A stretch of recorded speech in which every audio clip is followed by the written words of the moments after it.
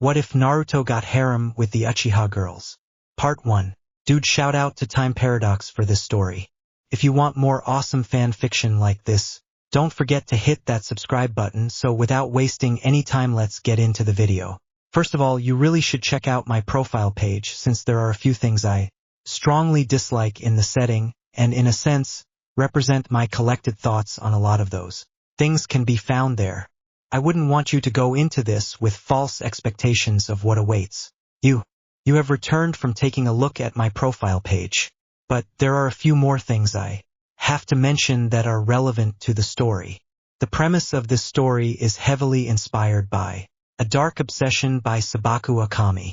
All of you who know the story should be aware that this story will start out pretty dark, touching strongly upon themes like mind control, mind rape, and slavery, although I'm not sure how detailed the descriptions will turn out. The Dark Obsession never progressed past a certain point, but what I think was reasonable to expect in case it would be sexual slavery, rape, and incest.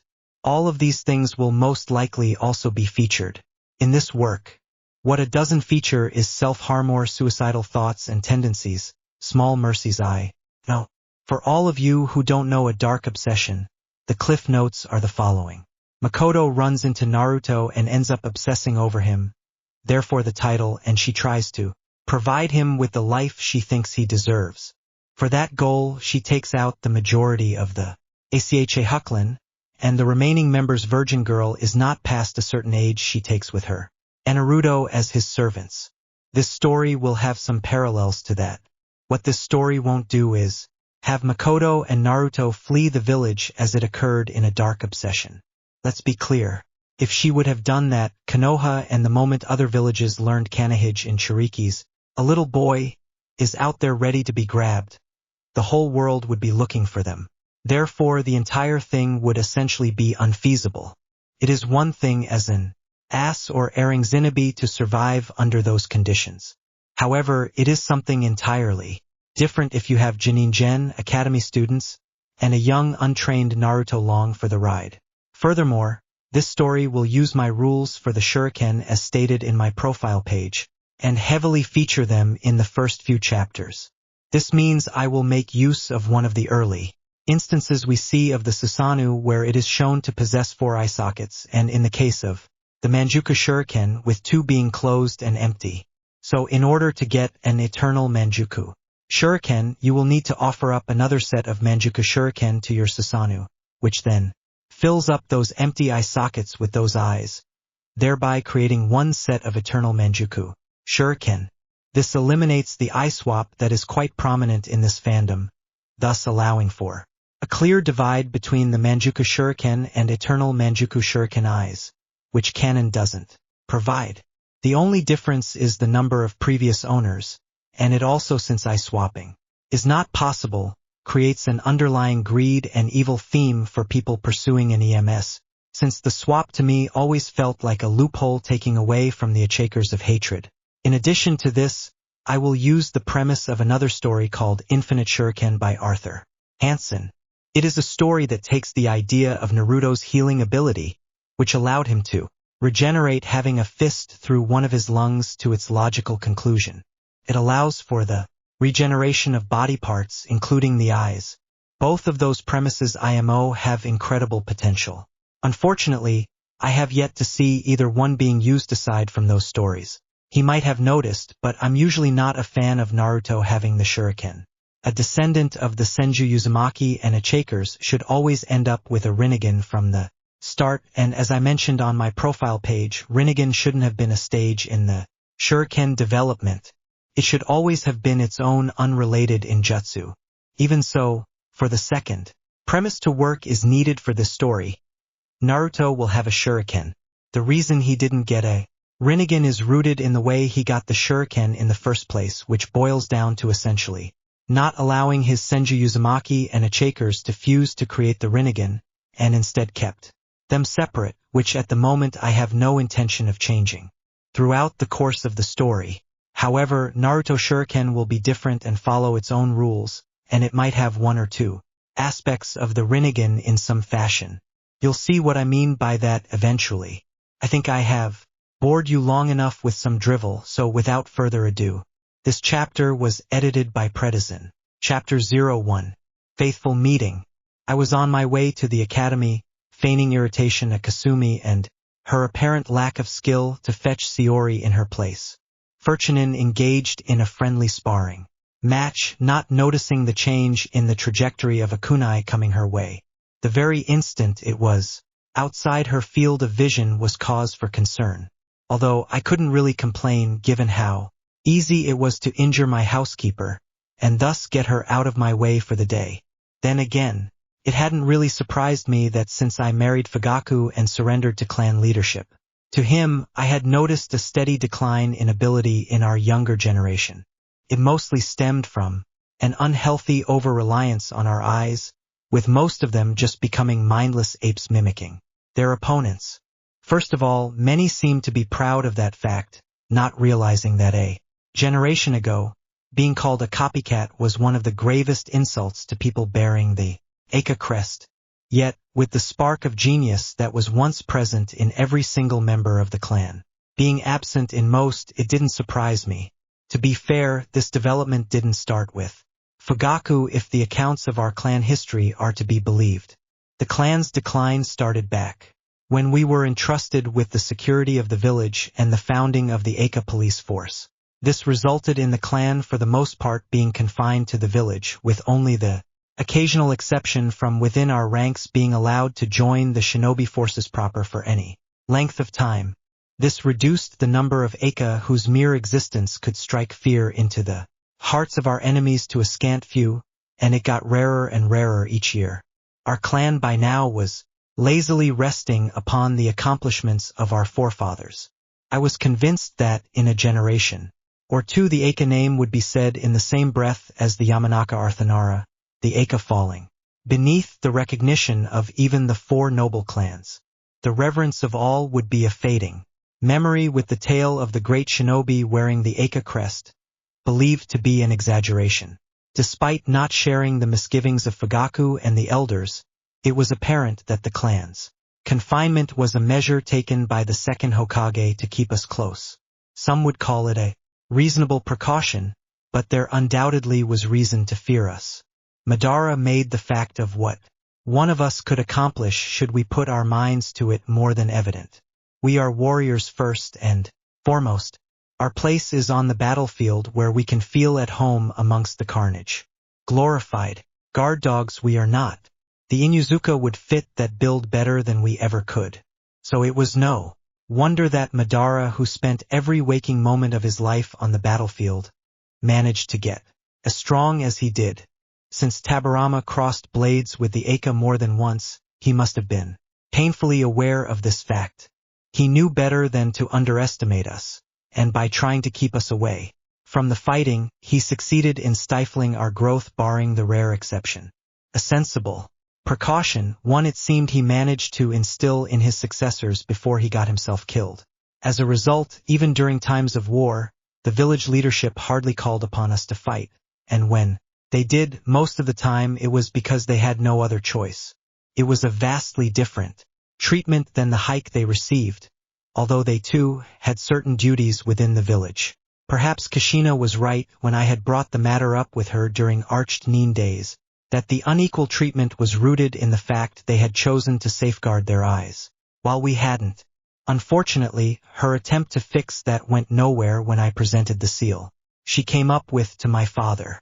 Neither he nor the elders deemed it worth their time to fully hear me out, and they dismissed the whole concept out of hand, calling the hike a seal a flimsy excuse to justify slavery. The hypocrisy at its finest. What had made it worse was that by so doing, they had called into question Kushina's trustworthiness that the seal worked as described, and had no hidden function. It didn't help that they had considered us the superior Denjutsu-wielding clan of Konoha, which would have been enough on its own for them to reject the idea. Obviously, they couldn't have given the hike of the opportunity to lord something like copying them over us, ignoring the merits of my proposal entirely, despite our secret history of stealing eyes from one another in the pursuit of lasting power. Then again, the vehemence of their refusal had struck me as odd. A few years later, I had learned the real reason why they had refused. One of the duties of the clan head was harvesting and preserving the eyes of our dead, a secret I had never seen fit to inform Fugaku about, despite officially having handed over leadership of the clan to him.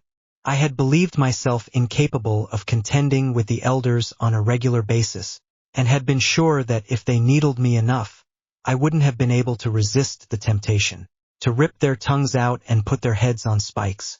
On second thought, the condescending looks I would have had to endure for being a woman ruling the clan, coupled with their constant offhand remarks wishing for my little brother to succeed me, would have ensured they wouldn't have survived the first month of my reign. Besides that, I could do well without the headache this would have created when their next of kin would have inevitably come complaining. Knowing that, by the time I was done expressing my displeasure, our clan probably wouldn't have counted more than 10 members.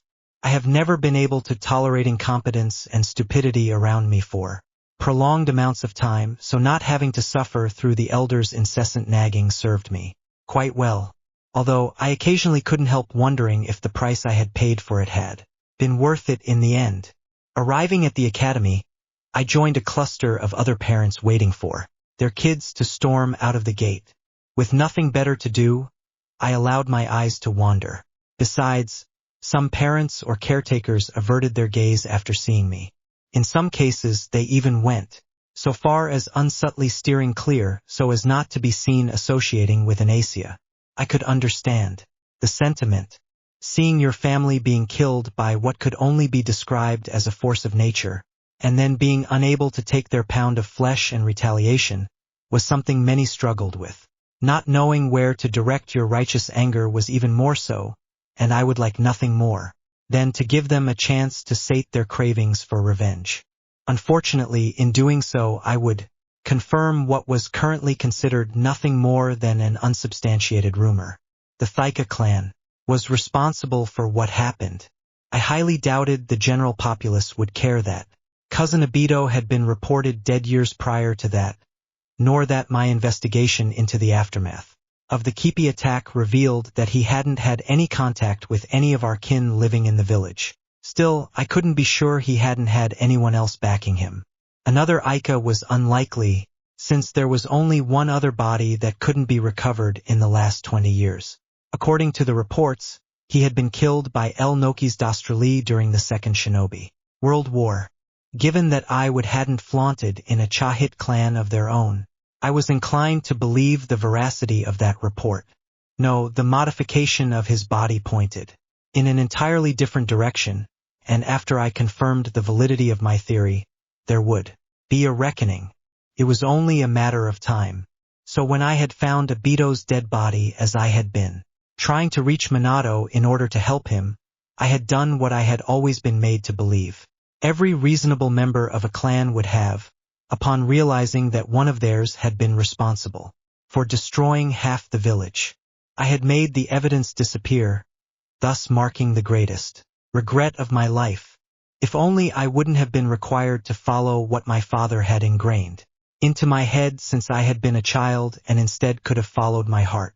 Then I could have been in time to I stopped myself from going down that path again, as I noticed an ambush hiding on the roof of a house from where he was overlooking the crowd. He didn't bother hiding very well. Back in the day, Dragon would have had his hide for such a lack of skill. Luckily for him, it seemed I was the only one aware of his presence. Carefully maintained instincts put me on alert as I continued to scan my surroundings, searching for his teammates. It was rare for Umbu to operate alone, at least not for anything considered crucial. It was likewise rare for them to operate within the village bounds. I didn't have any time to wonder further what his presence was all about, as a horde of screaming children ran out of the building, searching for their parents. Sayuri had no trouble making me out amongst the people, the superior eyesight every Chahap possessed, even before the activation of the Shurinjin showing its worth. She immediately hastened her pace and ran my way with a smile plastered on her face. Her face had more than just a passing resemblance to her father's, possessing the same eyes and cheekbones, but more importantly, she bought into the same Mikahi exceptionalism as her father, thinking herself to be better than everybody else. This sentiment had only been reinforced since her first day at the academy by becoming top of her class. To this day, a feat I wasn't entirely sure how she managed it. She was average at best, not even close to the skill her older sister called her own at half-series age. Surely nowhere near good enough to be labeled a genius, a term that had seen such excessive use, it had seemingly lost all meaning. I couldn't recall a year in recent memory in which the top student in a class was called anything else. I missed the times when you actually had to back up such denominations, since there was nothing more dangerous than a contorted perception of your own ability. She was already buying into it all, and short of receiving a wake-up call, it would only get her killed sooner rather than later. Sayuri came to a stop right in front of me, her grin widening. "Mom, what are you doing here?" she asked while searching the crowd. "Where is Kasumi?" She heard herself while training nothing serious, I informed her. Oh, she momentarily deflated, only for her grin to return with a vengeance. "I like you better. Anyway, you can come to get me from now on if you like," before mumbling under her breath before she clarified. "Well, on those days Azumi Wani-chan can't. The fit were up to me, I wouldn't mind being here every day, just not for her sake." As it stood, I was already taking a risk by being here. Nonetheless, it was a chance I had to take. I couldn't remain oblivious about his well-being. I needed to know that he was taken care of. "Unfortunately, that will not be possible," I told her, my words wiping the smile from her face, taking on the same bland expression her father constantly wore on his face, thus further highlighting the similarities between her and the semen donor responsible for her existence. To be honest, I had never come to like either of my so-called offspring, for the simple reason that they were also fugacous. Sayuri, in particular, with her mediocre talent, looks, and entitlement that made her a younger female version of her father, had made that rather difficult. Not that I could say I hadn't tried, but it had become clear rather early on that the children I had to bear him would never be mine in any way that counted. I had merely been supposed to be the breeding cattle providing an immaculate lineage. The children had always been supposed to be his and his alone, to mold them as he had seen fit, in accordance with our agreement. As a result, after realizing this, I had ceased all attempts to bond with them on more than a superficial level. I hadn't even nursed them to prevent myself from getting attached. It hadn't been easy to stay away in the case of my firstborn. She had been gifted and intelligent, but most importantly, her features hadn't had any clearly discernible resemblance to her father. Having been being a perfect melding of mine and his, it made her look like just another cousin. Unlike Sayuri, there were moments when it had been hard to resist the temptation to nurture her spark, instead of seeing it slowly toast in the mold Fugaku tried to press her into. Seeing him gradually destroy one of the scant few in our clan who had actually possessed some talent had been difficult to bear. Naturally, she had easily exceeded her peers despite being under his tutelage. Not that it had been challenging by any measure. She most likely would have managed it lobotomized and blinded. The problem was that by helping her, I would have had to renege on the agreement that had freed me from any kind of responsibility of leading a withering clan in exchange for 2 children, and playing the perfect wife as very own Yamato Nadeshiko. That had come to me easily enough. The role had not been very demanding, especially since I hadn't had to suffer his touch. Not that I had believed myself to be capable of it. The very thought of it had turned my stomach. His daughters, whom had merely been the product of impregnating myself with the semen he had provided, had been cut from my body by myself 9 months later. After my first meeting with a prospective husband, I had known that none of them could ever help to come close to anything resembling what I might have had with Kishina and Minato, the only family I ever had. Since then, I hadn't been given a choice other than to follow the suggestion forced upon me. Kodomatswami, the sole game jutsu I hadn't been able to overcome. I had chosen the lesser evil. In Fugaku, he at least hadn't been twice my age, and had been amicable to accept my deal if it brought him the clan leadership. I probably should have considered myself lucky because if not for my progenitors, the word father does carry an implied closeness that hadn't existed between us. Lack of skill and poorly worded instructions, the marriage would have been happily consummated. Any belief I might have held onto that this had been the result of a consideration on his part, not to infringe on my mind, at least not any further than he absolutely had to, had been crushed just yesterday. He had overheard a reoccurring argument between me and Fugaku, during which Fugaku had expressed his displeasure about the two agreed upon children, both girls, and had demanded that we renegotiate the terms. My progenitor, realizing the loopholes he had left, had tried to rectify his mistake by attempting to use his eye on me again. I hadn't been able to break the compulsion he had already placed on me, but preventing a repeat had been well within my power. My rather violent objection had made sure of it, as I had taken his life and his eyes for myself. This had been an auspicious occasion, since his eternal Manjuku Shuriken had possessed the power to break any gain jutsu, making it possible to remove my conditioning. As it turned out, it hadn't by far been the only instance he had used his eye on me to enforce a specific behavior.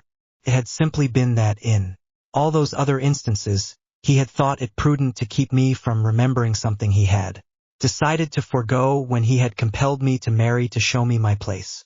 It hadn't been until that moment that I had realized the full scope of how he had violated my mind over the years, how none of the decisions I had made throughout my life had truly been my own. It had also never occurred to me before that the reason I hadn't killed him and made him suffer for his actions could be rooted in another genjutsu placed on me years earlier. What had turned out to be his fatal mistake was not having altered how I perceived and reacted to threats, thus having allowed me to defend myself. Since I hadn't been keen for my mind to be played around with, I had considered him trying an attack upon my very being as an attack on my life and had reacted accordingly to it, using deadly force. I had been his puppet all along, an unwilling one for sure, who had fought against being manipulated using every loophole and trick imaginable, but a puppet nonetheless. Every decision I had ever made had been influenced by his machinations. I had joined Umbu to spy on the village for him. My disinterest in leading the clan had stemmed from his not wanting me to be in charge. By marrying me off to somebody sharing his vision and making me hand over the clan leadership to my husband, he had avoided breaking the succession laws. Because without someone holding my strings, I had been bound to go against his vision of the Uchiha clan. Eventually, something my proud, entitled progenitor Kagami couldn't have allowed to happen, which was why my rebellious brother had never been deemed a suitable replacement for me either. Compared to what I had lost by being forced to marry Fugaku, the son he always wanted, this hadn't even registered. It had never been my hurt pride at coming in second place at winning Minato's affection or jealousy that had prevented me from sharing my life with the only two people I had ever truly loved, but another compulsion. The truly unforgivable act, however, had been forcing me to keep my status as Naruto's godmother a secret, and for allowing the village to take custody of him, the last living piece of Minato and Kushina left in the world. My progenitor had even seen fit, given my proclivity to find ways around his compulsion, to steer me clear of every location I could potentially run into him. They obviously hadn't wanted the village to see Chahaz associating with the host of the Kick Me, thus stoking the rumors. Sayori, no longer disheartened by my words, took my hand in hers and tried to drag me away, a futile attempt. My feet would stare at it in place until I accomplished what I came here to do. As I continued to scan the crowd for a yellow mop of hair, I vividly remembered the single instance I had seen him from afar just moments after his birth and the death of his parents. Watching the third removing the newborn boy from the grasp of his dead parents had been the worst thing I had ever witnessed. The crushing guilt at arriving too late had been the worst feeling I had ever felt, and courtesy of the Shuriken was something I could never forget. The memory had burned itself into my mind to never fade away, and it had haunted my dreams ever since. Duster Sayori got tired of pulling at my hand and opened her mouth to complain. I found what I was looking for. A patch of yellow blonde hair made its way through the crowd. I trained my eye on him and didn't waste a moment following him. Sayori's mouth escaped a sudden yelp as I dragged her along.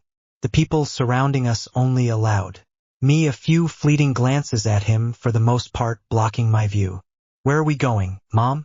"Our house is that way," Sayori saw fit to mention. As he reached the edge of the area, the boys' way was obstructed by 3 boys standing in a loose circle next to the academy railings talking to each other. Without hesitating, he pushed through, grazing the shoulder of one of the boys, and mumbled sorry on his lips. The boys took a moment to look at each other and the big bone kid I pegged as an Akamichi asked was that, only to receive 2 nods in response. A sadistic grin was the unspoken signal for them to turn around and pursue Naruto running. I increased my pace and directed chakra to my eyes. Immediately my perception sharpened and the world seemed to move in slow motion.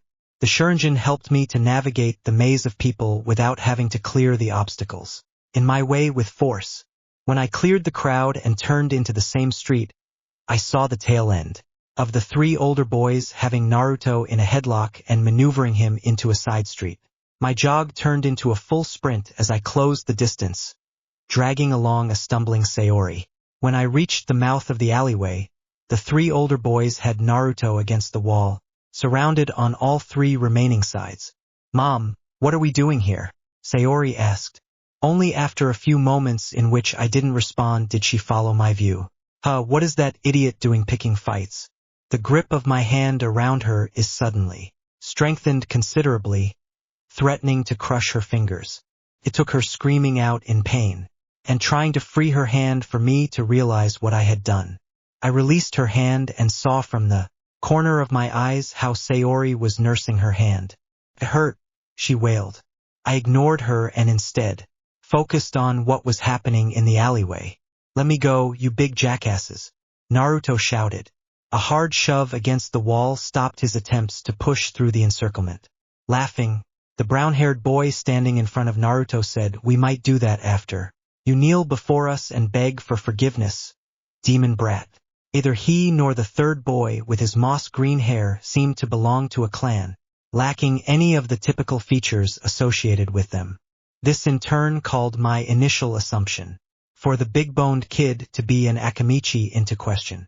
A clan child should know better than to mess with a jinchuriki. That was a term for which it was hard to put my disdain into words, because none of the 3 people I knew who had qualified for carrying that distasteful designation deserved to be called human sacrifice. More importantly, how did they even know about Naruto's status? Wasn't it forbidden to talk to kids about it?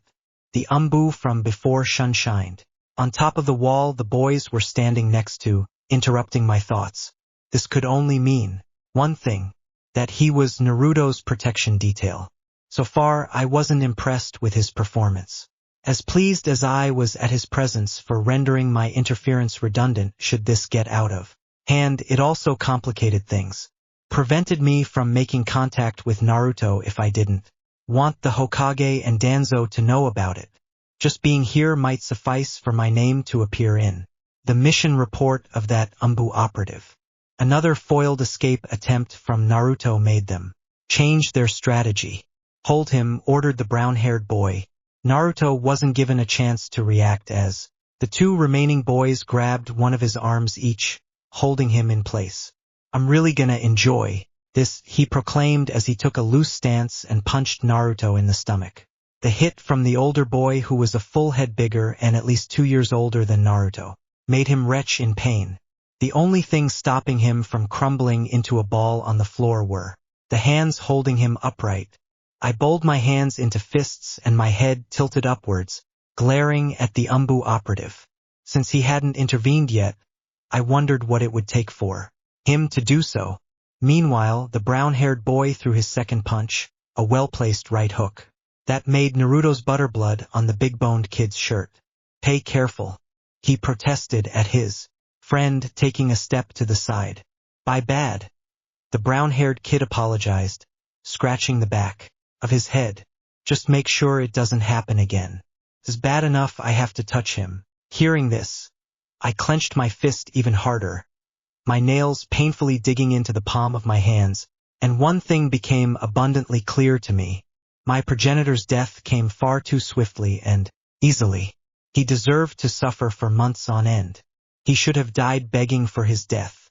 Nodding, the brown-haired boy returned to his stance and once more landed a devastating hit on Naruto's stomach that lifted him from the ground. Despite that, the Umbu continued to observe and didn't see fit to act at seeing his charge being pummeled. I, however, had seen more than enough, kicking up a thumbnail-sized stone at my feet straight up into the air. Waiting for the stone's descent, I kicked it again shortly before it could touch the ground, propelling it at Naruto's attackers. The dull sound resounded as the stone hit the moss-haired boy facing away from me in the back of his head. The force of the hit made him stumble forward, releasing the grip on Naruto's arm. At the exact same time, the brown-haired boy swung his fist for the fourth time. A sudden absence of a hand pulling Naruto right made him move left. Taking full advantage of this momentum and putting everything into his strike, Naruto smashed the big bone boy's face. The boy's nose broke with a loud crunch. Dazed, he stumbled backward and fell over his own feet. At the exact same time, the brown-haired kid fist made contact with the wall. At the very spot Naruto's head had been just a moment earlier. The painful yelp escaped him as he withdrew his hand and cradled it against his body. Naruto didn't waste any time and took advantage of the opening I had created and viciously attacked the sole remaining and still standing opponent.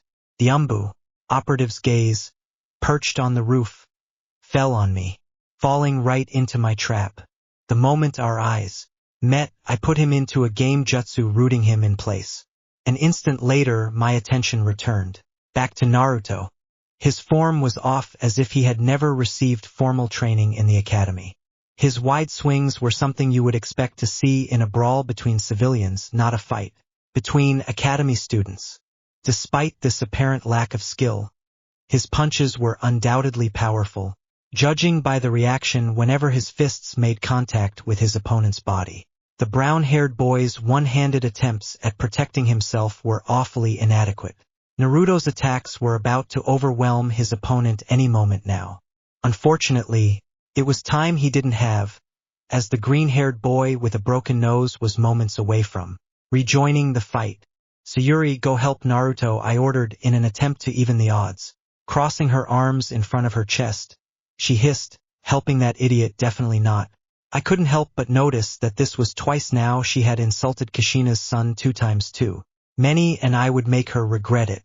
Sayuri's refusal wasted precious seconds that would have allowed her to arrive just in the nick of time to intercept Naruto's second adversary, before he could rescue his brown-haired friend from the brink of defeat. But yell was all the warning Naruto got before the green-haired boy rejoined the fight by delivering a kidney shot from the side. The powerful punch made Naruto stumble against the wall, aborting his flurry of attacks.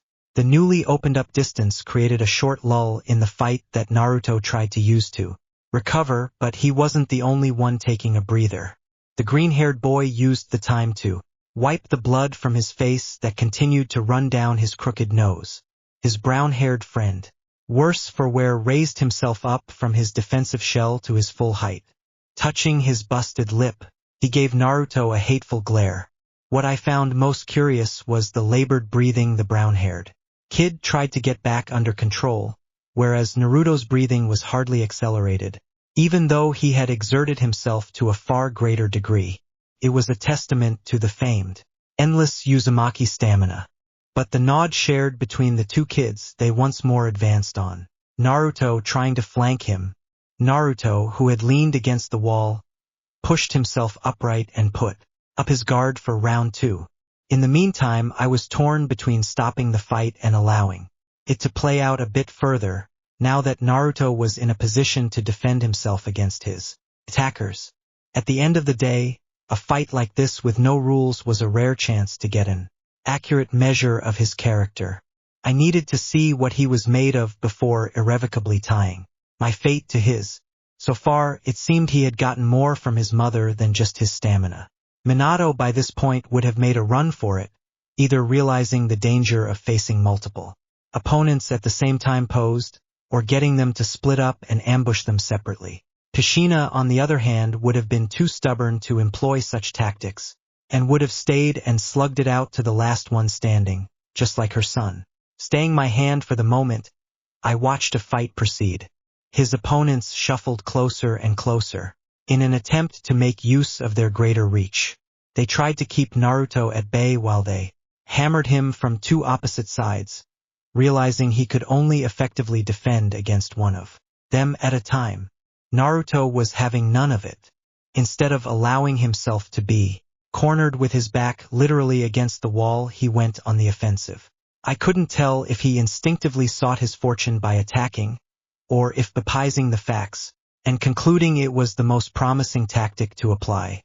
Either way, it was the right choice to make. Take out one of your opponents as fast as possible before he can receive help or a breakthrough to end the encirclement, at least momentarily. The problem was both of his opponents had superior range, were bigger, and had around 40 pounds more mass than Naruto. Unlike last time, they were alert, no longer underestimating him, and it showed. Naruto made a good attempt when he suddenly struck. Arms raised, shielding his head, he closed the distance to the brown-haired boy, and even though he anticipated a punch coming his way and was fully prepared to block it, he didn't account for the power behind it. The straight aim did his head, although not penetrating his guard, slowed down his advance of just barely. This resulted in him ending up a few inches short of where he would have been if not for that hit.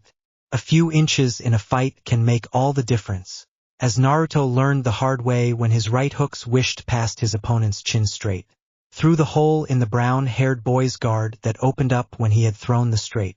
A slight miscalculation of distance, or depending on one's perspective, a miscalculation of timing now that he missed, made the fight far harder. Another straight from his backtracking opponent that ended in Naruto's guard stalled his advance again, long enough for the green-haired kid to move behind him. I wasn't sure what tipped Naruto off instinct to perhaps the green-haired boy's wheezing, but he managed to evade the punch aimed at the back of his head, ducking beneath it, and nearly ramming his nose into the raised knee of the opponent in front of him. Only his fast reaction, catching the knee with both hands, let him escape the same fate as the green-haired boy and prevented him from getting his nose crushed. Unfortunately, with his hands occupied, the middle kick from the green-haired kid hit home.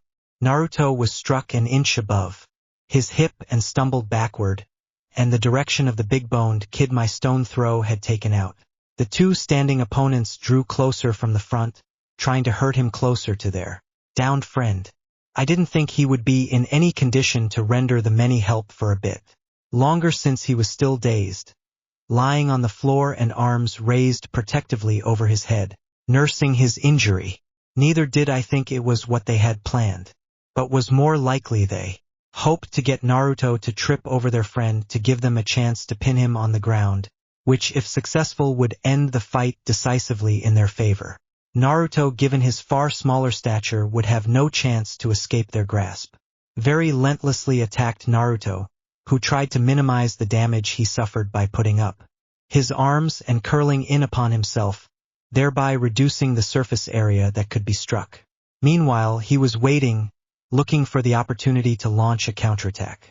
An opportunity he realized after one punch after the other battered his defense, with some even penetrating it wouldn't arise if he didn't create it himself. His opponent's longer reach, double the number of limbs, and doing their best to covering each other's mistakes, sufficed to keeping him at bay. He chose to do it in a way that would have made his mother proud and embarrassed in equal measure. Proud because I knew for a fact she had done the same at least once, leaving no doubt that Naruto was definitely her son. Embarrassed because it was a stupid thing to do. No one in their right mind would forgo defense and decide to trade blow for blow. Still, that was what he chose to do, but without any regard for his health. He was giving as good as he got as the three of them were beating each other bloody. The punch followed by a punch, a kick by a kick, with the occasional counter mixed in. It made predicting who would win a thing of impossibility. The outcome would be determined by who could take more punishment, something I usually would never dare bet against in Uzumaki, and certainly not against Kushina's son. But it might just as well come down to who landed the lucky punch. Given that Naruto was fighting against two, the odds were not in his favor. Additionally, I had no intention of allowing for the off chance his spirit could end up broken by losing a meaningless fight in a side street. I was about to step in and put an end to the fight when there was a sudden shift. Naruto, who until mere moments ago had been severely struggling with his defense entirely consisting of the occasional block and out of nowhere, added puris to it. This allowed him the masterful deflection of even their fastest attacks. It took him only a few more exchanges, and he started to slip around their attacks. He was reading them like an open book. After a short adjustment period not lasting more than a few heartbeats, he was entirely evading any hit, leaving him to dish out the hurt. His wide and flailing swings from before in just a few exchanges gained a precision I would not have think him capable of for a few years yet. He was accurately and with perfect timing, striking whenever there was an opening to exploit. By now he was taking them apart, the slug fist having turned into a one-sided slaughter. It nearly seemed as if, but that couldn't be if only he wasn't fighting with his back to me so I could make sure. I was about to dismiss the thought as nothing more than mad ravings when he slipped under a punch and by so doing, had to turn his head slightly when I caught a glance of something that should be outright impossible. How could he have assuring in the ritual that all suddenly occurred to me? Kushina's blasted adoption ritual had worked. Her harebrained idea of creating artificial Uzumaki by transferring genetic markers I helped her develop had actually worked. I had been convinced after we had tried to become real blood sisters and nearly died in the process, that it had been a failure. Clearly I had been mistaken. The boost in chakra capacity and the increased density I gained in the aftermath were decidedly not the results of my training efforts, as I had initially believed, and Kushina had never mentioned anything because shortly after our folly, she had discovered she was with child. Suddenly it all made perfect sense. We used that ritual in April and Naruto was born on October the 10th. By then, she must have already been pregnant. That was just like her. Only the scatterbrained Kushina could lose track of her cycle like that. Then the realization hit me. This meant nothing else than that Naruto wasn't just Minato and Kushina's child. He was mine as much as he was theirs. He was mine too. I couldn't help but grin. Convinced of Naruto's impending victory, my focus wavered and I allowed myself to get distracted by my thoughts. As a result of that momentarily slip, I only registered the steps behind me as they came to a sudden stop, what was as far as the shrill voice of a rot-un woman managed to get when my eyes landed on her. She stilled instantly as I put her in a game jutsu and made her walk into the mouth of the alley to avoid attracting undue attention. When I turned back to the fight, I saw the tail end of how the big bone kid smashed a brick from behind against the side of Naruto's head. The single moment of inattention threatened to destroy everything I thought I had just found. Despair clenched my heart.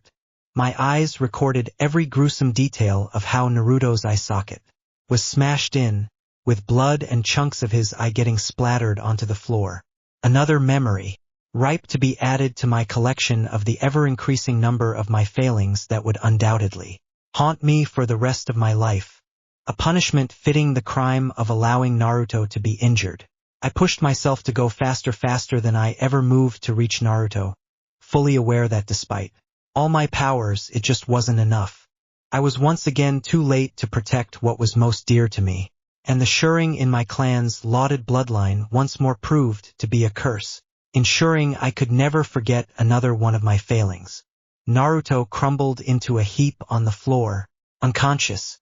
An instant later, I came to a stop beside the boy, catching the wrist of his hand, mid-swing in an iron grip, stopping his motion cold.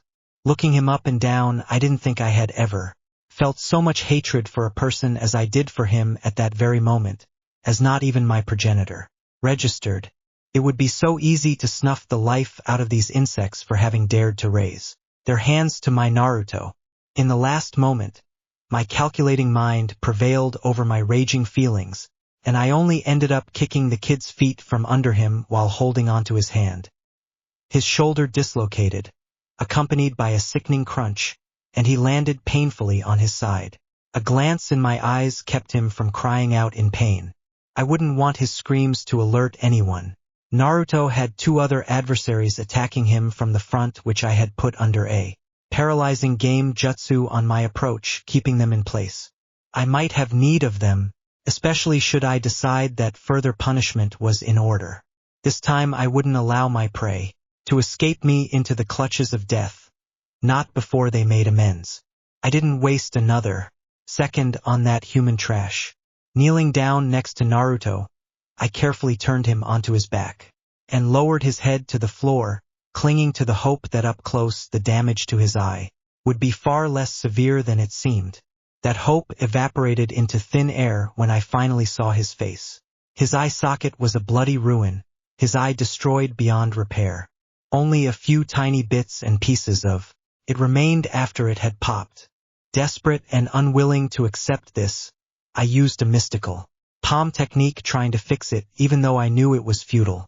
Jutsu in hand, in the middle of bringing it closer to his face, I halted mid-motion, unable to believe my eyes as right in front of me, his injuries began to rapidly heal.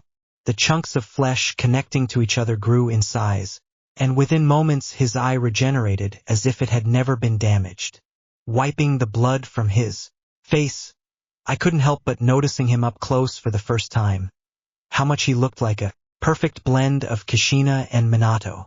He had his father's yellow blonde hair combined with Kushina's round chin and cheekbones, and now it seemed he had my eyes. The raw power they had emitted was unlike anything I had ever felt before. To confirm my suspicion, I used a diagnostic jutsu, and found myself surprised at how much even I had underestimated the density and sheer amount of chakra at his disposal. He easily outclassed anyone in the village, and the gulf would only grow wider as he grew older. In addition, I couldn't find a single scar or other lasting damage on his body, even though he was malnourished and seemed to lack some vitamins and minerals. Couldn't even imagine how powerful a shinobi he could become with the right tutelage. He was perfect, our perfect little boy, Kushina and Minato, I thought to myself with my lips curled upwards, as I caressed his cheek. From now on, I would make it my life's mission to protect and care for him, as it always should have been. The beginnings of the plan formed in my mind. Sayuri's careful approach eyeing the downed kids reminded me that we weren't alone. My gaze flickered to the big-boned kid on the floor. It would have been easy to assign full responsibility for why my Naruto got hurt to him, but that would just be lying to myself when in truth I was to blame.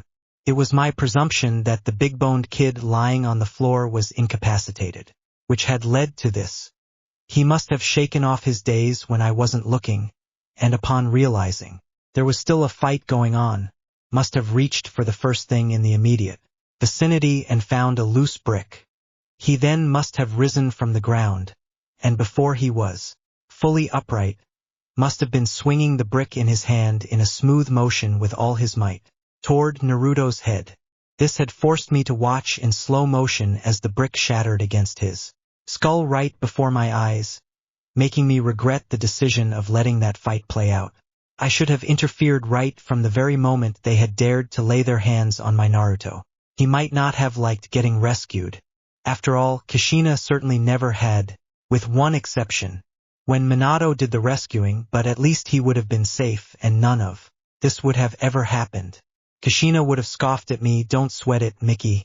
There was no lasting harm done, and you can't always protect him. What Chuck can do is teach him to do it himself." For all the goofing around she was prone to, she had a habit of voicing profound wisdom out of nowhere. Oh, how I missed that crazy reteed. She would have been right. This insect wasn't worth my time. I returned my attention to Minato, making sure to numb his pain receptors. I took out a scroll and retrieved an alcohol-filled cylindrical bottle from within, and removed the cap. Struggling through his hair, I steeled my nerves for what I was about to do. No matter how much I would rather not hurt my baby, even if I knew it was only temporary, it had to be done. I needed to know for his sake.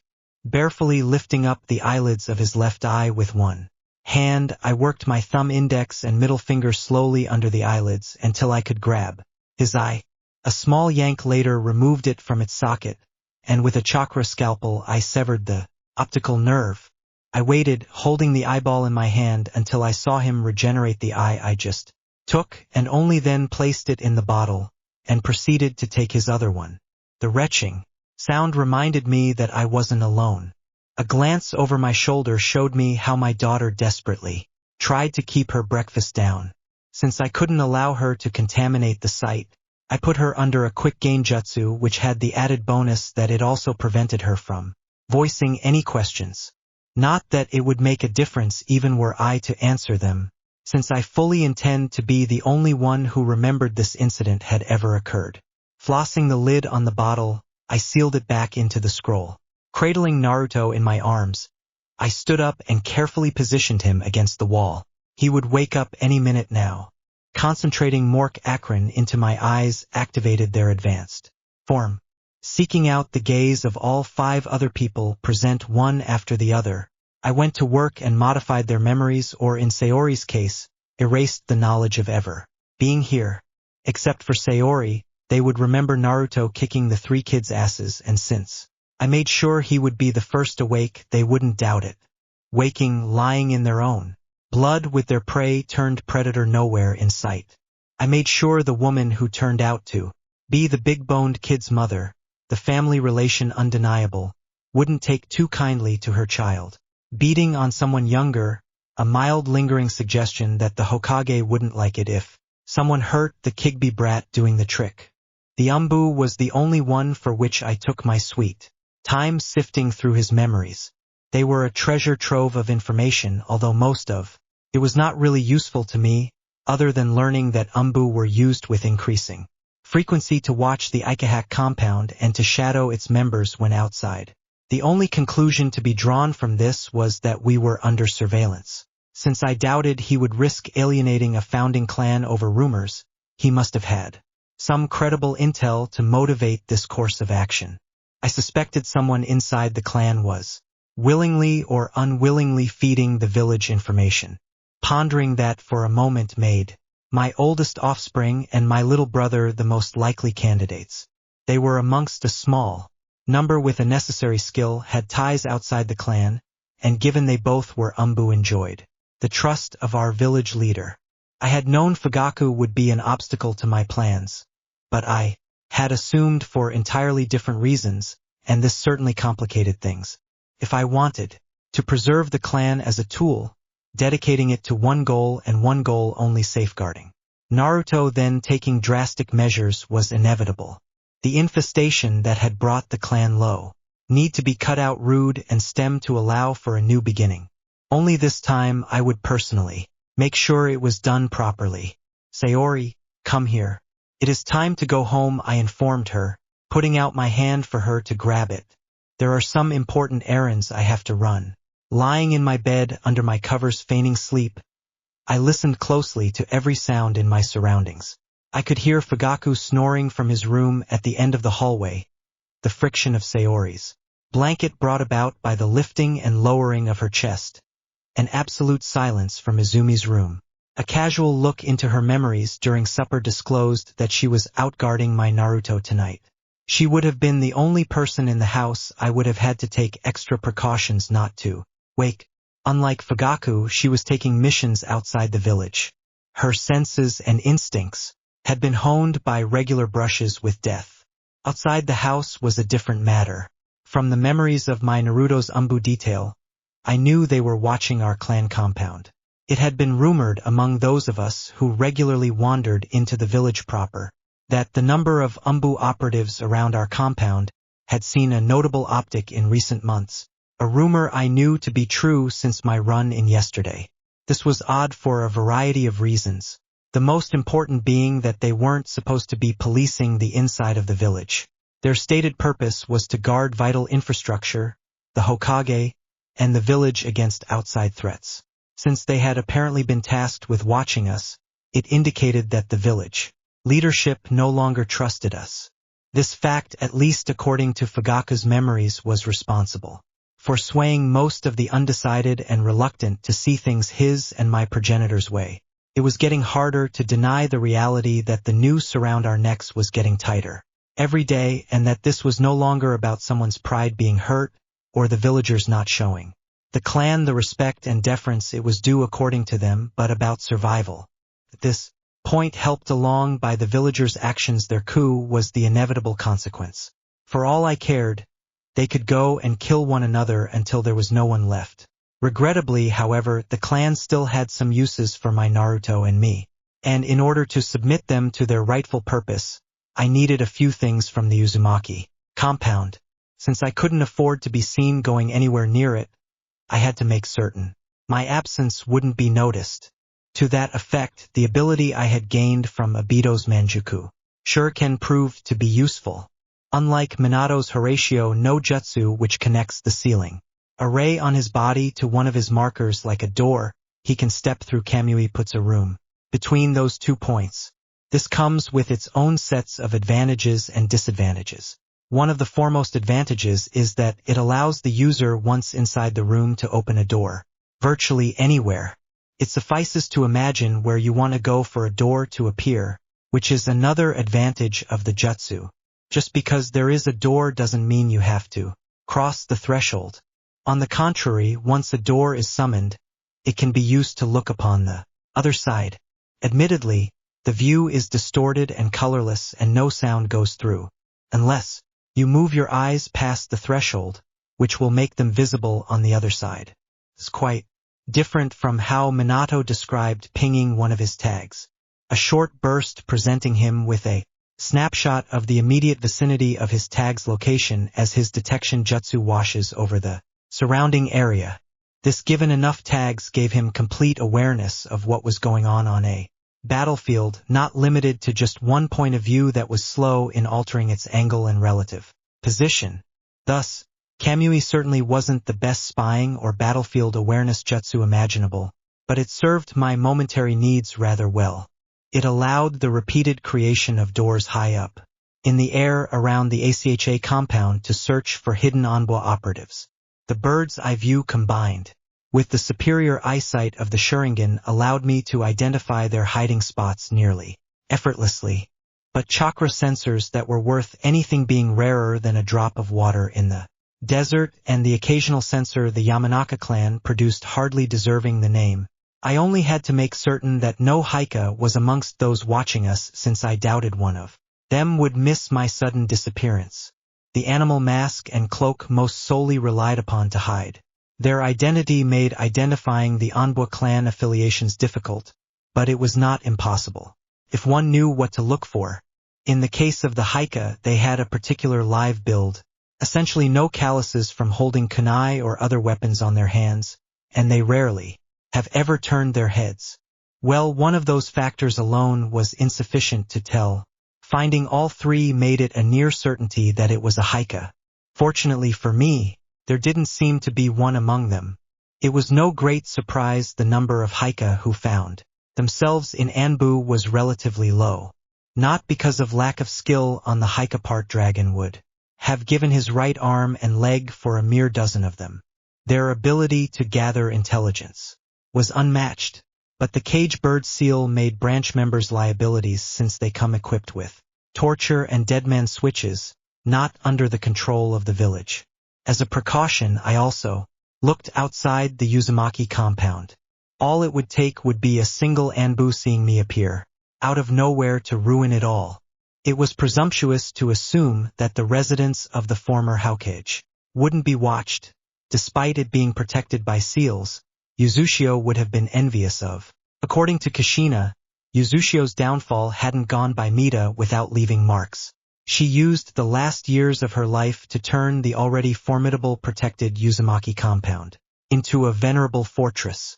The Sheen on more than one occasion jokingly said other Abysans will take up knitting in their old age to pass the time, while hers devised new ways to dismember and kill any uninvited visitors.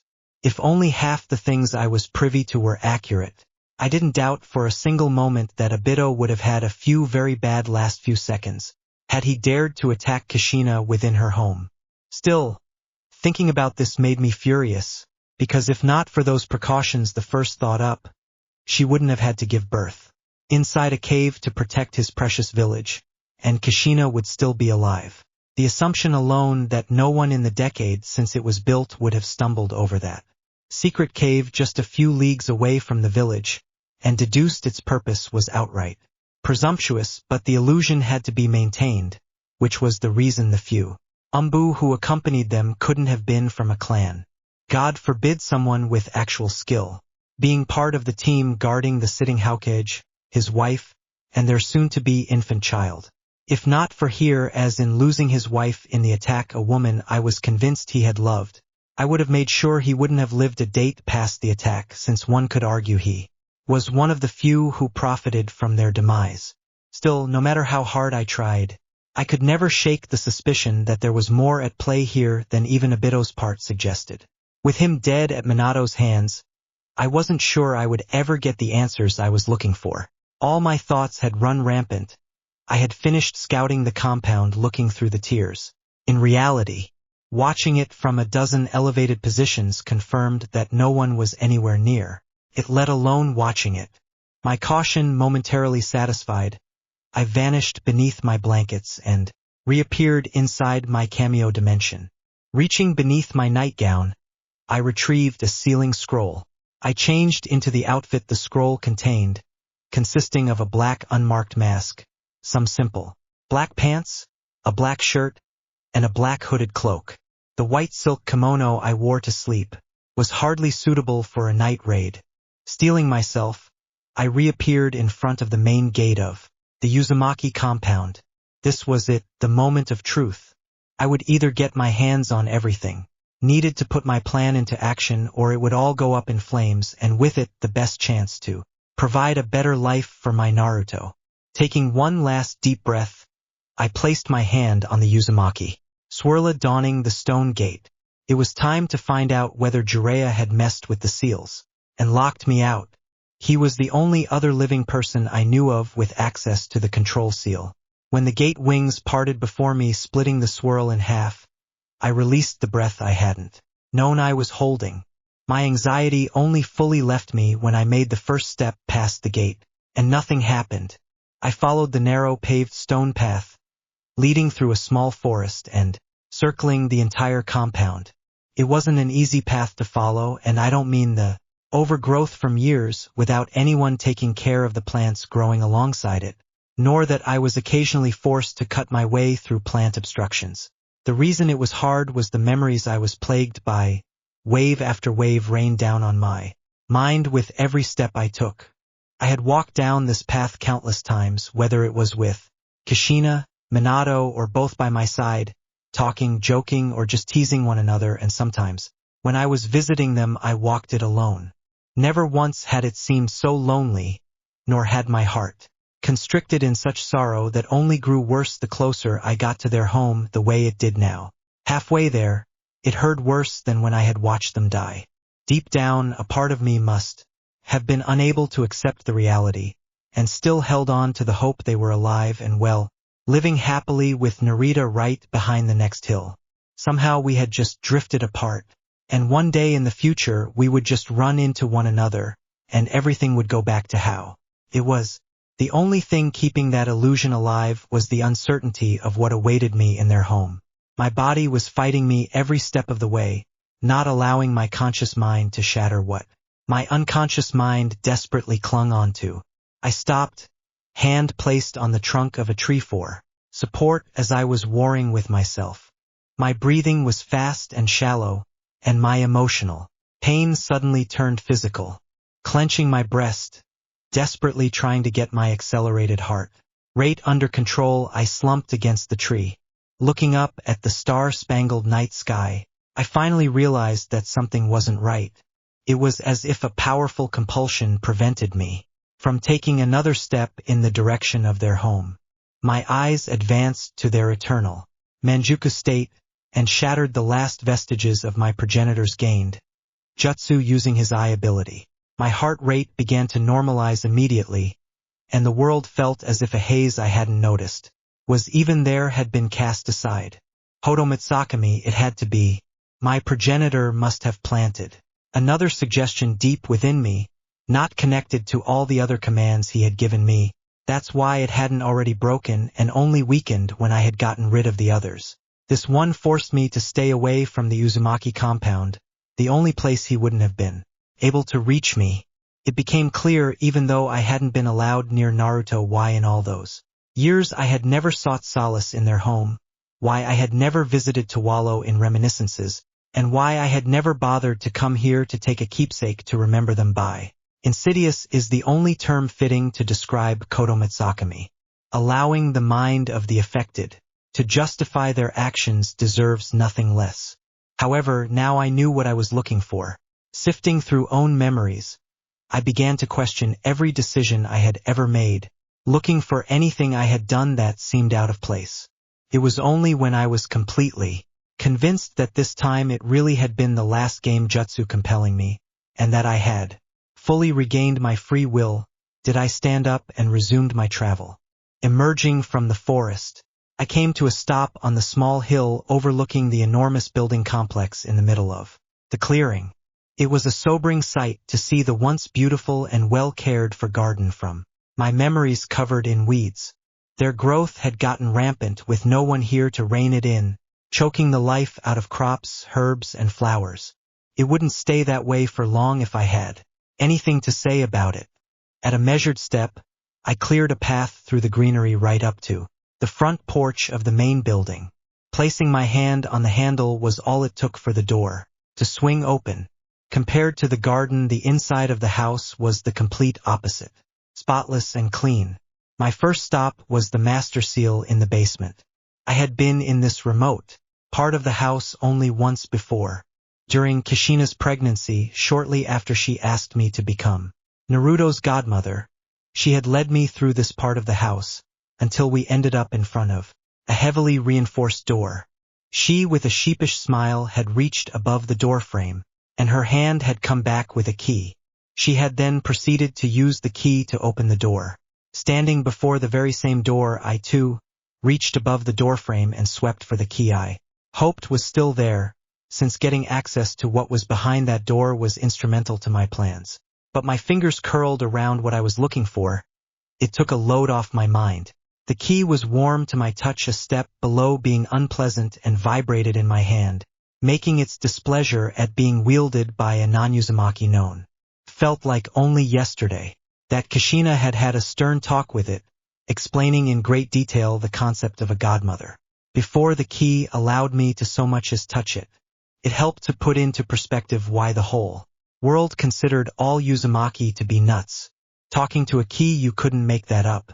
As I placed my hand on the wall, the lights adorning it flared to life, illuminating the spiraling staircase leading deeper into the basement, leading into a small antechamber containing only a single monster store on the opposite side of the stairs. Time had done nothing to lessen the impression I got from the door since the first and only time I had visited. The intricate seal carvings adorning it still gave me that ominous feeling that a single wrong step could be my last. Looking down at the key in my hands, I couldn't help myself and address it. I'm aware you don't like me, but I need to get into the vault. It's important to protect Naruto, Kushina-chan's son. I couldn't be sure if it would do me any good in dissuading the key from having me killed, but it at least calmed my nerves. I got my answer when the key's temperature sank.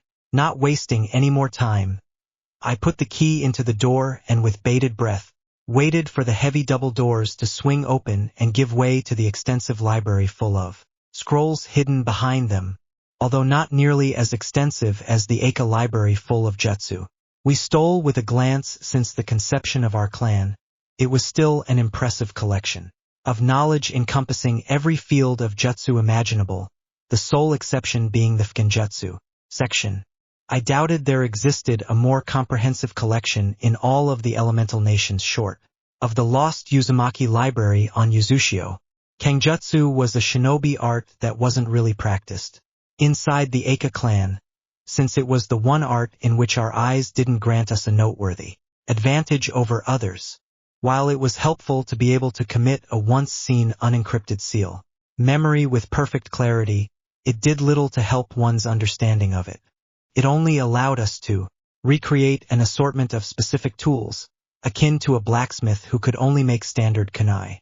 Unable to do anything else, even just changing the blade length or the handle being far outside our capabilities, unless we put in the same hard work to study and practice any non-Aka would have to.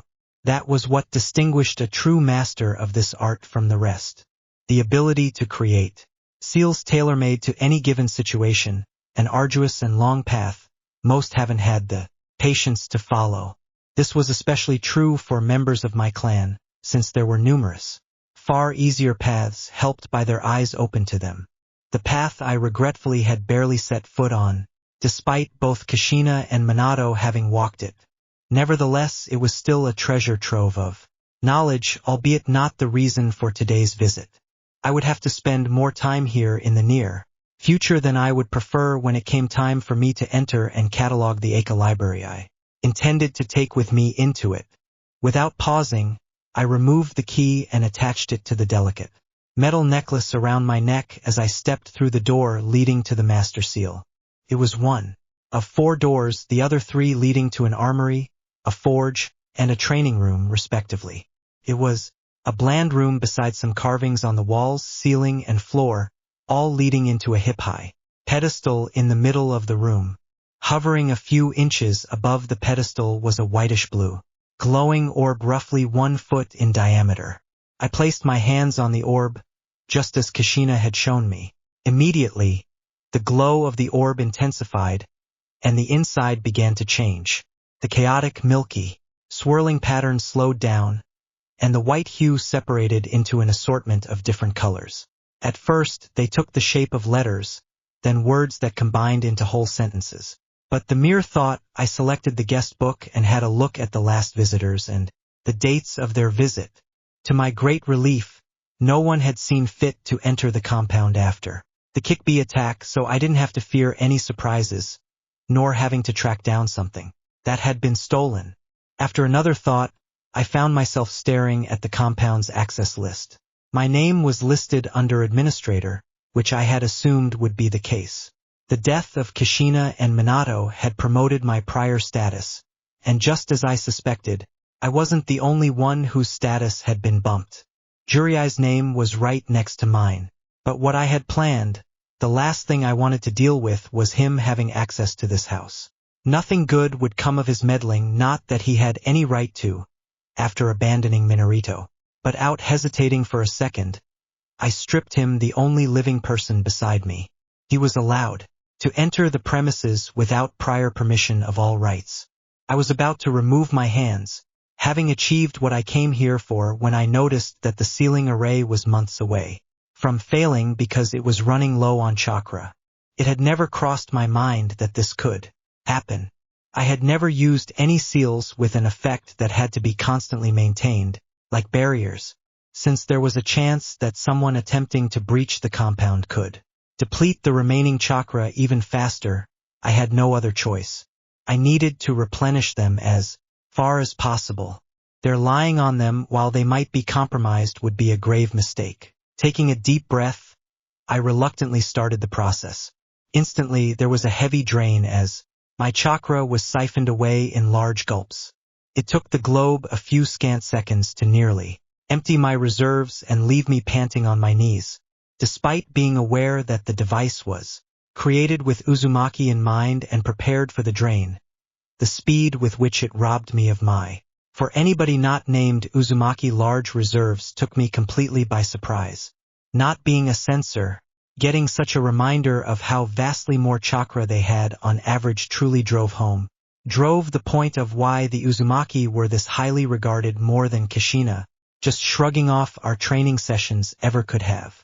Inking on it, the only times I had seen her show signs of exhaustion were when she had spammed high-level ninjutsu like a woman possessed during our spars. This only hardened my resolve. I took a few moments to recuperate before I tried to get back up. After a few unsure steps, I left the basement the same way I had entered it. I returned to the lobby of the main house and for a moment just stood there staring. Up the stairs. It was one of the two large, elaborate staircases hugging the right and left corners of the room, each spiraling upwards around a potted bonsai standing 10 feet tall in the center of each. That was the right side my eyes were focused on. I dreaded what I would find up there. The confirmation they were truly gone. Unfortunately, there was no escaping it. I needed to do this for my Naruto's sake. But the deep sigh, I began to move once more. As I was ascending the stairs, my fingers were caressing the wide railing Kushina and I had misused countless times. As a slide when we were children. I couldn't recall a single instance of us walking down the stairs as normal human beings, not as apes.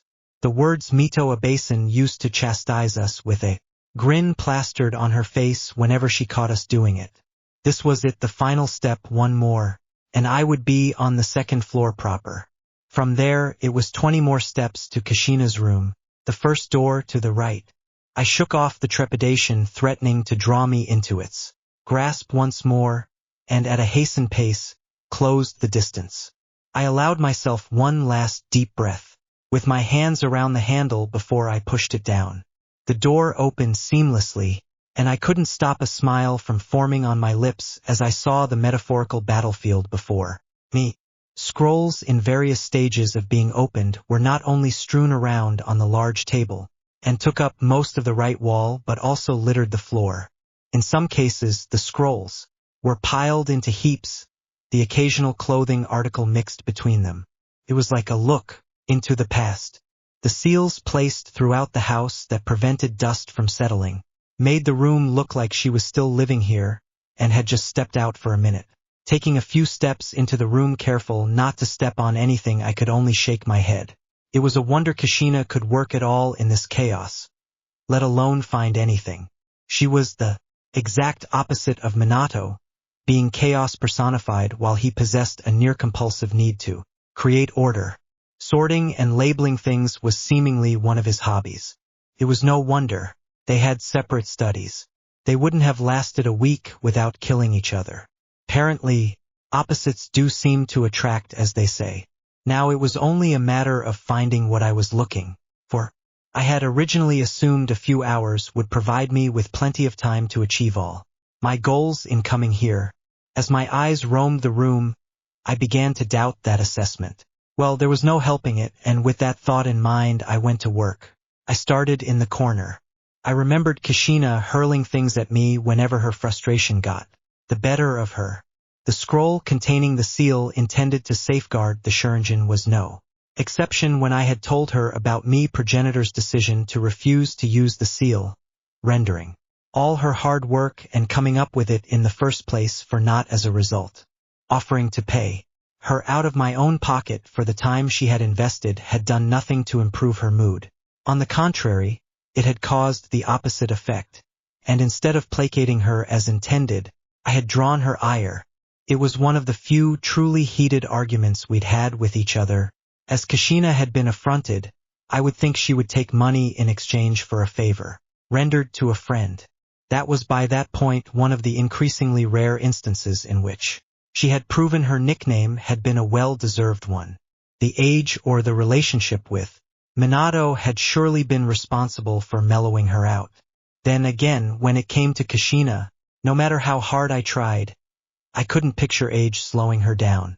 With what we had nearly ended up doing while in the middle of the argument, she had suddenly decided to turn the battle of words into a battle of strength and had tackled me onto her bed. It definitely had to be the sex. With Minato, nothing else made any sense when it came to her. I could still recall the feeling of her lips on mine, the hunger as she nearly devoured me whole.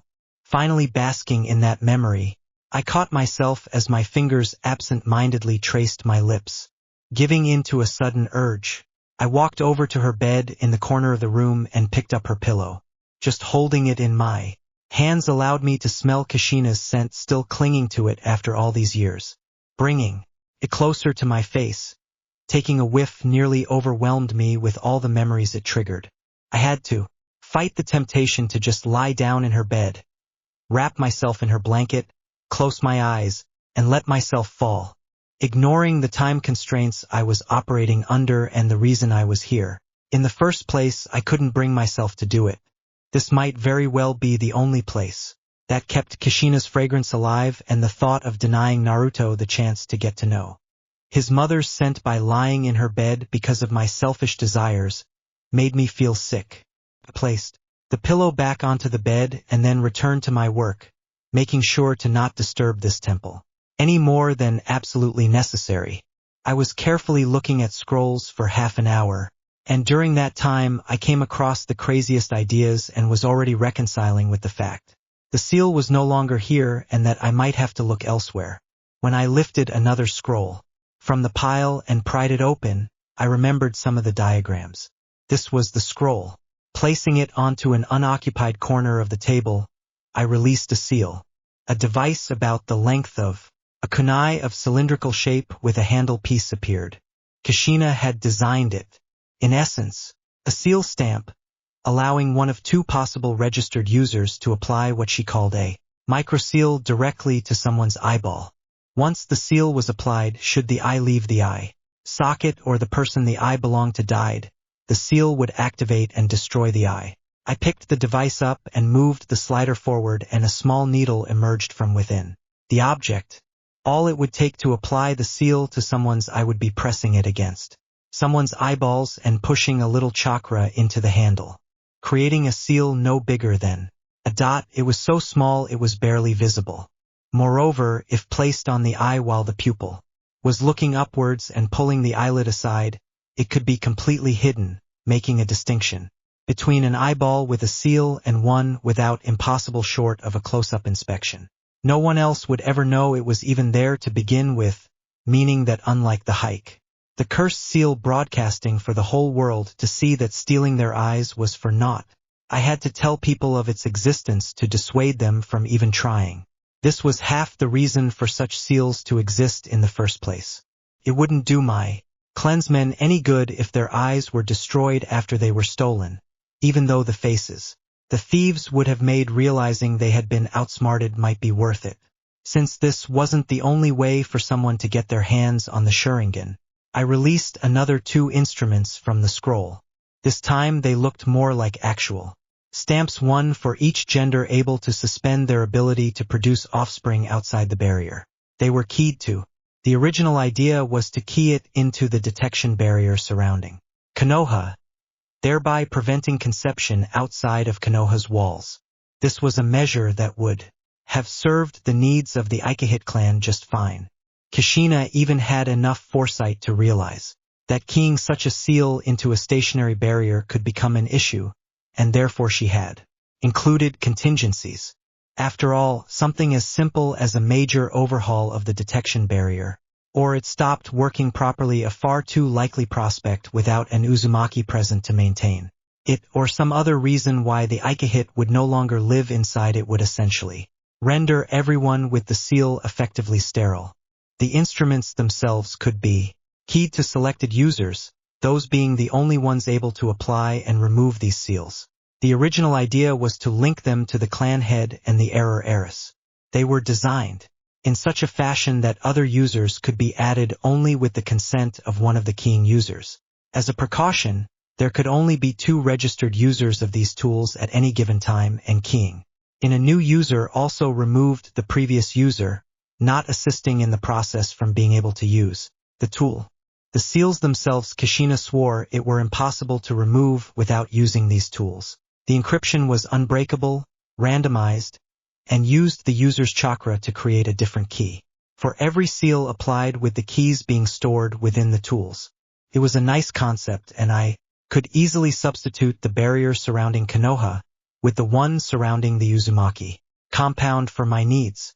Considering the precarious state my plans would put the clan in, keeping the seals keyed to the barrier surrounding Konoha would leave too many avenues of abuse open for my liking, and while using the Uzumaki compound barrier instead would be more secure, it still was far from ideal. So what I was really after was the original seal Kushina had based it on, which she called a relic of patriarchal society. Originally the seal was intended to ensure that no line theft could be committed, which was achieved by preventing any female marked with the seal from becoming pregnant by anyone except the man whose blood was applied to the tool prior to crafting the seal. I knew she had sealed it into the same scroll, the height of what her twisted sense of order would allow her to do. As luck had it, she hadn't rearranged it after. She tossed the scroll away, and another cylindrical tool appeared after some twiddling with the scroll. This was it. None of these seals had the additional functions the hike to cage bird seal possessed. To be fair, it had never been intended to be used the way it still was to this very day. Kushina at first had been very reluctant to even entertain my request to create a seal to safeguard her eyes. It had taken some prodding, but eventually she had told me why. That was not a commonly known fact, but the cage bird seal had been created by the Uzumaki under false pretenses. Long before Kano's founding, the Hike clan had approached the Uzumaki desiring a seal to keep their criminals in check and to prevent them in case a prisoner was to escape from passing on the Byaku gone to their enemies. As the Uzumaki realized what the Hike had actually used the seal for, to say they weren't happy was an understatement, and this got the Hike blacklisted as recipients of Uzumaki seals. From what I had gathered, they had even considered cutting all ties to that particular seal, including waiving the fee the Hike had to pay. Seals are expensive, customized reusable seals in particular were more so, but ultimately decided against doing it, not wanting to reward them for this. So the Uzumaki clan to this day grudgingly accepted the money just so the Hike couldn't hold on to it. Who would blame Kushina, not wanting to go into the annals of history as the one responsible for another such folly was quite the understandable sentiment. Not that I would have ever considered such a seal. To inflict pain as a means of control was such a crude and barbaric method and completely unnecessary. All it did was foster resentment in the recipients, and considering that the caged bird seal wasn't foolproof, it was a spectacularly idiotic idea. No, I would have to rely on different tools to ensure the fealty of my clan. I didn't particularly like the prospect, but I wasn't in a position to be picky about my methods. That was the moment my eyes fell on a half-open scroll lying on the table. I could only read a small part, but the words prisoner and execution I managed to decipher aroused my curiosity. Diving the contents of once over, I had a hard time believing my luck, and the urge to kiss Kushina came over me. Even from beyond the grave, she was still giving me ideas. Admittedly, this time it might actually not be such a bad one. Leave it to her to have seals for, which most clans would gladly kill casually lying around with no care in the world. To be fair, the compound was virtually impregnable, and I had my suspicions about why the door handles leading into most rooms glowed when touched. Still, seals like this were supposed to be locked up behind the thickest door and defenses one could possibly find. Uzumaki. Time and time again, I was glad they were peace-loving people when they were still around, which hadn't stopped. People even back then, who considered them to be too scary to be allowed to live. Just looking at what I had lying in front of me, which was just a glimpse of what they were truly capable of. If not hindered by moral constraints and aversion to any form of violence, told me that assessment was more than accurate, frighteningly so. It was a good thing the only thing Kumo and Kiri received from Uzushi Agakar was the deaths of their troops. The Uzumaki took them all with them when they wiped the island, not only of any sign of life, but also of the evidence that there had ever been a civilization settled there. The seal depicted on the scroll in 2 variants would come in very handy. From what I understood, it was designed as a means to execute people. The creator apparently considered it wasteful to just kill criminals when their lives could be repurposed, which was why he intended to give ending their lives some lasting meaning by giving the community something back, essentially making them atone for their sins with their deaths. In a sense, he succeeded in that with the seal he came up with. Some would even call it poetic justice because in order to be sentenced to death, you would have to be convicted of a capital crime, which in most cases was murder. So by transferring the life force of the criminal to another person, adding that life force to theirs, he gave back a life not figuratively, but literally.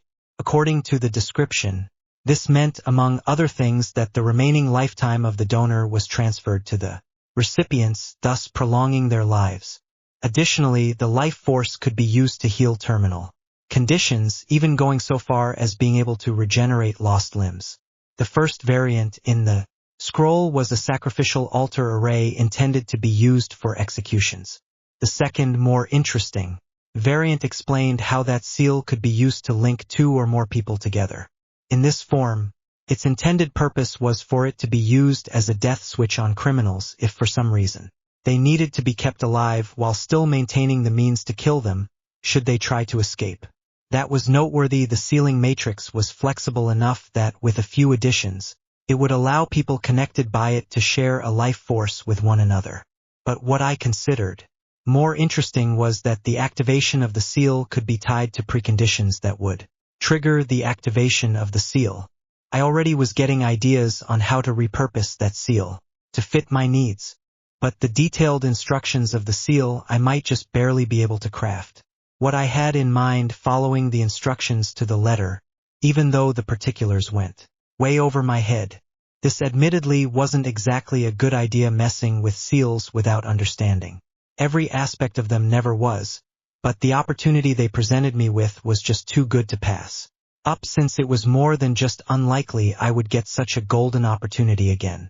Combined with the detection seal I had found earlier, and the scroll full of paralyzing seals Kushina had crafted to sell, I had everything I came here for and more, although it took some effort not to think overly much about why a seal originally intended for parents who grew tired of searching for their wayward children was among one of Kushina's pile of open scrolls.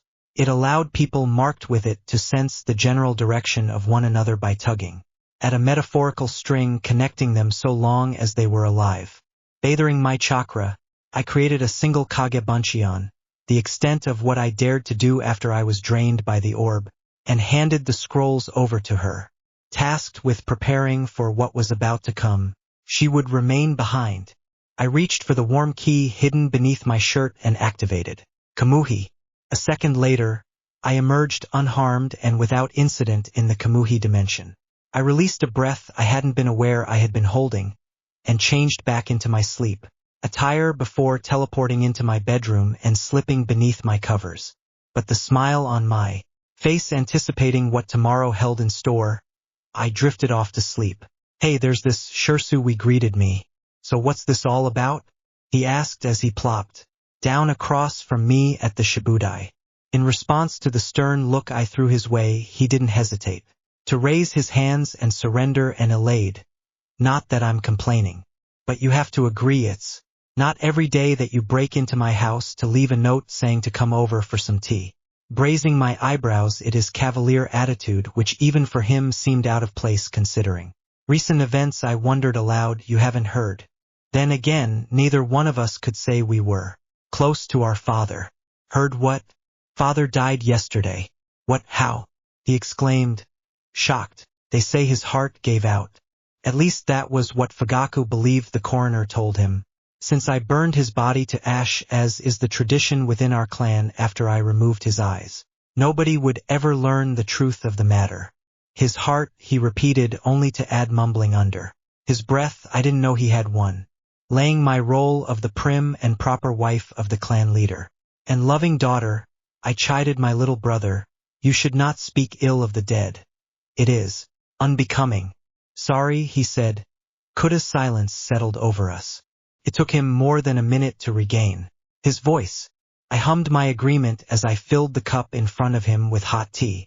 "I know, Father, and I didn't have a good relationship, and that we weren't close. Hell, I'd say we weren't even family. A sentiment we apparently had in common, little brother," I thought. After all, I was just the spare, the second-born who couldn't help to live up to his expectations. Everything about me, according to him, was just wrong. By personality, the way I walk, the way I talk, you name it. "I'm sure Father could have found a flaw in it when it pertained to me," he said with a hint of regret in his voice I couldn't empathize with. "I never understood how you could get along with him. I'm actually curious. How did you manage him not constantly looking at you as if your mere existence was an insult to him?" Years and years of having him adjust and mess with my personality and mind until I became what he envisioned his perfect daughter should be like, I thought, as I bowled my hand under the table into a fist. Humbly and with a pleasant smile on my lips, I told him it certainly did not help your case that you made a sport out of trying to get a rise out of father. Yeah, there was that. He made a bad attempt at hiding his embarrassment behind a laugh, and we fell into a comfortable silence sipping tea. Well, when's the funeral? In a week. From now, his ashes will be scattered across the Naka River as per his will. I see. He mulled over my words. I never could wrap my head around why your husband ended up taking the mantle of clan leadership and not you. After all, you were father's perfect little princess. The answer to his question was a simple one. Father hadn't considered me a suitable replacement for himself, and instead it made me serve his chosen successor as breeding stock. The suit that role father had groomed me to become the most agreeable wife possible. That way, father had tried to ensure Fugaku's heir would carry his blood and ideology. Still, those were not truths my brother needed to know. That was my decision. I didn't want to spend most of my time with those stuffy elders, and instead wanted to take care of my family. Who could blame you, he said sagely. Where is the rest of the family? The last time I was here, Sari wouldn't stop talking and asking questions about what being an Umbu was like. Apparently, her Anchan refuses to talk about it. Fugaku is working, Sari is with Kasumi, and as for where Azumi is, you would probably know better than me. You might have a point there, he conceded with a laugh. Speaking of kids, what can you tell me about Sari's classmate, Uzumaki Naruto? That question immediately put him on guard. What makes you think I know anything about him? He shot back. Please do not insult my intelligence. Need I remind you that I was once part of Umbu, too? I also know how the higher-ups think. They would never allow a vulnerable village asset to be without protection.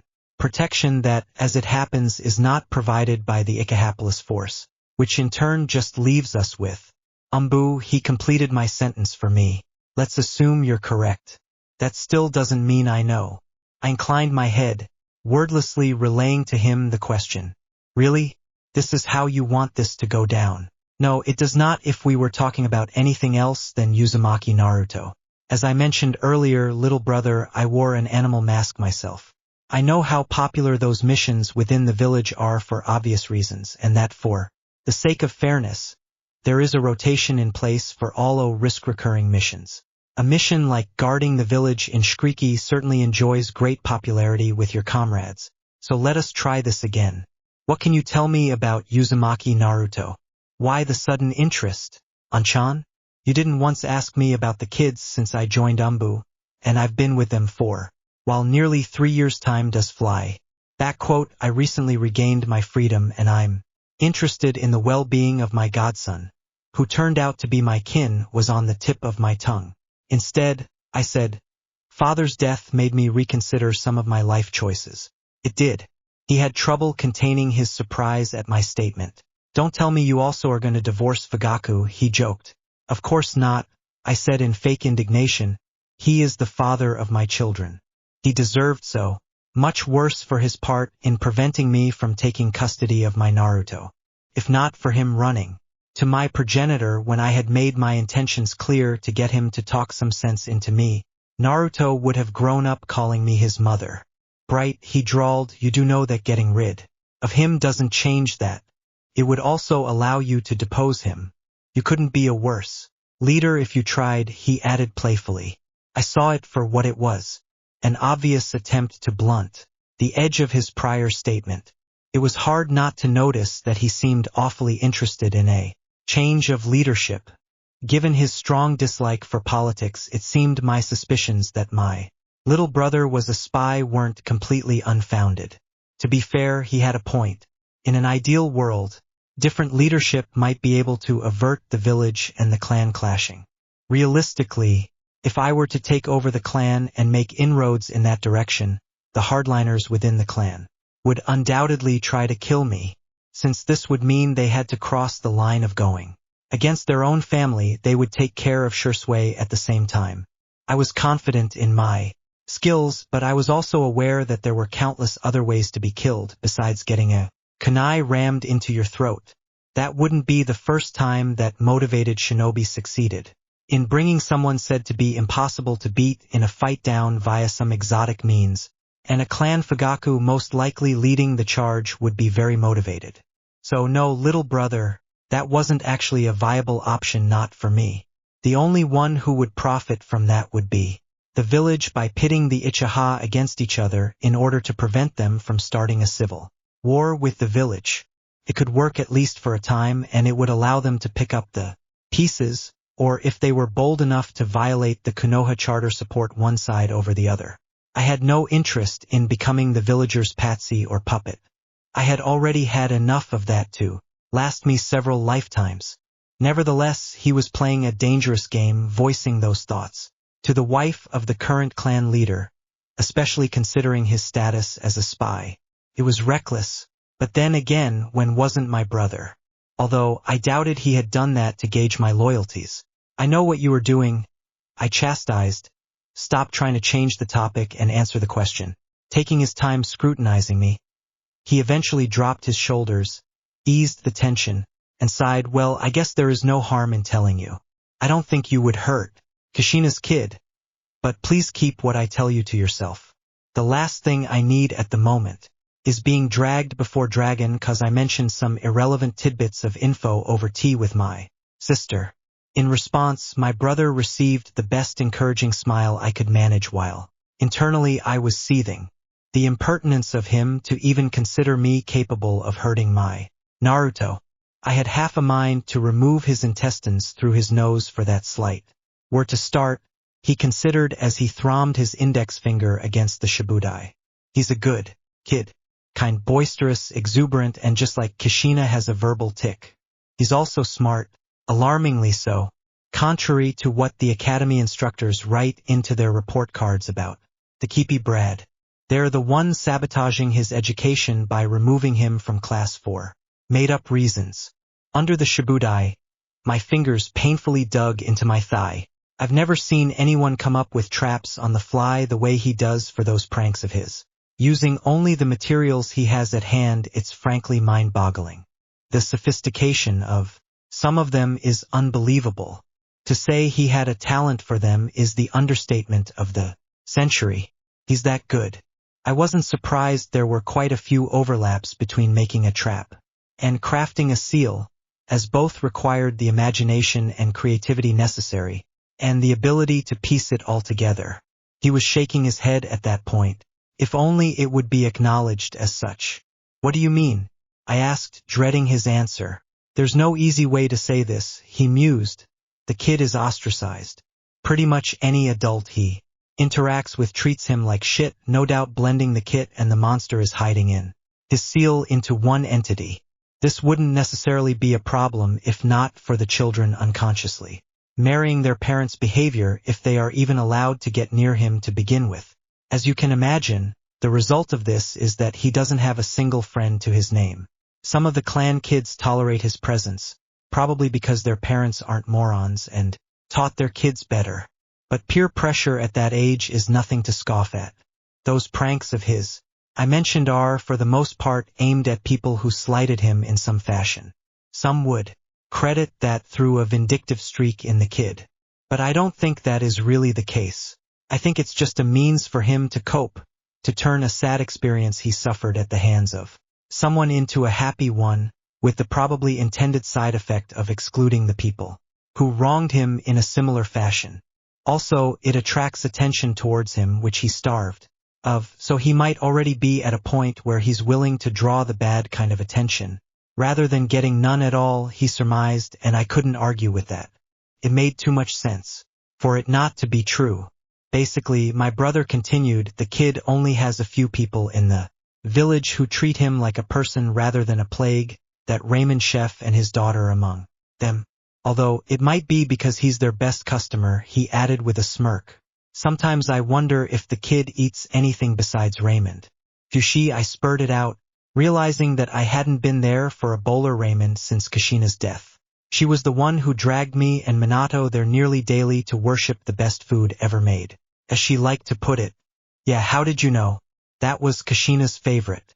Ah, he said, scratching his cheek. That makes a sort of sense, I guess.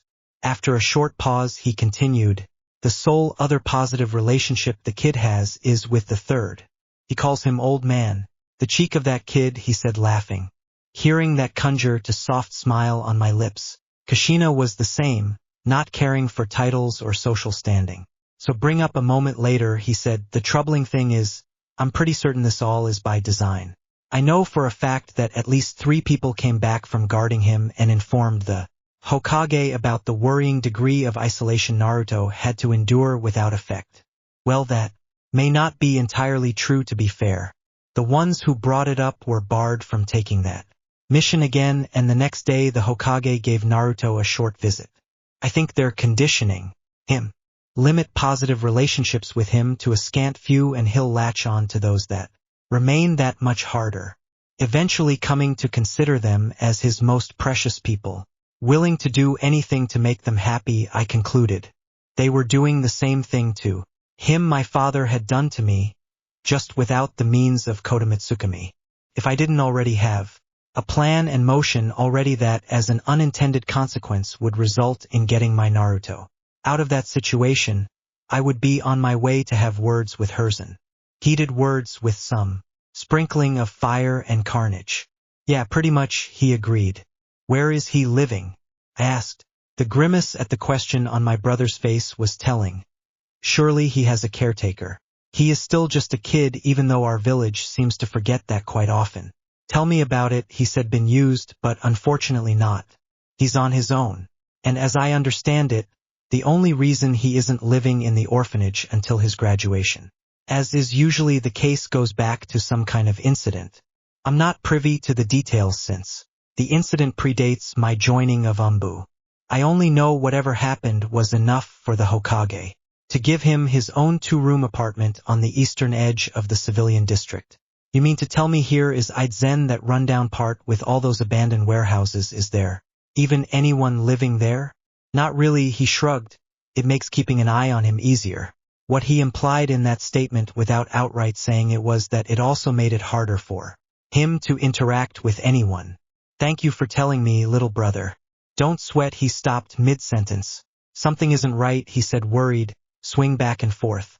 It took him glancing at the half-old teacup in front of him before glancing up at me to press out, what have you done? With the last of his strength, as his body threatened to fall over the shibudai. If he was surprised at my eyes being closed as I moved to catch him, I couldn't tell, and he was certainly no longer in any condition to voice it. Softly maneuvering him by his shoulders, I placed his head into my lap and started caressing his head. A croak escaped his throat. If you are wondering why I have killed you, then the answer is that you are a traitor, putting the village above the welfare of the clan. You are also too dangerous to allow to live.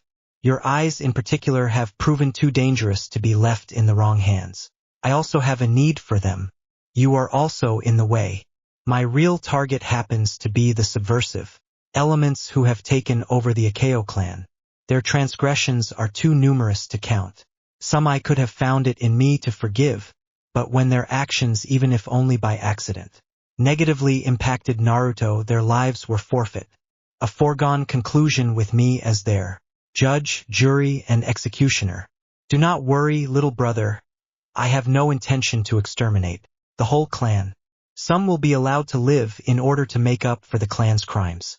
It will be a chance the clan was undeserving of as we tie our fates to someone else. I will make sure the second chance is not squandered, and it will eventually lead to a stronger and better Akeo clan arising from the ashes, residing in the shadows of something even greater. I explained. Don't fight it. It is futile. The poison I used was a special concoction of my own making. It will blast right through whatever little protection the poison resistance training you received as Umbu gave you. Once ingested and the onset time passes, you die, no exceptions. The poison is slowly suffocating you as your lungs stop working and your heart stills, and makes you drift into a dreamless sleep before it is over. I tried to make your death as pleasant as possible. Lamenting, I added, it is ironic. It was me who first held you when you came into this world, and it will be me who holds you when you leave it. Am I not a good, dutiful sister, little brother? I rake my fingers one last time through his hair when I noticed. His heart had stopped beating and he was already dead. I bowed down and gave him a kiss on his forehead, whispering, "Sleep well," before I sat upright again. I then removed his head from my thighs, unwilling to risk exposing myself to an attack from him, somehow clinging to life, faking his death. Patiently waiting for an opportunity to strike, I kept my eyes closed. Tracing his face, I found his eyelids and pulled them apart as I went to work and removed both of his eyes. Only after I held them in my hand did I open my eyes, shoring in a blaze to look at him one last time, burning his sleeping form into my mind. For a brief moment, I regretted that I couldn't have taken the risk of going through his memories. Getting confirmation of some of my theories would have been nice. In case I was right, learning what the village was up to would have been even better. Upping more chakra into my eyes, I advanced them to my eternal Manjikyu and called forth the first stage of my Susanoo. I handed over my brother's eyes to one of his limbs and directed it to implant them within itself. This took only a second, immediately after which I dismissed the chakra construct. That was a risk to do this in the Uchiha district, but I would need Kodamats Akami shortly, and I was hoping a second set of eyes with the same power might strengthen it. Somehow, this being the first time I possessed eyes with duplicate abilities, I had no prior experience of what the end result might be. It didn't take long for those eyes to settle, and a wave of power ran through me, although it was nowhere near what I had felt with my Naruto's eyes, even though they weren't promoted to their Manjikyu stage. It was a similar boost to what I had received from my father's eyes. Certainly nothing world-shattering, but nothing to scoff at either. I reached under the Sharbadai and withdrew a sealing scroll, and unfurled it on the floor right next to my brother. Grabbing his hip, I proceeded to roll his body over atop the scroll, and by applying some chakra made it disappear in a puff of smoke. I rolled up a scroll and walked to Shuji leading into the house. Lancing back over my shoulder, I took one last look at the Uchiha district and all its glory, immersed in the red light of the setting sun. A scene depicting the state of the clan better than 1,000 words possibly could have. I didn't linger and return back into the house. I had cut it rather close with Shuji. There was not much time left until the start of the clan meeting set to take place right after sundown. Nonetheless, it could not have been helped. If I had taken care of him any earlier, his sudden disappearance might have been noticed and spoiled my plan, which I obviously couldn't allow. I made my way to my room and stripped down to my underwear, discarding my apron, blouse, and plump skirt onto the floor. I wouldn't need those clothes, the ones my progenitor and husband had made me wear, any longer. They were a symbol of my oppression, designed to show off. Nothing more than my departure from my life as a shinobi. I was more than happy to finally be rid of them. The night called for something special, something appropriate to be worn on such a joyous occasion. Opening my wardrobe, I knew just the thing. I obviously couldn't go there in anything resembling a combat outfit, since it would give the game away, so I settled for the next best thing. I reached for a black kimono adorned with a flower motif consisting solely of an intricate pattern of higanbana. The scarlet flower is associated with final goodbyes. According to legend, these flowers grow wherever people part for good, and they are set to serve the dead as a guide through Sam's Ra. The latter was the reason I had commissioned the kimono 8 years ago. It was made by the finest seamstress in the village, using only the best materials, knowing full well Kashina would need all the help she could get to find her way to eternal peace. Today the other meaning would be at the forefront of my mind. The fine silk felt even better on my skin than I remembered. Stepping in front of my full-length mirror, the kimono fit perfectly, just like the last time I had worn it. I took a moment to admire the floral pattern, consisting of one large higanbana on the back.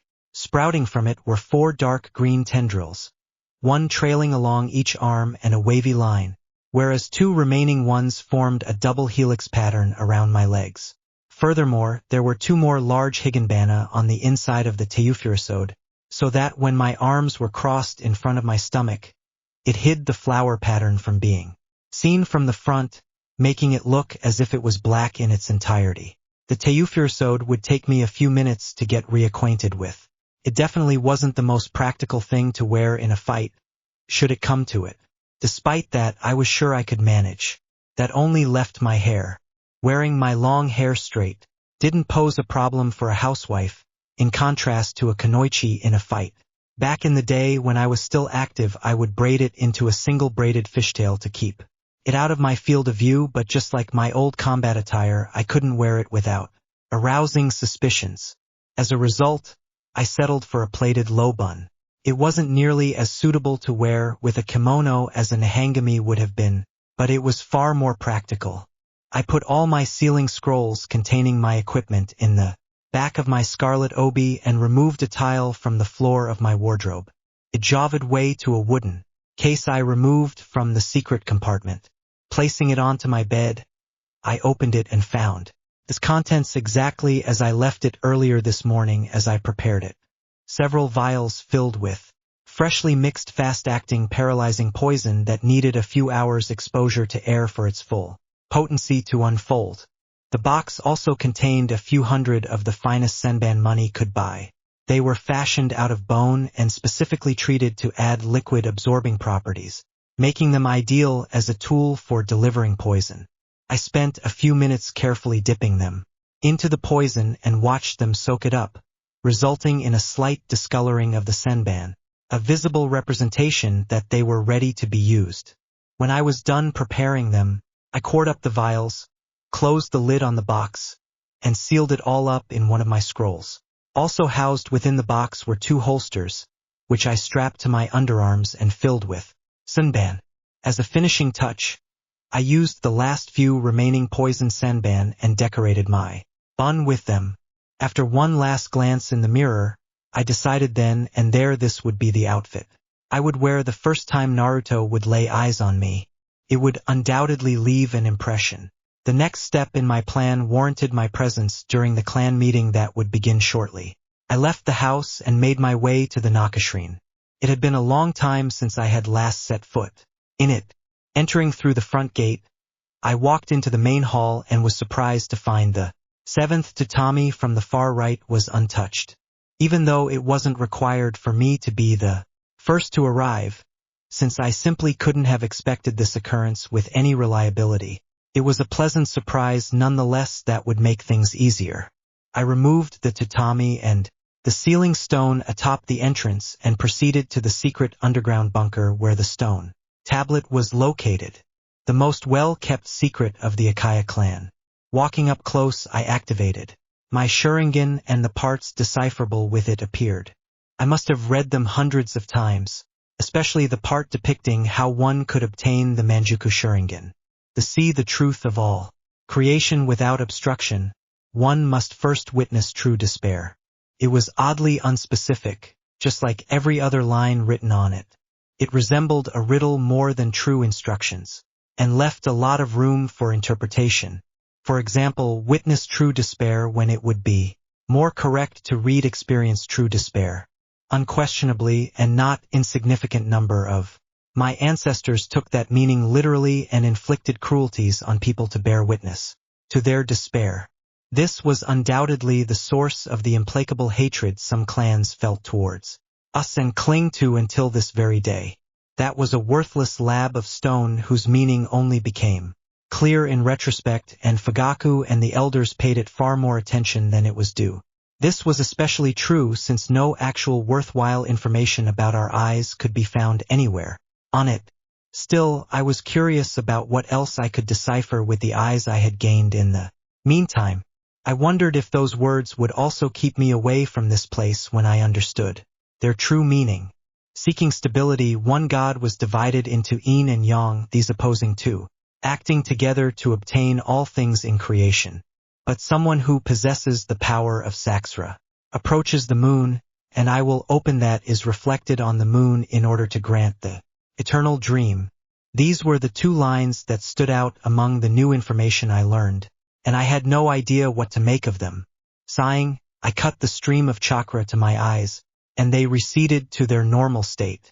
It was time to set the stage for phase 2 of my plan. I removed one sealing scroll from my OB and unrolled it to its full length on the floor, perpendicular to the stone slab. Subsequently, I walked a few steps until I stood next to the first seal with one foot. Taking half a step with my other foot, I lowered myself down vertically, bending my knees until I could touch the ray and unsealed its contents, all the while taking great care that my furosot didn't touch the ground. In front of me appeared a small shavide, a pot filled with water, a kiksu, an assortment of different tea and small bowls, and a large tablet taking up half the space filled with teacups on top of shitaku. But another touch, I activated the heating seal at the bottom of the water pot. I raised myself from my kneeling position and walked a few steps to the next seal, and repeated the whole process 11 more times. By the time I was done, the first people had arrived. Most couldn't hide their surprise at seeing me here. Even so, no one approached me, trying to silently state their curiosity until Yuka came down the ladder. She was the eldest granddaughter of Elder Kaido, one of the most ardent supporters of my late progenitor's policies, and a close friend of Fugaku. Despite that, she, like my late brother, had cultivated a personality that offended the sensibilities of her family and most of the clan. How could she not, with her happy and bubbly personality? There was talk to replace her as the heir of her branch of the family, with one of her younger siblings or cousins. It likely would have happened if not for her talent as a kenweichi, and the prestige she had earned the clan by breezing through the opposition at the last tune-in exam held in Konoha. But without showing the whole village that she had more than earned her promotion, she undoubtedly would have already lost her position. The girl Leave, and though not quite at Izumi's level, was still one of the few bright sparks remaining within the clan. She was accompanied by her older friend Nagi, a stern and silent girl who on more than one occasion was called Yuka's shadow. It was an apt description since they were rarely seen apart even before Yuka had been promoted, and they had formed their own team, with 2 other tunin. By Kodu-sama, she happily exclaimed, her bouncing step coming to a halt in front of me. What are you doing here? Why, am I not welcome? I asked back in a no-nonsense manner that had her visibly recoil, struggling for words that's not what. I was only teasing, I said, ending her struggle with a smile playing on my face. I am here because, after my father's death and the difficult situation we find ourselves in, I deemed it necessary to show my support to my husband and the clan. I kept my repulsion at calling Fugaku that to myself with practice. She faltered. It was hard not to notice her disappointment. It was unsurprising, since she was one of the most likely candidates to oppose what the clan was attempting to do. That was a position that could be quite dangerous because everything that was discussed here could easily be construed as treason. Thus, any dissenter or even people who simply showed reluctance to get behind the proposed idea were immediately suspect and faced with increased scrutiny, but required a careful balancing act. The instant she went over the line, she would be neutralized. The last thing this little conspiracy needed was someone tattling to the Hokage. It was too bad for Fugaku that, if I was right, it had already happened and directly under his nose, too. I could use your help with the tea, I said. Of course, Makoto-sama. We split up and went to a shibudai each. Kneeling in front of it, I placed tea into the kiksu and poured hot water over it. With the help of 2 other girls, each of us had to repeat this just 3 times. This was admittedly a good thing because it allowed us to return to our first kiksu in a timely manner. Since we were also practiced in pouring tea, filling the cups of each shibudai didn't take any time at all, ensuring the tea didn't get too strong. Shortly after I finished and placed the last kiksu back on the table, murmuring went through the crowd announcing Fugaku's arrival. The people stepped aside to let him pass to the front of the room. Standing up, I took the tablet and took 2 steps to the nearest cluster of people and handed it to an older woman and gestured for her and her companions to distribute the cups among the people. I didn't wait for them to start as I made my way to the stone slab, The cursory glance around the room revealed that while we had prepared tea, the rest of the clan had arrived, at least those of June and rank and above not on duty. Everyone else was supposed to be in their homes, a precaution Fugaku had put in place since the relationship with the village had gotten worse. I had personally verified that no one in our clan was currently outside the village, meaning that everyone should not only be accounted for, but could be found within the confines of the village. This would admittedly make myself a signed mission far easier. When Fugaku emerged from the crowd and noticed me, he frowned, stepping closer right up to me, his back to the people well outside their hearing range. He in a low voice demanded to know, "What are you doing here?" My brother informed me that his duties would stop him from participating today, and I thought with the death of my father, someone from our side of the family should be present. He scoffed at that. "You thought wrong. This had better be the last time you interfere with clan business." As he turned around, Yuka was standing there, tablet in hand, offering him a cup of tea. Fugaku eyed it suspiciously. It took another prompt from Yuka until he reluctantly took it to Chitaka with a cup for himself. I followed his example when Yuka came to stand in front of me, thanking her with a nod made her retreat back to the crowd with a smile on her face. She had done a good job. I wasn't able to spot a single person without their own cup of tea. Not that this was saying much, since my view of the people at the far end was severely limited. Still, I didn't think many would decline a cup of expensive tea, not when their clan leader had gotten one himself. As custom dictated, it was discourteous to refuse to drink with your host, which for all intents and purposes was Fugaku. So when he moved the cup to his lips, the room followed. Out of the corner of my eyes, I noted that he didn't even wet his lips with a brew and just fake taking a sip. The shinobi paranoia at work not to drink or eat anything you didn't check for poison. Admittedly, I was sure he wasn't the only one in the room choosing not to drink anything. Not that it would make a difference. Placing the cup back on the Chitaka, he called Yuka back to him with a wave of his hand and put it down on the tablet. Meanwhile, I was counting the seconds. In my head, Fugaku was just about to open his mouth and begin with his speech when Yuka wobbled on her feet and was caught by Nagi before she could fall down. Before Nagi, in one of the rare instances she talked, could voice her concern, she too lost her balance and with Yuka and her arms slumped to the ground. There was barely enough time for the alarm to show on the faces of the older and bigger shinobi when they followed after them to the ground, their bodies paralyzed. Next to me, Fugaku suffered the same fate as everyone else in the room, leaving me as the sole exception still on her feet. With my Shuriken active, I swept the room, expecting to be attacked any moment by someone who had avoided getting poisoned. When after several long moments it didn't happen, I brought my hands up in a cross seal and created 2 Kage Bunshion. Reaching into my obi, I took out another scroll, unfurled it, and released its contents. A large stack of palm-sized paralyzing seals. I split them up between my clones and myself. The seals in my hand were put in a breast pocket of my kimono. Freeze of access. I resealed the scroll and put it back in my obi. My 2 clones immediately went to work and turned all the people onto their backs, and then placed a seal on their foreheads.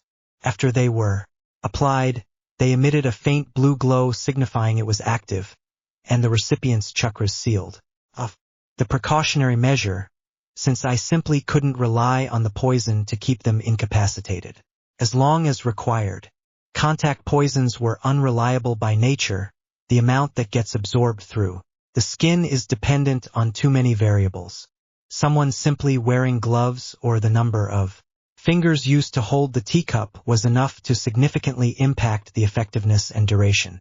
It didn't help matters that the poison was applied to the outside of the cup as a thin film of colorless varnish which would excrete the poison when the cup temperature went over a certain level. Taking into account different fill levels of the cups and water temperatures, it was impossible to tell how much poison was actually released from the varnish. There was also each individual's constitution to account for, with mass and resistance to poison being the 2 major factors. No, the poison alone wouldn't suffice. I followed behind my clones as they worked through the room, and gave every person with a seal a cursory medical scan, and sorted them accordingly into two categories before I stored them in my cameo dimension. It was a risk I was taking. Despite cameoing being a very convenient storage space, I couldn't risk placing sensitive things in it for a prolonged amount of time, not with Kakashi out there possessing Obito's other eye, which I suspected was connected to the one I possessed. Given the time constraints I was under, my options were limited. Working in tandem allowed us to go through all the people in a short amount of time despite their numbers. When the clones were done with their task, they began removing all the remaining evidence. The cups, spilled tea, and dropped items. They were still doing that when the last of the prisoners vanished in a swirl. There was just one last thing left to take. With measured steps, I made my way to the front of the room. In spite of my aversion and the questionable usefulness of the stone slab, it was still a relic of our clan, and without all the Shuriken firmly under my control, I couldn't risk leaving it behind. Someone might actually be able to make some sense of it. Lacing my hand on the stone, it joined the prisoners. I gave my clones one last look over my shoulder. It wouldn't take them much longer to finish. This would leave them free to raid and collect all the clan members who weren't here or on duty today, mostly children in the elderly, and the rest of their and the clan's valuables. I vanished in a swirl. A moment later, I appeared right outside the Aka Police Force headquarters. It was an unsightly building in more than one regard. If I were to name the one thing that upset me the most, it would be the usage of the Aka clan symbol as part of the police force symbol. My grandfather and father had made a monumental mistake in allowing the clan to be openly tied to the police force, resulting in many believing our clan and the police force to be one in the same. This widened the divide and was the root cause for many of our problems. People didn't like others policing them, and they liked it even less when it was lorded over them. Apparently, the Aka pride, which many of my kin seemed to have been born with, didn't allow for anything else. This created lasting resentment, and it certainly didn't help matters that the police force was impartial to wearing a mask like Umbu to protect their identities. But the smirk, I stepped into the building. At least severing those ties would help me release some stress. It had been some time since I had let loose, and straw dummies were a poor substitute for the smell of blood, the sound of breaking bones, and the sight of life leaving an enemy's eyes. Bakato-sama, I was greeted by the Chikmin, manning the large reception desk in the middle of the lobby. He served as a gatekeeper to the rest of the building through the corridors. Behind it, "It's a pleasure to see you. How may I be of service?" His name was Junichiro. He was a pleasant enough man, eager to please, married one kid, a 2-year-old girl by the name of Ryoko. He was the embodiment of what was wrong with our clan by deciding to stagnate for the last 12 years. He solely relied on his eyes to get him through the drunken brawls his superiors sent him to stop, instead of trying to become the best version of himself. I was convinced that anyone born with the advantages our heritage provided should be able to get themselves at least rated as an errant shinobi in the bingo books. At the end of the day, it wasn't that hard to do. Shuffling closer to him as quickly as my outfit permitted, I arrived at the front desk, giving him an alluring smile, one that I didn't even have to fake it, the prospect of never again having to call Fugaku anything other than his name. I asked, "I am looking for my husband. He has not come home yet." It had the intended effect of lowering his guard, which was nearly non-existent to begin with. "Just a moment," he declared. The instant he took his eyes off me and looked down upon what I assumed was a list outside my field of vision, I struck. My hand darted forward faster than a normal I could track and closed around his mouth, keeping him from making a sound, thus allowing for the senban held between my index and middle finger to break his skin and flood his veins with toxins which started to do their work. In one moment, his eyes widened when he realized what was going on, only for him to slump against my arm the next. But out of resisting, it was simple to flip him over the desk. He landed on his back, the dull foot accompanied by a faint grunt. the only sound that could be heard. Reaching into my kimono, I took out one of the chakra suppression and paralyzing seals and tagged him, with one on his forehead. Secured that way, I made him disappear with Camus. The poison saturated in my senbans was incredibly fast-acting, but its effect was by no means instantaneous. Not that this would have changed the ultimate outcome if he would have managed to alarm his comrades. Given the state our clan was in, fighting 2, 20, or 100 wouldn't make much of a difference. The reason I still relied on subterfuge to take them out was simple. Having to hunt down kinsmen. Fleeing in all directions was not my definition of fun, especially not while wearing a kimono, and they would flee were they to witness me taking down a dozen of their comrades without a single scratch. So, taking them out in small groups was definitely less of a headache. I walked around the desk and flipped through the duty roster. 26 on-site and 12 two-man teams on patrol in the village. 50 altogether, so quite manageable. Fortunately, none of the teams was supposed to be back for another half hour, as their shifts were staggered to ensure there was always a police presence on the streets. After some rumination, I decided to go through the station one room at a time. In order to do so, I created 3 additional shadow clones, reducing the chakra at my disposal.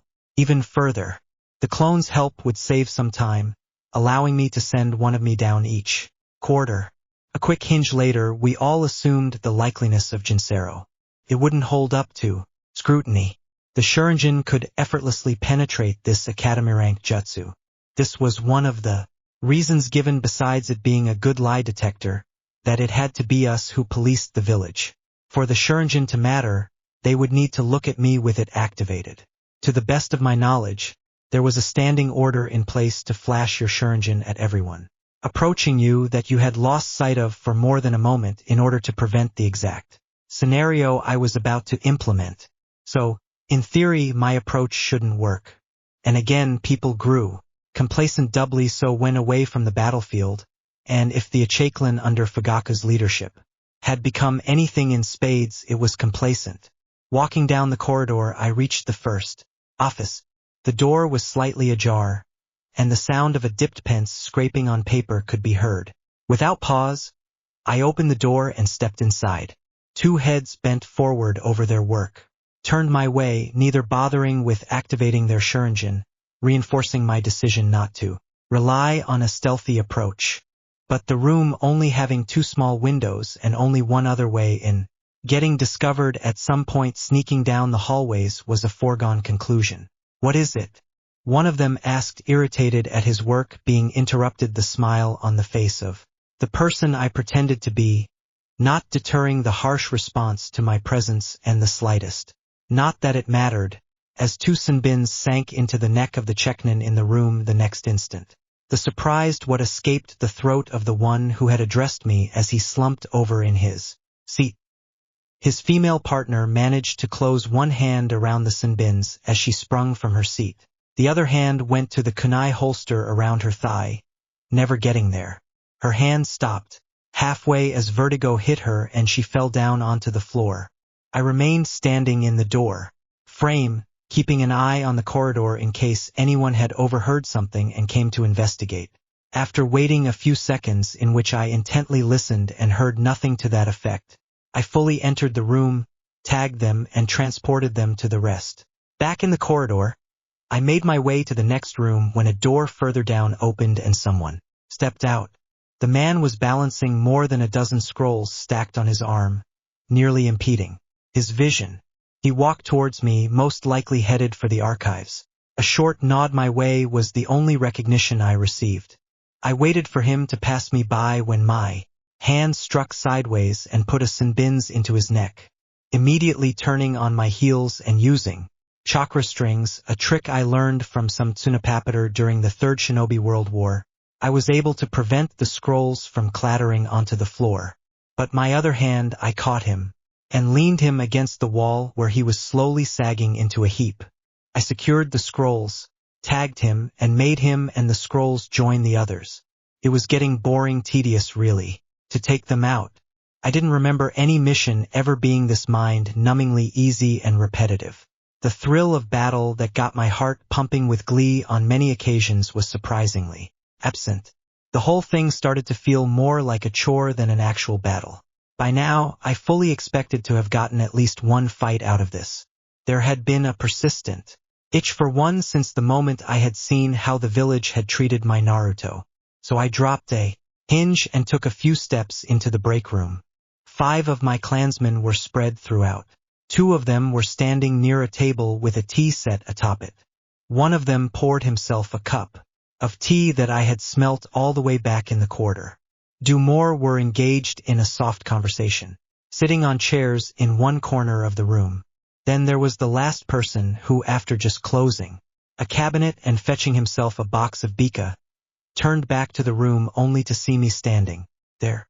"Makoto-sama, what are you doing here?" he asked when he finally overcame his surprise. After a protracted few seconds, in which I could have ended him and everyone in this room a dozen times over. His words alerted the others to my presence, and their eyes landed on me nearly simultaneously. Inclining my head sideways with a smile, I answered truthfully, "I am here to kill you. Please struggle to your heart's content."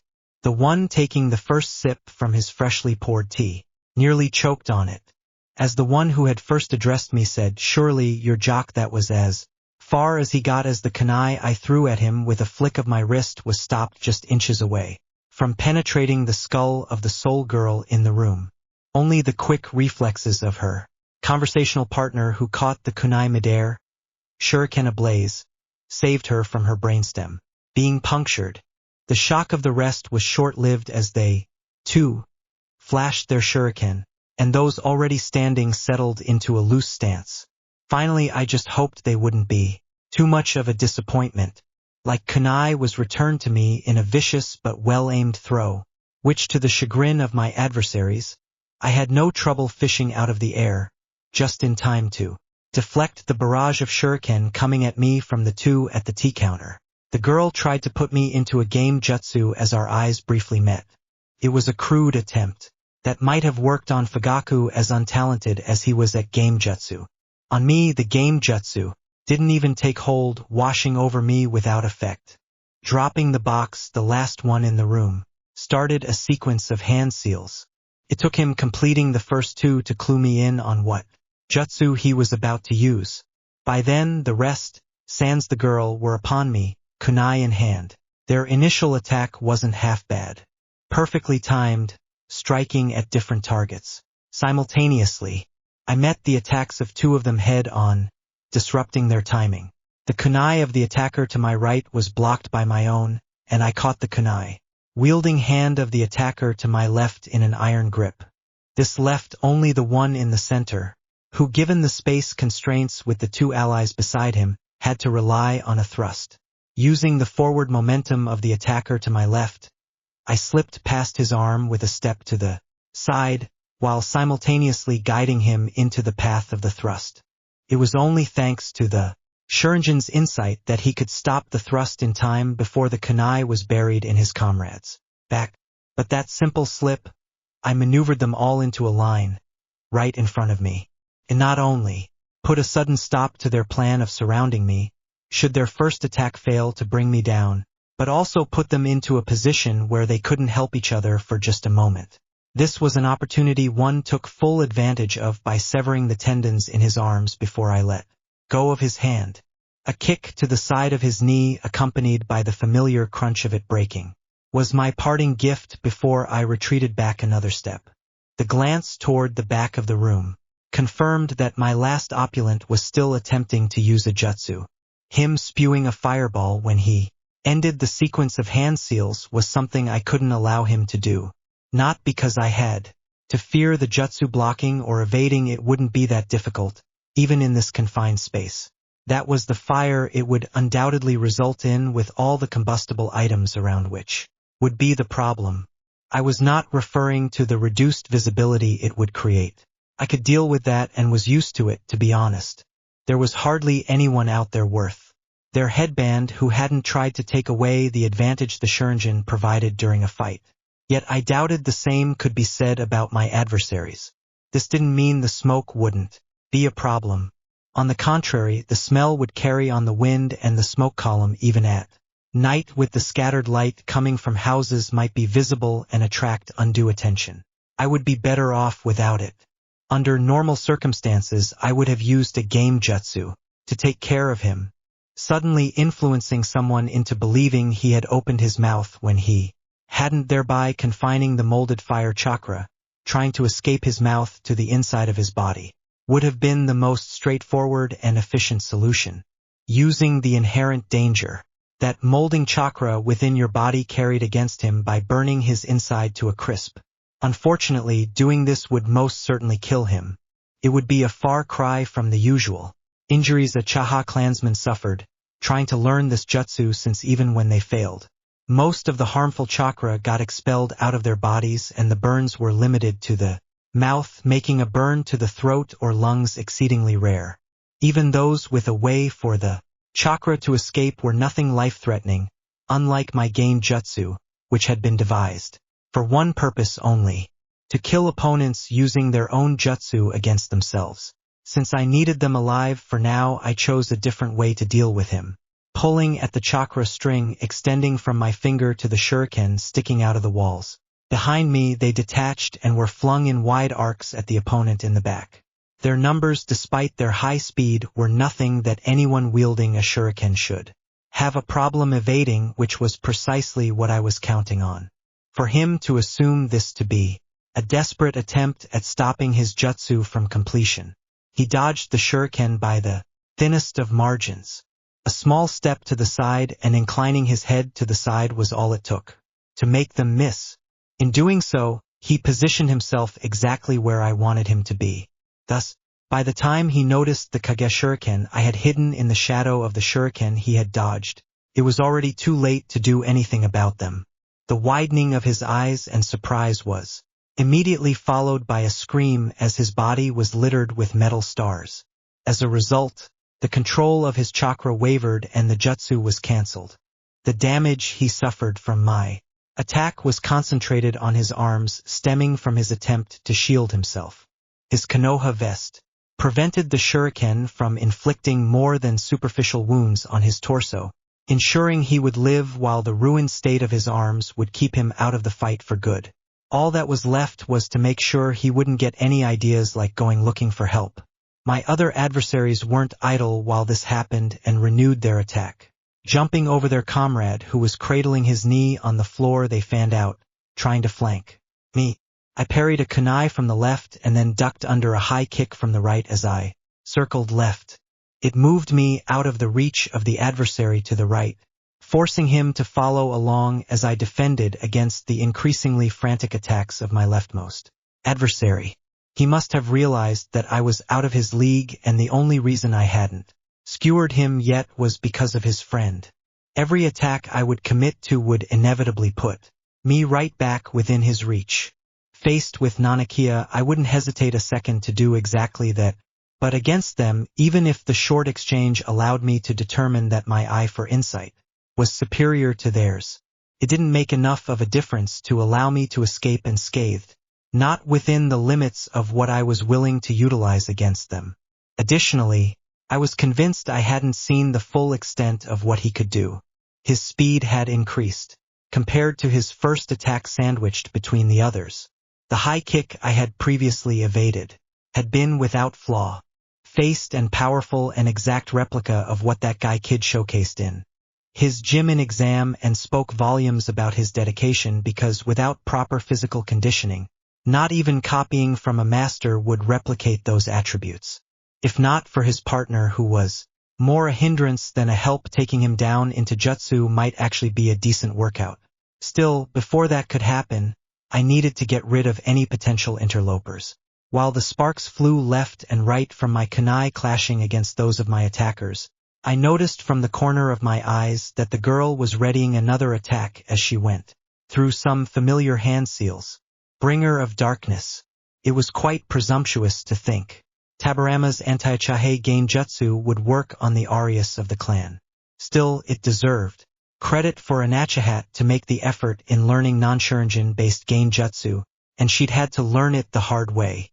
Tabarama had gone to great lengths to guard his jutsus against being stolen with a glance from the shuriken.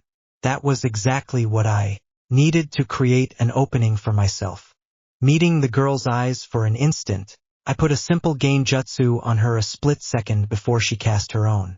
I switched a position of me and her comrades in her perception, timed in such a way that even were she to notice the genjutsu and immediately flare her chakra to disperse it, it would inevitably disrupt her own. Doing both of those things simultaneously required a chakra control scene only in a select few each generation, a group she was not part of, given the minuscule amount of chakra I saw her waste in her first genjutsu. My opportunity to act arose the instant the eyes of the man in the back glazed over, informing me that the genjutsu had taken hold. I deflected the kunai aimed at my chest to the side, and for the first time in this exchange went on the offensive myself. A step forward put me right past my adversary's guard with his arm flung to the side and out of position, leaving him vulnerable. The fast cut near the armpits severed the tendons in his arm as he tried to retract it to his body, only for him to lose any control of the limb, and a kunai it held clattered uselessly onto the floor. Instead of hurting him further to remove him from the fight for good, I punctured his neck with one of my senmen. Now that I was free to do so, I also threw a senmen at both of the other men lying on the floor in agony. It took mere seconds for their moans to subside. As a result, there were only 3 people left standing in the room. As I looked them over, it became clear that their ability to continue was questionable. The man was stumbling around, blinded by the genjutsu he was hit with. As always, I took the greatest pleasure in using my enemy's jutsu against them. The girl had managed to break my illusion just in time to witness her comrades being taken down. Condemned to facing me alone, she let her hands drop to her sides, finally coming to realize the futility of resisting, ready to accept her fate. That was not unheard of when people experienced an unsurmountable gap in ability that the will to fight left them, but I had expected better from an ACHA. Obviously, I hadn't expect her to measure up to Kushina's lack of common sense, simply unable to comprehend the phrase give up. Nobody would. Seeing an ACHA had doing it didn't feel right, though. I was about to act on my irritation when something unexpected happened, and the girl fell to her knees and prostrated on all fours in front of me, beseeching Makoto-sama, "This unworthy one begs for your mercy. Please allow me to swear myself to you." Understandably, I was taken aback by this. Was this girl so pathetic as to resort to begging for her life? But first I thought this might have been a ploy to divert my attention to her. A cursory glance around the room confirmed the status of her comrades. Still, I didn't drop my guard. Using the reflective surfaces of the metal dishes this bout spread across the floor allowed me a nearly unbroken view of my surroundings, barefully moving in such a way that my body wouldn't obstruct the reflections of my blinded foe. In the unlikely case he managed to break the genjutsu, I closed the distance to the girl, coming to a stop right in front of her. "Shiger, right? Look at me," I ordered to get a look at her eyes. When she complied, slowly lifting her head from the ground, the first thing that stood out was that she wasn't meeting my shuriken with her own, and instead had chosen to deactivate them instead, adding to her vulnerability. I was searching her eyes for any hints of fear and deception and found none. She was genuine, which begged the question of why she had attacked me if she thought that way. She averted her eyes after a few moments in our staring contest with a faint blush on her cheeks, and was staring at the ground as if it was the most interesting thing she had ever seen. Like curiosity was piqued. I reached for the side of her head, placing my hand on her cheek, and gently forced her head to look at me again. As her eyes met once more, I advanced my eyes to the Manjuku, and took a look at her memories to confirm my suspicions. As it turned out, they were correct. From the moment I had made my intentions known, the girl had subtly tried to help me, painfully aware of Taijutsu shortcomings that wouldn't allow her to do anything overt, unless she wanted to risk being killed. She had known the first genjutsu she had used on me wouldn't even be enough to slow me down, and had used a deliberately wasting chakra in the process, to invite my own game jutsu to stop her from using the second one. She had done all that to deceive her comrades into thinking she was fighting me with everything she had, while in truth stacking the deck in my favor. She had the makings of a deep cover agent, but left a bad taste in my mouth, that she could predict me this well, at least until I realized how she had done it. Not only had she consumed every single tidbit of information she could get her hands on about me, which had allowed her an understanding of me only a handful of people could match, and none of them still living. She also knew things about me no one should know, which was no surprise since she had cheated quite hard at that. She had activated her Manjuku Shurungun when she had witnessed the death of her mother, Siko, my caretaker, who was only a few years my senior. She had been the only person within the clan I would have gone so far as to call a friend. She had been my sole link to the clan, a link that was severed when tragedy had struck, and she died in childbirth of Shigeru's younger brother. I had showed her kindness as we both mourned the same person and tried to get her out of her toxic home life. I knew it would only become worse without Siko there to shield her from her father's worst impulses. He had been maimed in the Third Shinobi World War and unable to cope with the end of his shinobi career had sought refuge in sake bottles. It hadn't helped matters that just like Kagami, he had wished for a son as an heir, and unlike Shursui, Shigeru's brother hadn't turned out effective. Even though I had failed in getting Shigeru away from her father, I had Kagami to thank for that. Yet again, she had started idolizing me, her late mother's friend who had cared for and fought for her. She had never blamed me for breaking off contact with her because she had known the truth. One of her Manjuku allowed her to witness the past and the other let her see the future, something I had thought impossible. The ability as she understood it was limited, triggering on its own seemingly at random and showing her short visions of her future from her own eyes.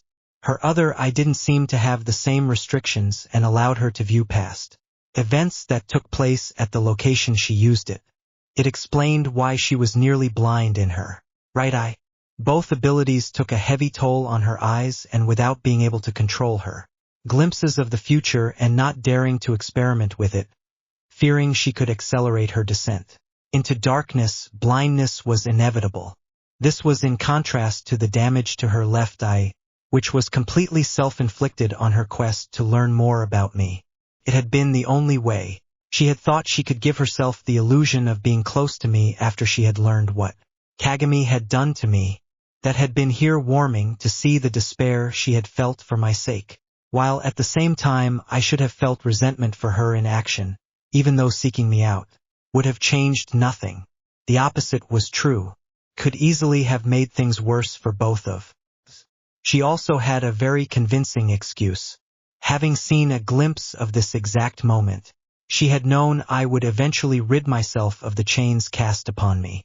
It was a curiosity that she had seen the vision of this moment years ago. It was an outlier that allowed her to look further into the future than the mere days of any other vision she had ever. The common factor that every time it had happened, she had been forewarned about a situation in which her life was arguably in danger. This one didn't fit alongside the other premonitions. Not only did she remember her eye bleeding uncontrollably after receiving the vision, but she shortly thereafter fell indicated a far greater strain than all her previous and later visions, and strongly hinted at a correlation between the burden and how far into the future the event shown to her was located. The edit also hadn't saved her life, at least not from me, since she fulfilled all the requirements I was looking for in members to rebuild the clan with. I had no intention of killing or inflict lasting harm on her. The same couldn't be said about the rest of my clan. On second thought, taking into account her emotional state when she had received that vision, and what she was about to do, it became clear that it had saved her life, even though it didn't look like it at first glance. She had been given exactly the information needed to stay her hand from doing something desperate and trying to save me, and knowing I would free myself would do the trick. I could only assume the deck was stacked against her and that she would have inevitably failed. This obviously meant that those random snippets she was shown weren't truly that random, and her ability was more than just showing her the moments before death's cold embrace. It was influencing her decisions to get her to walk down a path that wouldn't kill. Was as if her visions had a mind of their own. Since the girl was still staring up at me, awaiting my decision, I finally said, "Do you even have to ask? As Seiko's daughter, there will always be a place at my side. For you." A shy smile was the response I received. "Sleep," I said as I jabbed her with a senman hidden in my hand, cupping her face. "We will talk once you awaken." Before she could form a reply, she lost consciousness and slumped against my hand. I gently lowered her to the floor and proceeded with her as I had with the others, putting a paralyzing seal on her, and then storing her in my cameo dimension. By the time I stood up from my crouched position on the floor, my last remaining adversary had stopped his stumbling around. He had his guard up, his head turned sideways, and was attentively listening to any sound in the room. I couldn't help but sigh at this pathetic display. Here I had held at least some hope regarding the skill of this one, only for him to also fall short of my expectations. While not immediately breaking out of the illusion he was caught in was forgivable, still being trapped in it after all this time was not. I granted him that Bringer of Darkness was undoubtedly a nasty piece of genjutsu, designed to stop the brain from receiving signals from the optic nerve, thereby rendering the shuriken useless. It also, unlike most other genjutsu, didn't just loosely attach itself to one's chakra network like a wet leaf to one's skin, so it couldn't be easily dislodged by simply stealing and flaring one's chakra. It instead encircled your chakra, functioning more like a bracelet. As a result, a chakra burst, originating inside the body, extending outwards instead of blowing it away, would just put a strain on it and stretch it outwards, because the bracelet would experience an equal force in every direction, ultimately keeping it in place. In theory, it could be ripped apart by a single sufficiently sharp and powerful burst of chakra, but not many possessed the power or chakra control required for that, and even fewer possessed both. The more elegant method involved grabbing the bracelet with your chakra and essentially slipping out of it, or first cutting it off and then blasting it away. As a last resort, one could use a rhythmic burst to strain the bracelet until it eventually dissolved, which was impractical and worse, time-intensive. Nonetheless, it was a method that any Chechnian above should at least be familiar with, and Uchiha, with our clan leanings towards genjutsu and clear advantages in that regard, had even less of an excuse. He was just another failure, and since in this day and aged there was no Taburama to expunge him from our bloodline, the duty fell to me. Yet first I wanted to see how far he could go in his chosen specialty. Bringing my left hand up in a tiger seal, I cancelled the genjutsu. It was no easy feat to cancel someone else's genjutsu from a distance, doing it to a high-level illusion even less so, so I had to resort to using a hand seal to succeed on my first try. This was a clear indication that my chakra control was slipping because of the eyes I had recently acquired. It was a problem to be solved at a later time. Readying myself to the extent my dress allowed me, I waited for my opponent to come out of his stupor so we could continue where we had left off. My adversary's face was displaying more than one question that my kunai, aimed at his throat, prevented from ever being voiced. He swatted it out of the air with his palm, and then he was upon me. I deflected his right fist, while he was pivoting on his right foot. I slipped closer to him, and his left leg met my right leg, canceling each other out before it could gain any noteworthy momentum. Immediately upon his leg touching the ground, he tried to gain some distance to make room for another kick. Aware that this particular form of taijutsu was the most devastating one able to use, his powerful spinning and flying kicks, I didn't let him get away. We ended up moving in unison. Every time he took a step back, I took a step forward, while our limbs were engaged in a violent exchange of blows. Every attack was stopped by a block and followed up by another attack and another block. It went on that way for a few seconds, with dozens and hundreds of attacks blocked, dodged, or deflected, fizzling uselessly. Neither of us was able to penetrate the other's defenses and land more than a glancing blow. Odd and a stalemate, I was considering rending my dress, The additional freedom of movement my legs would gain should give me the advantage. I was about to do just that when I noticed a thin sheen of sweat on his forehead, and his breathing grew more labored with every exchange. He was clearly having problems keeping up with our high-speed exchange. This was something he was acutely aware of if his increasingly more desperate attacks were any indicator. As I slipped beneath another of his punches and my blow aimed at his ribs was stopped by his elbow, I wondered how it could be that a clearly Taijutsu favoring member of my clan was flagging after a short bout.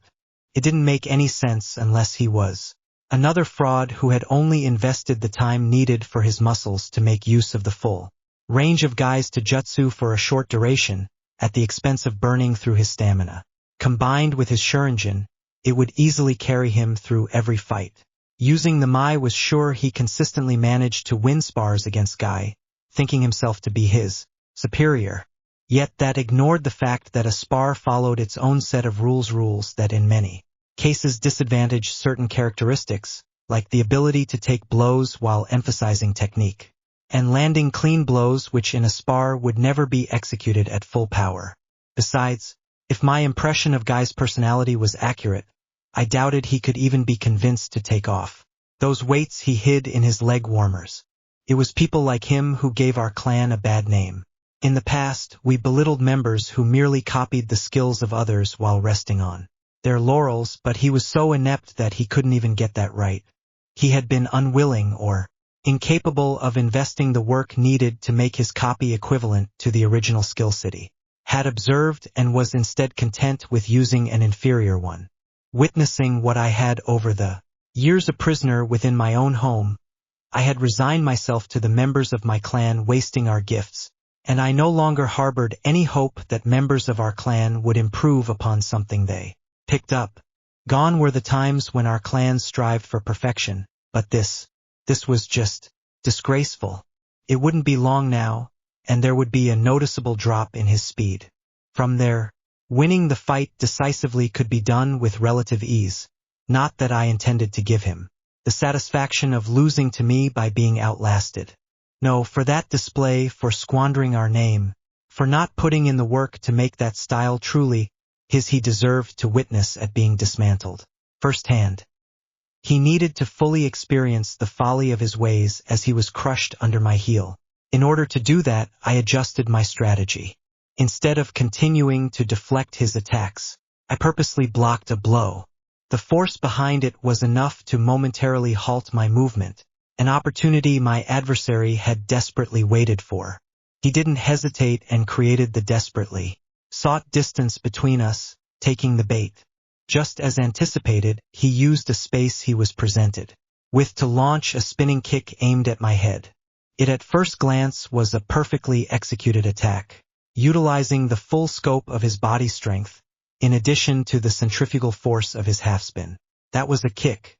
Sharp, fast, and more importantly powerful enough to break through a block with my hands, possibly capable of breaking them, but definitely able to stagger me if it were to hit. It would keep me at bay, and would also enable follow-up attacks, which were why I didn't allow it to connect. I timed it in such a way that when his Shuriken would show him what I was about to do, he was already fully committed to his attack and unable to change its trajectory. Raising my elbows over my head, I slipped beneath his kick while redirecting his leg ever so slightly upwards. It was a minor deviation from its course that should not have affected a martial artist who had performed any move in his repertoire 1,000, 10,000, or 100,000 times against various dummies in the slightest. Their bodies were acutely aware of exactly how they had to react to a kick being slightly off target, what muscles they had to use to compensate when a kick just grazed an opponent. His body had never learned those lessons. It also didn't help matters that he wasn't wearing any weights on his legs, tainting the imitation of what he had witnessed by him, trying to adapt it to his body, which had a vastly different distribution of mass compared to Guy's. So, it came as no surprise to me when his balance faltered before he had finished a half-turn around his axis, being forced to consciously shift his balance, which only just barely allowed him to avoid crumbling into a heap. Readjusting his balance mid-spin came at a considerable cost. resulting in the loss of a great amount of momentum and speed. This turned an attack that was supposed to make it nearly impossible for anyone to close the distance between his kicks into a joke. Additionally, his near stumble also prevented him from building up more speed and momentum on its second round. It was a cakewalk to slip through the gap this created in his defense between his two attacks. It was unfathomable to me how someone could overlook such a fatal flaw that should have become obvious within the span of a few dozen serious bars. When I got within arm's reach of him, he had his back turned to me with one leg in the air.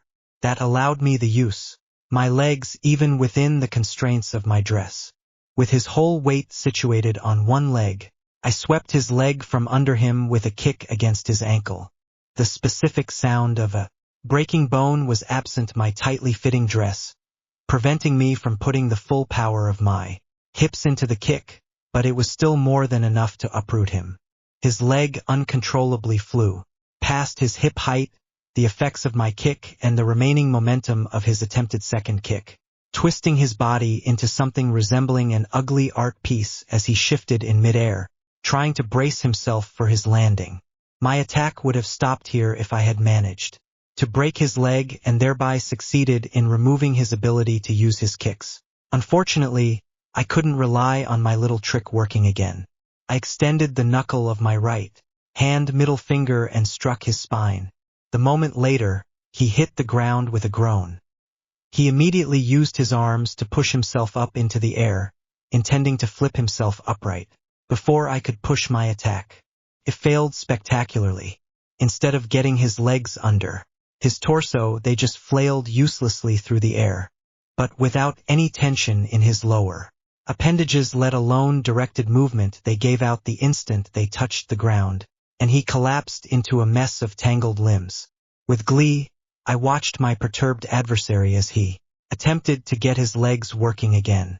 Took him far longer than I would have thought possible to realize what I had done, and I could easily determine the exact instant he did, because the sweet fear he emanated throughout our encounter accompanying his life and death struggle turned into outright panic from one moment to the next. When his eye landed on me again, there was an unvoiced plea in his eye that sent a pleasant shiver down my spine. It was not what I had wanted to get out of this at all. I wanted to fight an opportunity to ease myself back into things. Having lived the dull life of a trophy wife for the last few years, I had thought I could use this to get back my edge, something I knew would inevitably be lost without true challenges, and training by oneself can only do so much to retain it over such a long time. Admittedly, I hadn't expected much from them going into this, but for the whole group of them to prove unable to land a single clean hit on me while I was holding back fell short of even those expectations. As a result, I had to settle for reveling in the fear I could instill in my opponents. It was a bad habit to play with one's food, one I had picked up from my sensei, so just this once I decided to indulge in it. It had been some time since the last person had looked at me like that, but measured steps I followed my wounded prey, carefully keeping the distance between us the same. His short, frantic escape came to a sudden end when his back hit the wall. His eyes widened, and when he looked away to see what was behind him, I moved. I hit him pinned against the wall before he could turn his head back. "You have been found wanting," I whispered into his ear as I pricked his neck with one of my sentiment. His body fell unconscious a few heartbeats later. Placing a seal on his forehead, I proceeded to store him with the others in my cameo dimension. I took one last look around before I disappeared. 2. My KGI Buncheon would take care of the patrolling at Chihao upon their return. Knowing myself, one would sit under a hinge at the front desk, while the other would hang from the ceiling right above the door, just waiting to fall on top of them. All that was left was Naruto. Despite my dislike for Naruto's living situation with him having to live in a two-room apartment on the eastern edge of the civilian district, I had to admit it made finding him that much easier.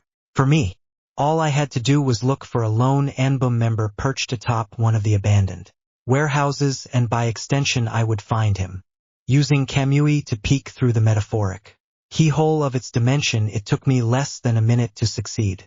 The Anbu operative didn't even bother hiding, solely relying on a simple game jutsu altering the slope of the roof he was on, so that his crouched self comfortably fit under the fake roof.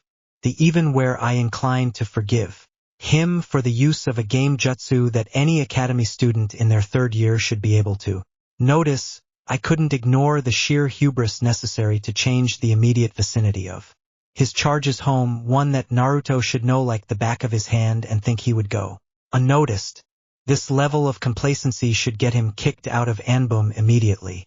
On second thought, getting your charge abducted right under your nose might make that happen. Regardless, the next few days certainly wouldn't be enjoyable for him, and if I were a more agreeable person, I might have cared.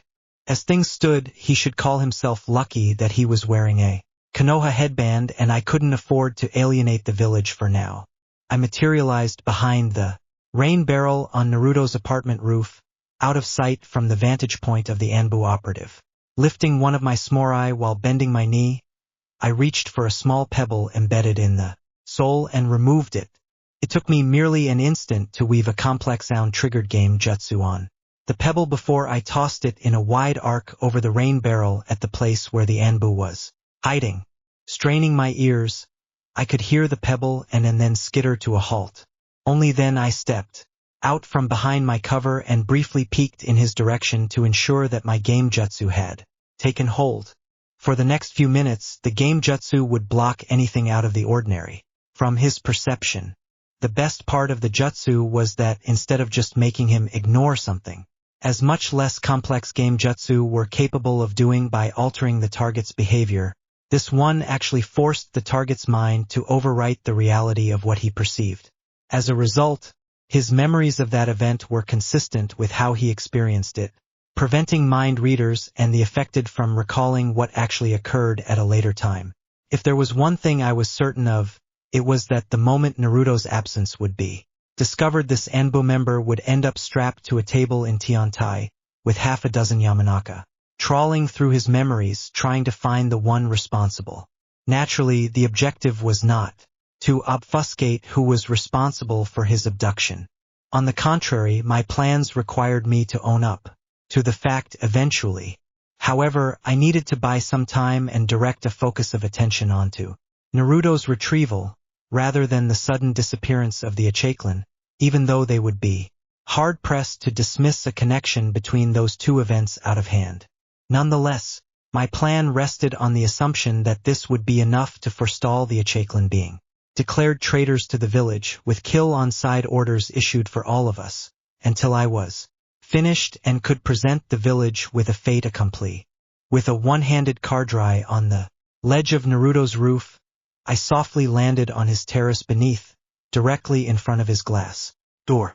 It took a moment to straighten out my kimono, and cheeking for any tears the fabric might have suffered, despite my best efforts to prevent it from being stained by keeping my legs together for most of the cartwheel. I was about to reach for the door handle when I caught a whiff of pepper that immediately prompted me to freeze, and my mind went back to the conversation with my brother just a few hours ago, in which he had described my Naruto as a trap genius. It was hard to deny that he had made a good point when I nearly ran into one of them just now, although I had to admit I might be a bit rusty and hadn't been expecting any trouble at this stage of the mission. Even so, crafting a trap that nearly escaped my notice until it was too late was no easy feat, far from it, in fact, considering that I only noticed it because he had used a component with a strong smell within a faulty packaging spoke volumes in itself. For a moment I pondered just using Kamui, making myself intangible and stepping through the glass door circumventing his traps, but where would be the fun in that? So I took my time and inspected the door thoroughly. Two things stood out: a barely visible trail of a powdery substance on the upper door frame and two small bulges close to each other, one above the door handle and the other at the same height on the frame of the inwards opening door. My initial assumption placed what I assumed to be a pepper powder concoction on top of the door frame. It was supposed to rain down on anyone crossing the threshold. I also suspected the bulge on the door was the result of something like an anchor to tie rope around, whereas the bulge in the frame had to be a hook to guide the same rope through. In most cases, this meant the rope would be wound around the trigger of a beat crossbow or something similar, just waiting for the moment the rope was pulled taut. It wasn't a bad trap. Simple while still effective. Not in regards to killing an intruder. The pepper powder was an irritant at best, if you allowed yourself to get covered in it. Some watery eyes and a runny nose were not suited to stop someone for good. Besides, the kunai bolt released from a contraption was hardly anything a run-of-the-mill cannon shouldn't have any problems evading. Still, I doubted that was even the intended goal. I found it far more likely it had been designed as an alarm system. The bolter kunai being blocked or hitting glass or wood was hardly a silent affair, and pepper powder had the nasty habit of making people sneeze. The apparent way to avoid those traps by simply breaking the glass door would still end up serving the purpose of the trap by waking a sleeping Naruto, despite leaving the door untouched, with neither the rope being pulled nor the pepper powder falling on the intruder. The dispersal pattern from the thin trail of pepper powder I could make out on the door frame suggested that he had placed some kind of container on the door, which was most likely leaning against the frame. I was confident that if I opened the door slowly that I would be able to locate the exact position of the container and attach a chakra string to it to keep it and its contents in place. That left only the rope and what was attached to it to disable. I figured that by opening the door a tiny crack, I should be able to squeeze a kunai in between and cut the rope before it went taut and could trigger the mechanism. Traps like this required a small margin of error, so that they wouldn't be tripped accidentally via thermal expansion or the occasional vibration. Picking the lock with a senman barely took a second. I then slowly opened the door, just far enough that I could identify exactly where the pepper powder was located. Just as predicted, there was a cylindrical container leaning against the door frame. Mentally, I congratulated my Naruto for his choice of the container, because the round surface area would make any attempt to keep it in place with mundane means more difficult. Not so with a chakra string, considering the fact that outside of Suna it was considered an obscure and mostly useless art. I could excuse this oversight, but the threat of the container spilling its contents over me contained, I redirected my attention to the door handle and the cord I found there just as I had expected. Lacking a kunai, I formed a short chakra scalpel at the end of my finger and was about to cut when I noticed a nearly transparent ninja wire running alongside the cord. I might have missed it without possessing a Sharingan and a superior eyesight that came with it even when not active. Curious, I closed the door a bit more as I watched a cord and wire intently. In response, the cord slackened, however, the wire stayed taut. Ingenious. There was something hanging off the wire. This meant that were I to cut it together with the cord, thereby disarming the mechanism attached to the cord, it would spring the wire mechanism. If I had to guess from what I had seen so far, it might be something as simple as a bell suspended in the air, from which if the wire were to be cut, whatever hung would fall to the floor, most likely in a noisy fashion. But the comprehensive understanding of what I was facing, I cut the cord and then proceeded, slowly opening the door until the pepper powder container above fit through the crack and could be guided safely into my right hand. By now, the door was far enough ajar that I could comfortably stick my left hand inside and close it around the wire. Cut it too. Holding the wire in place, I was finally able to open the door and I slipped inside.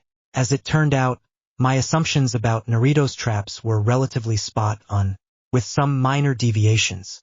Instead of a crossbow, the cord led to a taut slingshot attached to a trigger mechanism and the wire to a baby rattle. With narrowed eyes, I lowered the baby rattle, painted with toad motifs, to the floor.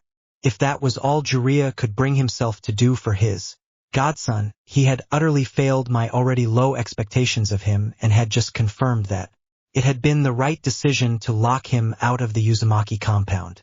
I allowed my gaze to wander, in part wary of an additional layer of traps, and in part to get a comprehensive impression of his living conditions.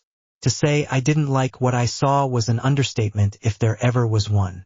I was downright furious that anyone would allow any child to live like that, and the fact that it was Naruto only made it worse. The supposed living room was nothing more than a garbage dump. There was no way to sugarcoat it because that is what it was. Dirty laundry, carelessly discarded, was strewn about the entire floor. The small table in the middle of the room was stacked with dirty dishes, with food remnants still clinging to them in various stages of going stale. But the spread of spoiled food not limited to just the table, all manner of bugs were skittering around. It was a result of Kushina's sense of chaos turned up to 11, combined with a distinct lack of common sense only a child could have. Someone had obviously failed to teach him that leaving perishable goods lying around wasn't exactly conducive to his health. It took taking a tentative step into that mess for my nose to be assaulted by the abominable stink of all of this, which was magnitudes worse than any battlefield stained by blood and human excrement could ever hope to be. Crushing a cockroach beneath my tamarai, it became balefully obvious that everything my brother said explicitly or merely implied turned out to be true. I knew the things had been bad for him, but I had never imagined he would have been left to his own devices to such a degree. This went far beyond the attempted conditioning he mentioned. What did the Hokage been thinking? I cut off my train of thought. There was no point in pondering that question, because it wouldn't matter after today. I wouldn't allow it to. Entering the bedroom, the situation didn't noticeably improve. The only difference was that the floor was mostly littered with clothes piled up in 3 large mounds, one in each corner of the room, not occupied by a bed instead of old food. Sprawled on it with his blanket only covering one of his legs was my Naruto. His left hand was laying on his stomach within his partly undone kimono. Seeing him like this soundly asleep, his frizzly hair buried in his pillow, and a thin trail of saliva running down the corner of his mouth, the resemblance short of the color of his hair to Kushina was undeniable. I would have liked nothing better than to watch him sleep like this for hours, but I regrettably didn't have the time. I was just about to cross the small distance separating me from Naruto when my instincts were suddenly screaming at me. Having escaped the clutches of death more than once by listening to them, I didn't hesitate for an instant and immediately became intangible using Kamui. I had acted not a moment too late because a lightning-clad hand emerged from between the valleys of my breast, followed by the rest of the body. The uninterrupted momentum carried my attacker straight toward the wall next to Naruto's sleeping form, not offering any meaningful resistance. It simply shattered on contact with the jutsu held in my attacker's hand, leaving a huge hole in his wake. The heartbeat later, the sound of the impact mixed with what sounded like hundreds of chirping birds coming from behind reached me. In air surrounded by dust and debris, my attacker twisted his body around, so that his head hidden behind an animal mask ended up facing my way. He hit the ground on all fours, digging small trenches with his limbs into it as he skidded to a halt. By the time he looked back up from the glance he spared to make sure he hadn't screwed up his landing, he found Naruto's room empty of my presence as I had reappeared right behind him. This granted him barely enough time for the muscles in his neck to stiffen an alarm before the sentiment between my fingers were plunged into them. To my astonishment, he somehow managed to start pushing his body off the ground and away from me before the poison took effect mid-motion, and his legs gave out under him. He collapsed immediately thereafter with his face hitting the dirt, dislodging his mask in the process. Lying unmoving and staring up at me with a Sharingan in his left, I was none other than Hot Akikakashi. It was such a fortuitous encounter, running into him here, saving me the trouble of having to hunt him down later on. Tilting my head, I kneeled next to him. I am glad you decided to return my clan's property of your own volition. His eyes widened in response to my words, but there was nothing he could do as my hand descended on his left eye and plucked it right out of its socket. I took a moment to carefully examine the eye for any damage its prolonged stay in a Nanaka Habari might have caused. It was only when I was satisfied with its pristine condition that I called forth my Susanoo and added it to my collection. although I had expected Abeto's left eye to be connected to his right eye's cameo dimension. In some fashion, the ability to open up a portal of varying size at range still came as a surprise. However, it by no means redeems your action concerning your treatment of Naruto, and there will be a price to pay for your neglect, I informed him while tagging him with a paralyzing seal. But Kakashi taken care of, I surveyed the damage he had just done. With just a cursory glance, I realized that my plan to abscond with Naruto without anyone noticing his absence for some time had just gone up in smoke. What's more, I had my suspicion that the use of that signature jutsu of his might have left some characteristic traces. Since I would ultimately have to own up to Naruto's abduction, I absolutely couldn't afford being suspected of any involvement in Kakashi's sudden disappearance. There was a marked difference between attacking your kin compared to attacking someone outside your clan, donning a Konoha headband.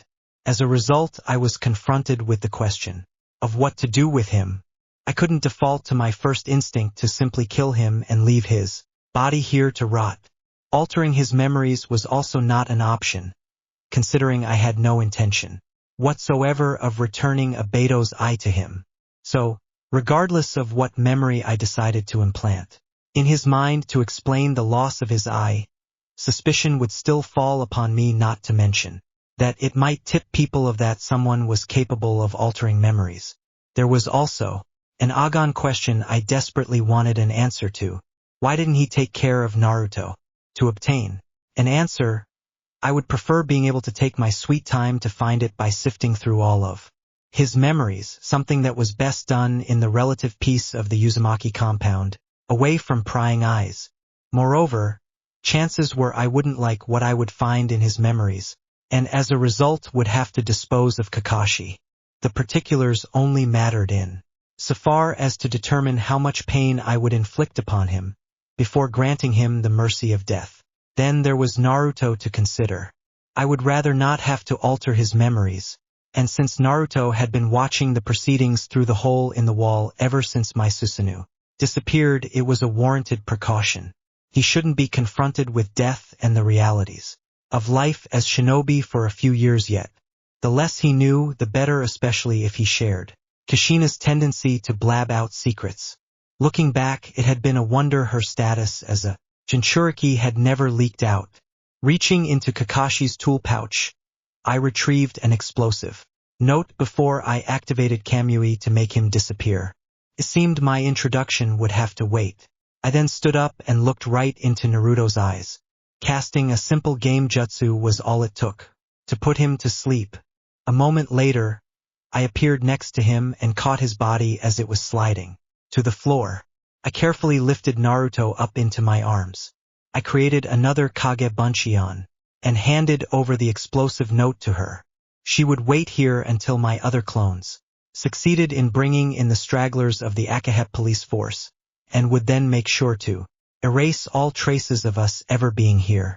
Given Kakashi's actions, nothing short of blowing up the hovel they had made Naruto live in would suffice.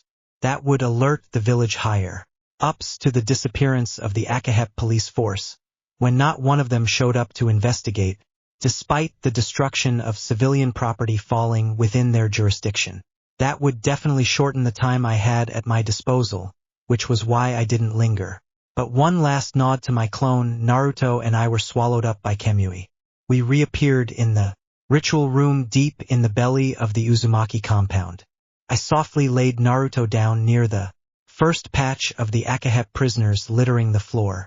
In my delight, two of my clones were already present and had begun with the preparations of the room and the prisoners.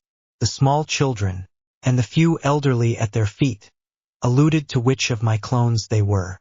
With one of my clones still in the process of drawing the life transfer seal in the center of the room, I decided to take advantage of the waiting time. First, I popped a soldier pill, undoubtedly not the last I would need to get through this night. The chakra expenditure of half a dozen Kagebunshin for an extended period of time, and a few small jutsu I had used up to this point were already taking their toll on my body. Age and relative inaction over the last few years were not doing me any favors either. Although, If those seals I took from Kushina's room worked as advertised, I just might be able to reach new, previously thought impossible heights. But a warm sensation was spreading throughout my body as the soldier pill did its job. I went ahead and began securing Cagebunchin's limbs. Unlike my kinsman, I couldn't kill him just yet, regardless of the outcome of probing his mind. For one, I had to give his body the time to flush the poison out of his system. It was more than unlikely that anyone could tie the concoction back to me, but as one of the foremost poison experts in the village, I would end up a suspect regardless. This was especially true since my actions today would remind the village that I was still very much alive and more than a forgotten footnote in the annals of history. Baikashi, despite all his faults, was a resourceful shinobi, and it would be foolish to trust a paralyzing seal to keep a student of Minato Namikaze immobilized. There was also the problem of the decomposition of his body to consider. It would allow drawing an accurate conclusion of his time of death, and unfortunately, there were means to determine if a body had been put into stasis. For this very reason, I couldn't rely on sealing his body to obfuscate the time of his demise. Still, I was getting ahead of myself. First, I needed to see Cagebunchin's memories, in order to determine the extent of his guilt. With Cagebunchin's hands and feet bound, I turned him onto his back and forced his remaining eye open. Baikashi's memories provided me with some very interesting events. From everything I learned, two things stood out to me: Cagebunchin joining Rude and the subsequent assassination attempt on the third Hokage at Anzum's behest. In that instance, it wasn't the attempt that was unexpected, but that he had gotten away with it, as did the one who had given the order when both should have been executed. They weren't, because Cagebunchin had changed his mind at the last minute and showed some remorse. This was a clear indication, if there ever was one, that the third sentimental side was a weakness, and this was only the most recent instance in which enemies had managed to exploit it. Still, what did my blood boiling was learning that Anzum had held a Mokutan user within his ranks. During the kickback, he had held the means to protect the village, to protect Kushina and Minato, and chose not to utilize them. It was because of him that Naruto had grown up an orphan. It was an unforgivable sin, one I would make sure he paid for in full. Yet as much as I would like nothing more than to march right into his lair, and find ways to redefine the phrase torture to death with him as the guinea pig, a role he had more than just volunteered for with his actions, I couldn't. It was not right moment to do so, nor would it be for some time. It all came back to us needing to rely on Konoha for protection. Couldn't afford to weaken Konoha any further than I already had. Otherwise, it might invite attacks from the other major villages and put Naruto at risk. No, I had to bide my time and gather more strength. For Naruto's sake. The first step towards that goal was to increase the quality of the members I had deemed had some future use for Naruto by promoting their eyes to the next level. I had wondered for years about the particulars of the Manjakim Shorinjin. Not much was known about the requirements for gaining a specific ability. Even reading the stone slab after gaining an eternal Manjakim Shorinjin hadn't provided me with a satisfying answer to the question.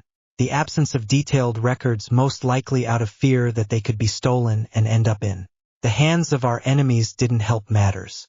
My forefathers, if they had bothered at all, had been content with writing down the names of those who had managed to unlock their eyes. Over the years, a small number of people had achieved it.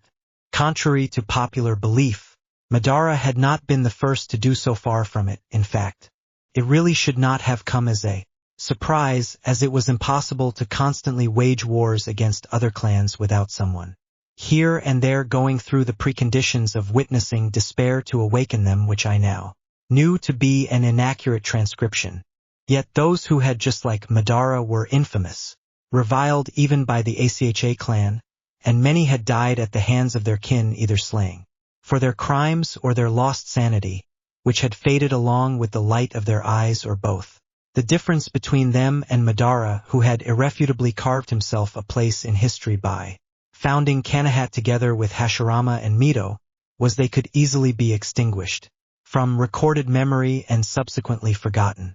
Unless, of course, you knew where to look and happened to be the clan head's daughter.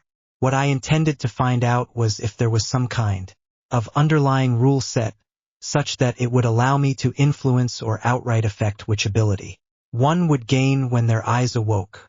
What was it that determined it? Personality, blood, or something else entirely? Kakashi's memories provided me with the last piece of the puzzle. To form a coherent theory, it was based upon two events, to be exact. Obito's presumed death, witnessed by Kakashi, made it clear that at the time his body had been crushed, my cousin hadn't had access to Kamui yet. It was absolutely inconceivable for any shinobi to hazard taking that kind of damage to their bodies if it could be avoided, and there was no doubt about it. His body was a mangled mess. Kakashi saw enough for me to be sure of it. The second event was the death of Rin. With the sole exception of what happened to Obito, it was the only other event providing the required level of despair to advance a Sharingan to its next stage. It was only a guess, but given the situation they found themselves in when Rin threw herself in the path of Kakashi's jutsu, Obito also might have been present, because I really had a hard time coming up with an explanation as to how Kakashi, after he had plunged his hand through her heart, could survive that encounter surrounded by enemies as he had been. Someone must have taken care of the mere moments after he had fainted from the shock of his actions. Disregarding teleportation, this meant that someone had to have been close by with inside of Kakashi and Rin in order to be able to interfere in time. The five factored in the state of the battlefield after he woke up with the whole Kiri platoon butchered to the last shinobi, their blood and intestines littering the area. It all looked more like the work of a savage beast than that of a skilled shinobi. The restraint and precision that came with proficiency at killing were conspicuously absent. Instead, I noted an undercurrent of unrestrained rage.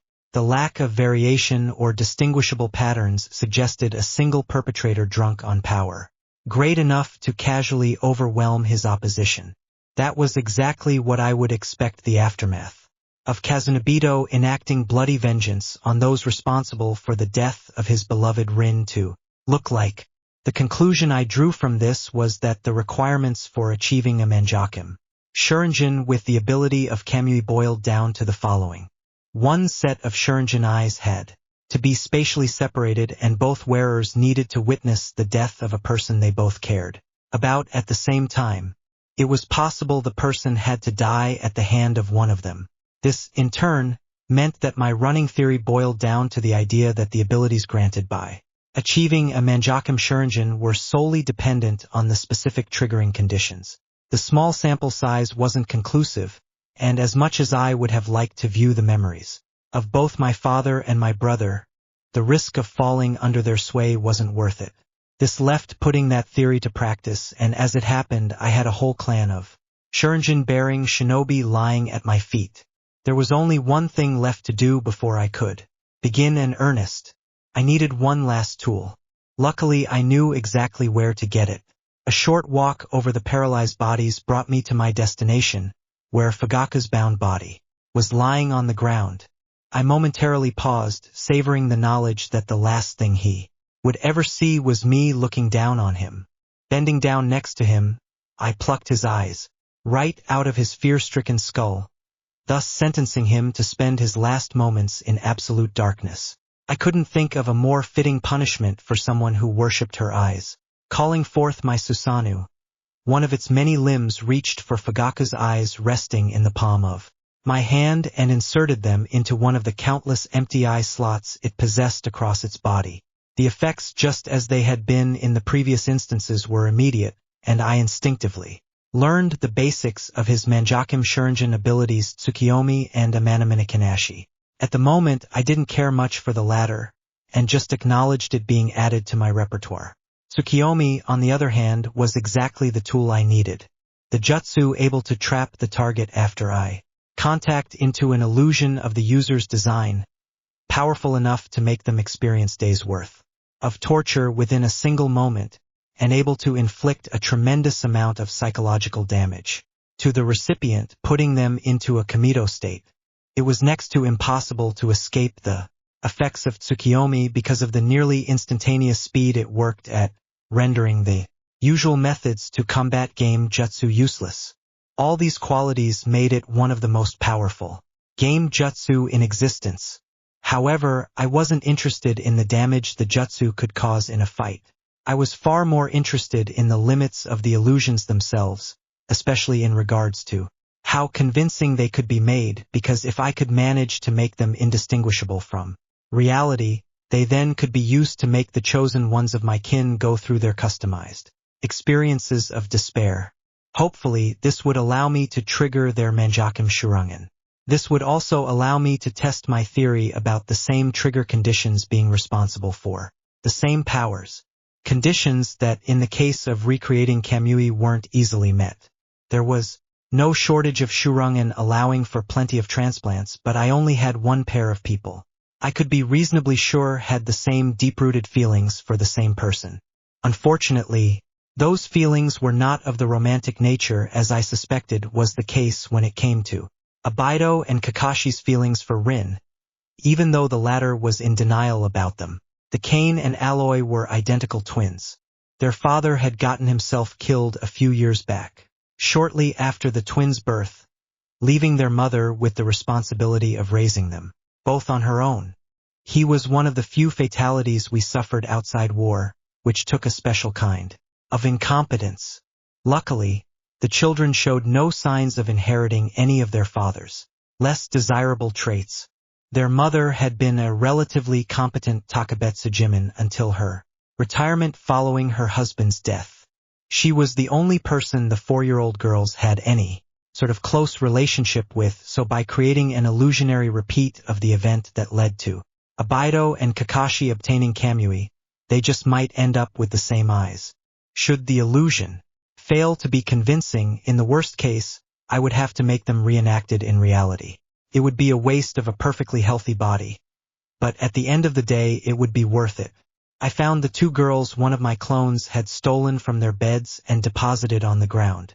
Akane in her Gain Jutsu-induced sleep was still clutching her stuffed cat to her chest. They both looked the same since I last saw them, wearing their Ichua black hair and mirrored, asymmetrical lobes, with a bang running alongside their cheeks to help anyone who wasn't there. Mother, tell them apart. I went down onto my knees and moved Akane's bang out of the way to allow me better, unimpeded access to her right eye. Using my left hand, I parted her eyelids, severed the optic nerve and removed her eye. I then proceeded to Owi and repeated the process of removing her right eye, and began the arduous and time-consuming process of implanting the eye in my hand. It required the careful reconnection of every single strand of the eye's optic nerves to their corresponding counterparts. This was no easy task because a single mistake could have devastating effects on the eye's abilities. It was the first time my self-taught medical knowledge was actually put to use. I had originally started to dabble into it a few weeks ahead of Izumi's due date. Given the scar this left me with, I had intensified my efforts ever since. When I finally finished after half an hour, I repeated the process and subsequently implanted Hour's right eye into Akane. That would usually take at least a week until a medic would allow someone the use of a transplanted eye. The nerve strings, even with the help of Irem ninjutsu, were raw and brittle until they had the time to fully heal, and any premature use could hamper the healing process and increase the chances of an infection. This was an undeniable fact that wasn't helped by the anti-rejection medicamentation the recipients of transplants had to use for the rest of their lives. The medication was wholly unnecessary in their case, with them being identical twins, and another reason why I chose them for the procedure, despite their admittedly young ages. Depending on the outcome of this experiment and the Manjitsu cum Shurungen's abilities each eye would manifest, they might have to keep an eye on their sister. Even if my theory turned out to be correct, it was formulated upon the observations made regarding one pair of Shurungen split between 2 people and not 2 pairs, as was the case with them. Regardless of the outcome of my experiment, I would rather avoid burdening them with medication that would weaken their immune systems, which might have an undeniable impact on their general health and endurance, amongst other things, preventing them from fully realizing their combat capabilities down the line. Even so, it would still leave them with 2 injured eyes, which shouldn't be strained in the foreseeable future to prevent damaging them. Raiding Kushina's room provided the perfect solution to this problem. The solution which, as the telltale sound of a KGI Buncheon dispelling and the memories that came along with, informed me was ready to be used, since the sealing array was finished being drawn. Each of my hands reached around the twins' small hips and lifted them from the ground. When I stood up on my way to the center of the room, I placed a cane within the bounds of the recipient circle of the sealing array, while the currently last remaining clone of me present in the room unceremoniously threw down Fugaku into the donor one. I took a step back, moving well outside the bounds of the seal, holding on to awe, while my clone went for the control array of the seal. It was located between the 2 circular transfer endpoints and activated the seal by channeling some chakra through her feet into it. The array lit up, and what looked like a yellow ethereal substance was making its way through the sealing array on the ground from Fugaku's side to the twin. It showed a remarkable resemblance to blood traversing a vein. The difference was that instead of sustaining a body with oxygen, this one transported the life force from one side to the other. It took just a few moments of the seal running at a low setting for the effects to become notable. I watched with bated breath as in slow motion, Fugaku's hale and hearty body turned feeble. His hair turned white and a few small wrinkles on his face multiplied and became deep gouges littering his face, as the life was literally sucked out of him. He more and more resembled a raisin than a grape. On the other side, the effects weren't as pronounced. From where I was standing, all I could tell was that a cane had gained an increasingly healthy complexion. I would have to wait for this to be over before I could do a thorough examination of the twin to say more, but it seemed the seal was working as advertised. I turned my attention back to Fugaku, not wanting to miss a single second of his demise. He ultimately didn't last long, and if not for my shirring and burning every gruesome detail to my memory, I would have been vexed at how fast it was, not giving me the time to truly savor the process. My clone went to the lifeless husk that had once been the man I had been forced to marry and sealed it away. The clone replaced it with a female roughly the same age as Fugaku, and removed her eyes with surgical precision.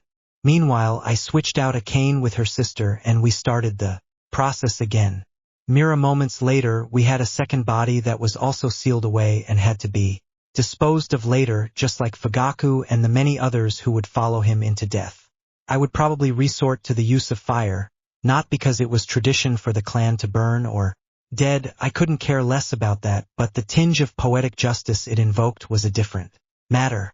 Burning the old and decrepit and building something new nurtured by the fertile ground, provided by the dispensed ash of their bones, seemed like a fitting end to my father's legacy.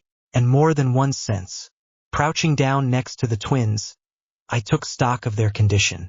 The diagnostic scan of their bodies not only told me that their implanted eyes were fully incorporated and ready to be used, but that there were other changes. At first glance, they might seem inconsequential.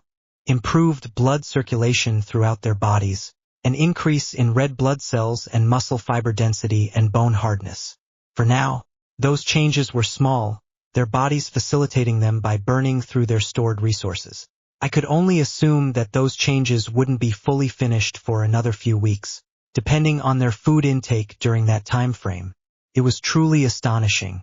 Seeing these effects, it became clear that the prolonged life expectancy was only a side effect of an overall improvement of the recipient's bodily health. This would undoubtedly be reflected in their overall combat power, since those changes would ultimately help boost their endurance, speed, and chakra. That was more than I could have hoped for and made me wish for the first time in my life that my clan was bigger than it currently was, with more bodies to spare. My musings were interrupted when another of my clones appeared via Kamuhi inside the room and deposited another batch of people and a scroll containing the assets of the raided homes on the ground before dispelling immediately afterward. This was the last of my clones to successfully return from collecting clan members from their homes. Only those in the Akahe police station and the one I left behind to blow up Naruto's living accommodations had yet to accomplish their tasks. Stimulating the eyelids of the twins with a bit of chakra ensured that they would stay open for the next few minutes, even in their unconscious state. With the final step of my preparations done, all that was left was figuring out if Tsukiyomi was up to the task. The vast experience in using game jutsu and manipulating memories I had accumulated helped a great deal in crafting the illusion. The first part of the illusion was a short fight against a faster opponent, relying on barrages of countless envin projectiles that were notoriously hard to make out, thereby straining their eyes while also putting them under emotional pressure with their sibling present and in need of protection, did the trick of awakening the Sharingan and both of them. Designing a scenario to awaken the Sharingan was simple enough if you had no regard for the child's welling. It had been a common practice back in clan ear days for parents to force the issue. The clan had numerous instructional guides regarding the topic stashed away. Each method seemingly tried to outdo the other in cruelty that could be inflicted upon the children with varying success rates. That was the second part of the illusion I was anxious about. I kept the details mostly the same as what Kakashi could remember from the encounter. I only replaced Rin with the twins' mother and then put them both into the illusion. I was careful to ensure that they then went through the events concurrently, just from different points of view. The Kane was the one to accidentally kill her mother with a kunai, while her sister observed it from nearby. The whole proceeding didn't even take a second. The very instant I cast Tsukiyomi, it was already over, both of the twins' eyes advancing to Manjukum Sharingan state. The appearance of all four of them was identical to the pinwheel pattern of Obito's eyes. The activation and subsequent advancement took a lot out of both of them, leaving their bodies at the very brink of exhaustion and severely depleting their chakra. It was difficult to imagine how they would have fared before they had received Fugaku's life force strengthening their own. It didn't bode well for the other younger girls, but that was a consideration for later. At present I was more interested in learning more about their eyes, diving into their memories and listening to the exact moment their eyes advanced and whispered to their subconscious what they are capable of, confirmed by theory. In addition, it became apparent with their eyes not only possessing the same ability as Obito's, but also possessing the same distinguished pinwheel pattern, that those two things went hand in hand and were solely dependent on the triggering conditions. This allowed someone familiar with all possible permutations to be fully aware of what they were facing with just a glance to the eyes. Unless, of course, that glance turned out to be a fatal mistake. Even eternal Manjukum Sharingan wouldn't be exempt from this phenomenon, since their pattern was a simple fusion of the two respective Manjukum Sharingan patterns making it up. There was another interesting tidbit of information I gleaned from this. Both the twins manifested only one ability each. Akane got the ranged cameo attack in her original left and the implanted right eye. Her sister got the intangibility touch version of cameo in her original left and the implanted right eye, and neither could manifest a Susanoo, which I assumed could only be done with eyes belonging together. In order to disprove that theory, which should help deepen my understanding of our bloodline, the twins needed their original eyes back. The process of carefully removing and retransplanting them barely took me a minute. As a result, each of the twins once again ended up with one eye that was in no condition to be used. Luckily, I knew how to solve that problem, and so did my clone, who correctly deduced what I was planning and anticipating my needs had prepared. Another two of my male kin, the only use any of them had in the Uchiha clan, I envisioned subordinate to my Naruto, laid in their eyes, and the life force they could offer to strengthen those worthy. I would strip them of both until nothing remained. After my clone placed the first body stripped of his eyes into the ceiling array, I activated it. The effects it had on the donor were exactly the same as Fugaku and the woman suffered before, his shriveling to a lifeless husk within mere moments. The effects on the twins compared to the first time were negligible. their bodies visibly recovered from what I had put them through, but this time there was no immediate change in their complexion. It wasn't unexpected. There had to be a limit to the amount this seal could help a recipient already in peak physical condition. Banyur shut down with the death of the donor. I went to both of them and conducted another examination of their bodies. As it turned out, receiving a second dose of life force expanded upon the changes from the first, increasing most bodily functions even further. This confirmed that the sealing effect was indeed cumulative. Unfortunately, I had no way to tell what impact the ritual had on the twins' life expectancy. It might have added 10, 20, 30, or even more years to their lives, or in the best case, might have added the donor's entire lifespan as advertised. That was unlikely I would ever be given the opportunity to find out for sure, because not would I have to outlive them, but also given the danger of our profession. Neither of us dying a violent death at some point was an unrealistic expectation.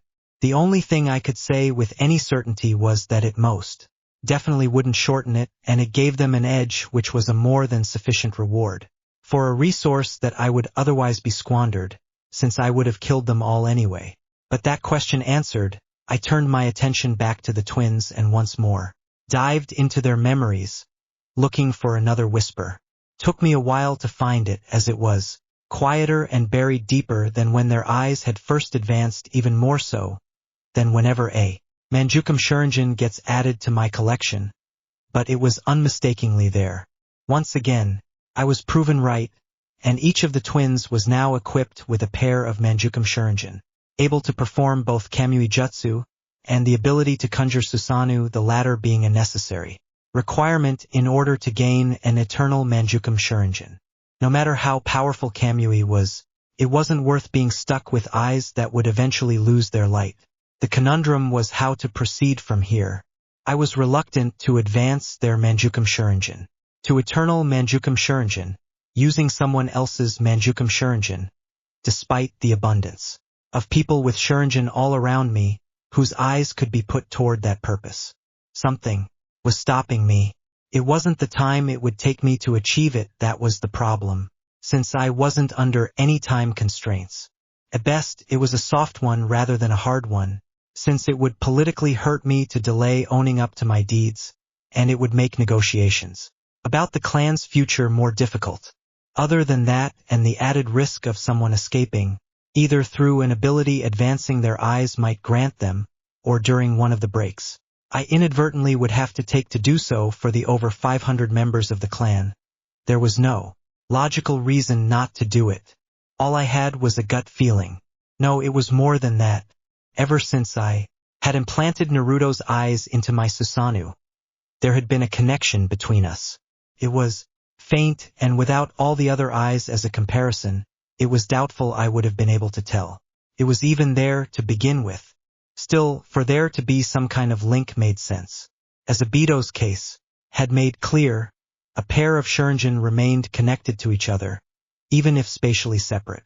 So it stood to reason that since his regeneration made sure he wasn't limited to just one pair of eyes throughout his life, that all his eyes were connected.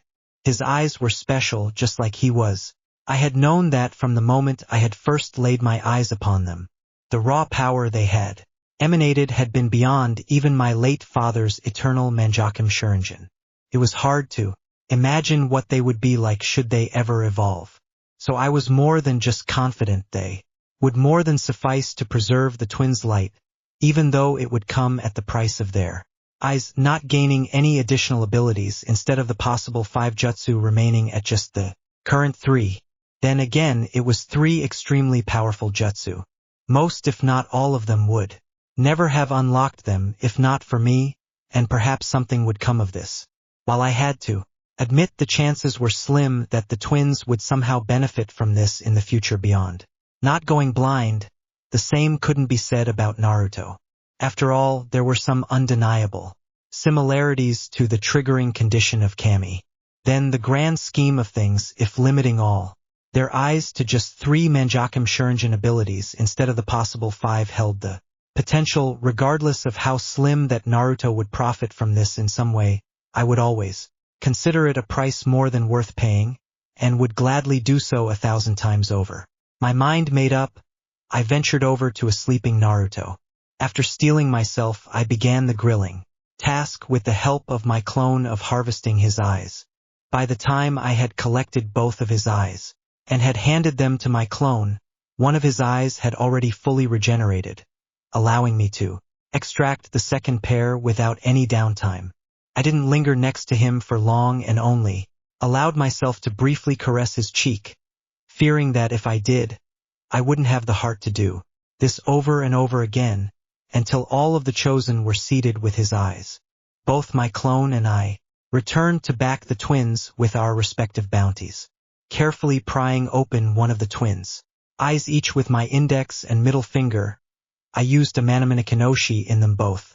Their eyes immediately became milky, and their pupil was overlaid with a shadowy resemblance of the Manjakim Shuriken pinwheel the jutsu originated from, displaying its use for everyone to see. Unlike Kotomisakami, the jutsu didn't subtly manipulate the target's mind, and instead suppressed most of the conscious mind, thereby turning them into nothing more than puppets whose strings were held by the user of the jutsu. They were forced to obey every command given to them. That really shined when it came to combat applications. Being able to hijack an opponent's body with a glance was nothing to scoff at. Even though the jutsu could be dispelled, it was easier said than done. After all, there was a huge difference between disrupting the chakra of a willing ally and that of an enemy, especially if that enemy had access to nearly their full range of abilities, and was constantly hurling jutsu with you. The added disregard the hijacked had for their own bodies only added to the danger, but it was most likely this jutsu which was ultimately responsible for. The Kikbi attack was only of academic interest at this point, because by the time the day was over, nobody with access to the jutsu or the potential to awaken it would be in any state to threaten Naruto ever again. At least it appeared that way, because with this I had added the eyes of 2 of the 3 known users of the jutsu to my collection, and Madara had been dead for decades. Still, there was some lingering doubt. I had only been able to retrieve one usable eye from Kazunobito, with the other one closed from what I assumed was the use of Izanagi the eye, which had to be the one to cast a Manamina on the Kikbi, because his other eye was only able to use Kamui. Not that it stopped me from implanting it into my Susanoo in the hopes of getting something out of it, which to this day hadn't happened, and after nearly 8 years of nothing, I doubted that would ever change. Nevertheless, with Obito's other eye having been gifted to Kakashi, it begged the question as to where he got his second eye from and what happened to his counterpart. Quite a shame, since it prevented me from finding out who it originally belonged to. Banadu must have really done a number on him if he was forced to rely on that jutsu to sacrifice what at the very least must have been a Manjakim Shuriken, and still lost. Still, Fugaku, the only other wielder I knew of, was no longer an issue, but control over their bodies. I forced them to summon the first stage of their Susanoo, and directed the chakra construct to implant a pair of Naruto's eyes into the empty eye sockets each. The whole process barely took a full minute, but when I relinquished my control over their bodies, they conked out and their small bodies trembled uncontrollably. I didn't even have to examine them to identify the symptoms of acute chakra exhaustion. My clone didn't waste time, and went to prepare another few bodies to relieve their suffering.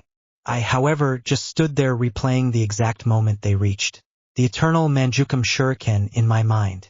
The glimpse I caught in their eyes was not something that should have happened. From my research over the years poring over old dusty scrolls, I knew that when 2 Manjukum Shuriken were combined to create an eternal Manjukum Shuriken, their respective patterns merged into a new one, signifying their evolution. They didn't talk about the 3 pinwheels the Tamo of the Shuriken turned into multiplying into 6, and then 3 of them spinning, until they overlaid the 3 original arms and became one. I would have expected to see a 6-armed pinwheel Shuriken if I had given the eyes of one of the twins to the other, in order to create one pair of eternal Manjukum Shuriken, but that was not what happened, and even if it had, it wouldn't have explained the subsequent merger. I waited with bated breath for another transfer of life force into Aoi to be over, and Akane's turn before I began my investigation. Diving into their minds, I nearly missed it. Only the thought of what the eternal Manjukum would have turned out to be had the twins' eyes been combined lingering in my mind, allowed me to notice the subtle differences in the whispers of their eyes. They didn't tell of any additional jutsu they were now capable of, but they did mirror each other's capabilities. This meant that both of their eyes were able to utilize each of the two Kamui Jutsu Naruto's eyes, creating the exact same result I would have gotten had I combined both the twins' eyes into one. Suddenly, using his eyes didn't seem like such a bad idea. Sure, it was still a reduction in options open to the wielder, with only having 3 instead of 5 jutsu. Still, considering that losing an eye, which was a real possibility in a battle, would reduce 5 to 2 and 3 to 2, made the trade-off seem was a wantonly underestimated concept. I reached for the scrolls I had taken from Kushina's study and unsealed their contents, and 2 cylindrical objects appeared. I picked up the first one and imprinted it with my blood. Object in hand, I went over to Naruto. A small incision on his thumb provided me with a few drops of blood, which I used to imprint him as the second user of the tool supposed to apply the seal to her eyes. The rest of the blood I applied to the stamp carrying the seal to ensure that only his seed would ever take hold in the womb of any Achahu woman. For the finishing touches, I applied both seals to safeguard or bloodline to the twins. After one final examination of their bodies in which I found no cause for concern regarding the seals, I used the first tool while looking up and applied it to both my eyes. Then I unwound my kimono to get access to my stomach, and applied the second seal on top of my navel. Unlike the seal to my eye, this time I felt something, a warmth spreading throughout my lower torso that grew increasingly unpleasant. It was as if my insides had been lit on fire, curling up in the fetal position because of the pain. Couldn't stop cursing myself for my utter stupidity, overlooking the fact that I had given birth, and despite my virginity technically intact, I was not untainted. Of course, a seal from a patriarchal society that treated women as nothing more than cattle would take issue with that. Just before the pain grew unbearable and I thought I might die, the pain stopped, and the heat in my guts disappeared as suddenly as it had begun. Briding myself, I grudgingly acknowledged that I had been lucky. This mistake could have cost me and Naruto everything. As the sole person standing between him and the village, I had to do better.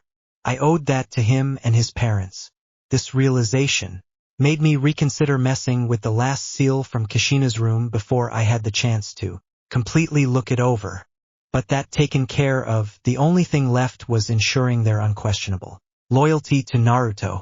Given that every clan indoctrinated their children to various degrees, it wouldn't take much to achieve that.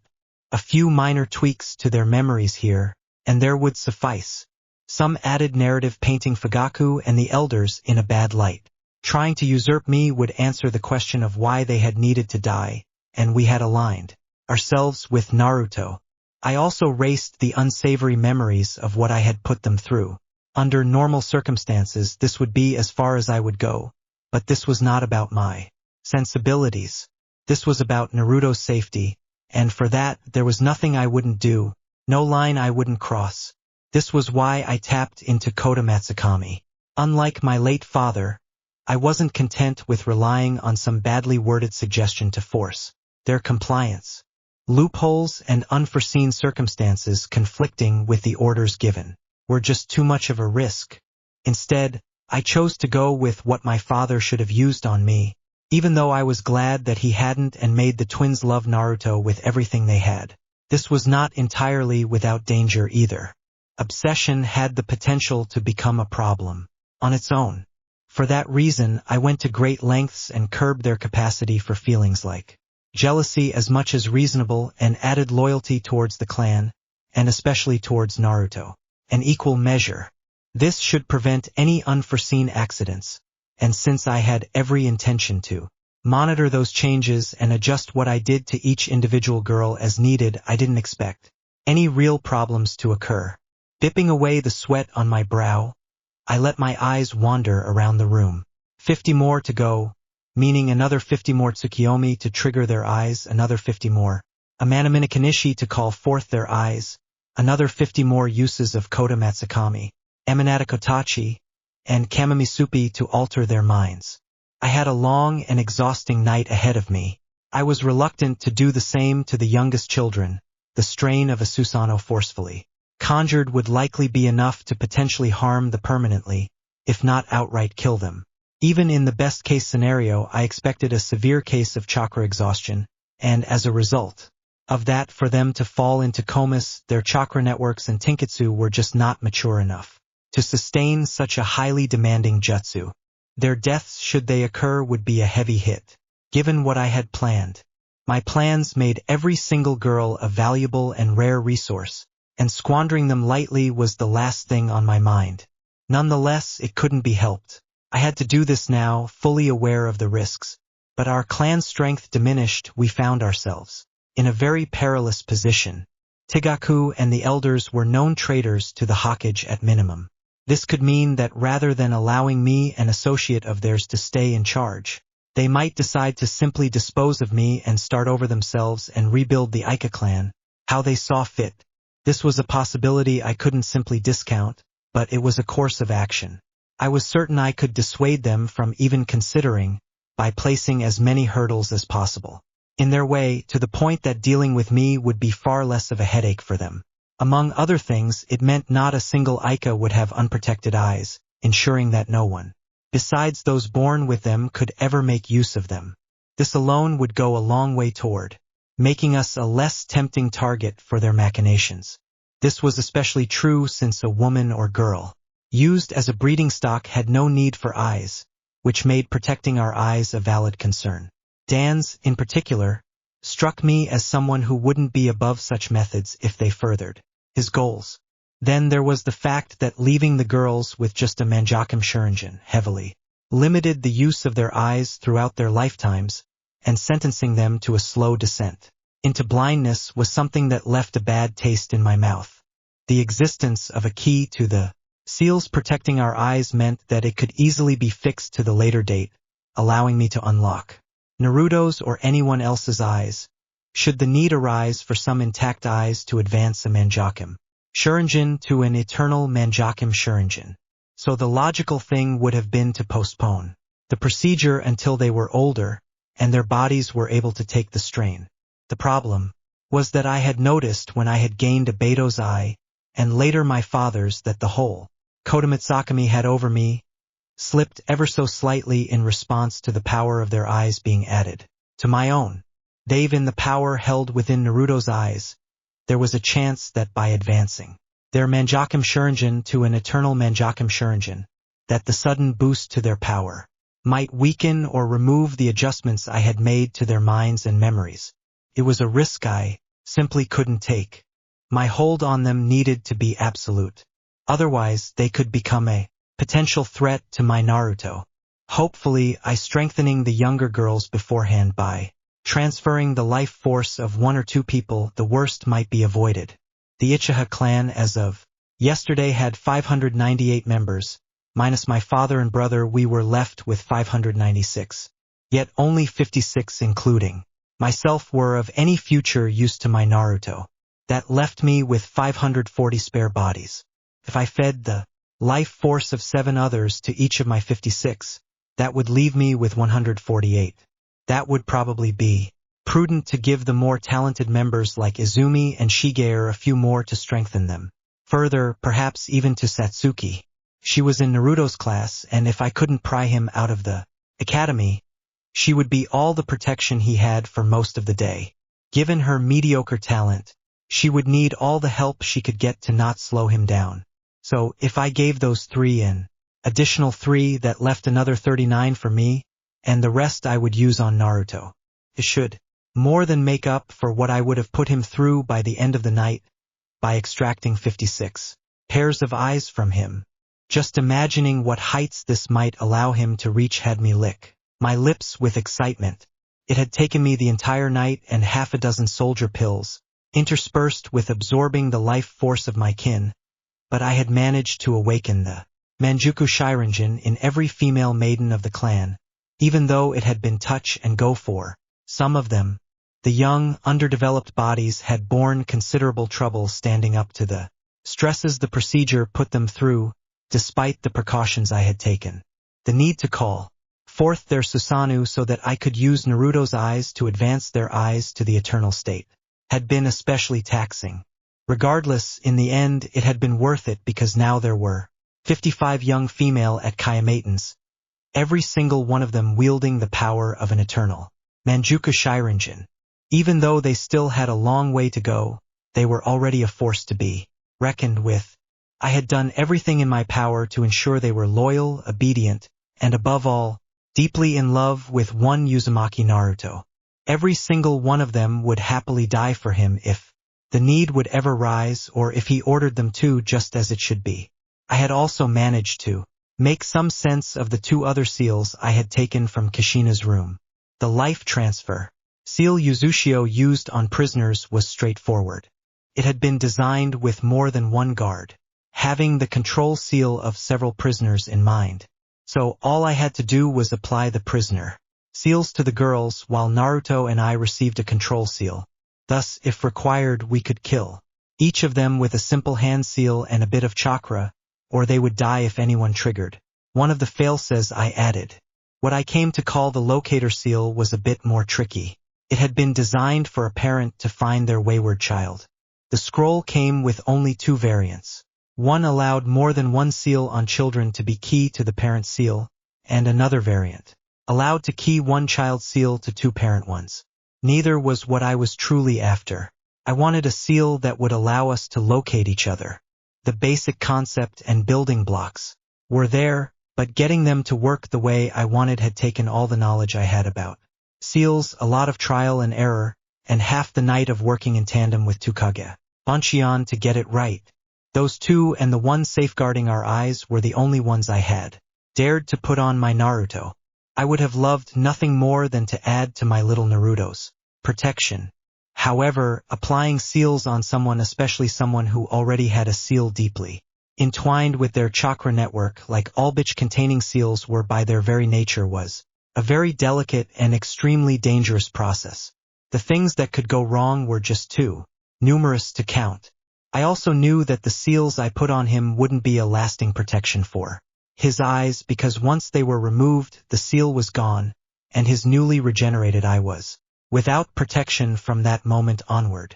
Still, the seal's existence without knowledge of his healing factor should still be a viable deterrent, and even the most determined might not try again after it failed once, at least if they had to fight for it.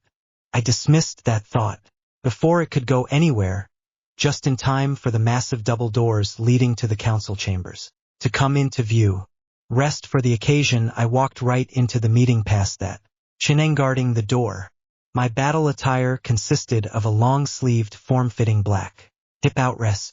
The hem reaching past my knees was slid at the sides and tapered off so as not to hinder leg movement. Beneath it, I wore long-legged pants. Above it, I wore my customized flak jacket, jet black without pockets and held in place by 2 shoulder straps. The last time I had been in this room had been at my father's heels. It had been more about presenting myself to the other clans than for me to learn how to lead a clan. I had been told not to even think about speaking during the meeting, only to sit there and look pretty as it was expected of me. Back then, no one had so much as paid me more attention than a curious glance. The contrast to today couldn't be more extreme. All eyes were on me, although not openly staring, which would have been unbecoming while still managing to always keep me in their field of vision. Some even possessed the audacity to allow their hands to hover over their weapon pouches. I only hoped the last half hour spent before a mirror would stand up to scrutiny and conceal the rejuvenating side effects the life transfer seal had imposed upon my body. Under normal circumstances, this would be a cause for celebration. The few marks I had accumulated over the years marring my body had disappeared without a trace. This would have been a welcome change to any woman self-conscious of outer looks. It had been especially gratifying losing the scar from the first C-section one performed on myself with my lackluster understanding of Irene Jutsu at that time, as it had been a constant reminder of having carried Fugaku's children to term. In a shinobi village, time was one of the enemies we'd yet to find means to defeat. Deaging me to my very early 20s was not something that could easily be explained, nor did I have the slightest inclination to do so. Fortunately, I had paid particularly close attention to the manned Audi Umbu classes regarding disguises, not requiring using chakra. It was overall a safer method than relying on a simple hinge, a jutsu known to fail the most superficial inspections. It also helped matters that it had been years since I had met any of them face to face, so it was more than likely that any discrepancy they might notice would be attributed to me aging gracefully. Ignoring their evident enmity, I walked to the chair reserved for the Uchiha Harem leader at one of the ends of the three-quarter circle table and seated myself. No one dared to protest. My eyes lingered for a moment on the Uzumaki seat, next to the Senju seat right across from me at the other end of the table, which had been vacant far too long. Mito had been the last person to sit in it. According to the stories, she had never so much as spoken a single word, let alone voted in those sessions, remaining impartial, only silently observing. Kushina had never had any interest in governing, never even participating a single time. It had never seemed to occur to her that Hokage was, for the most part, an administrative position. She wasn't the only one with a seat to never show her face.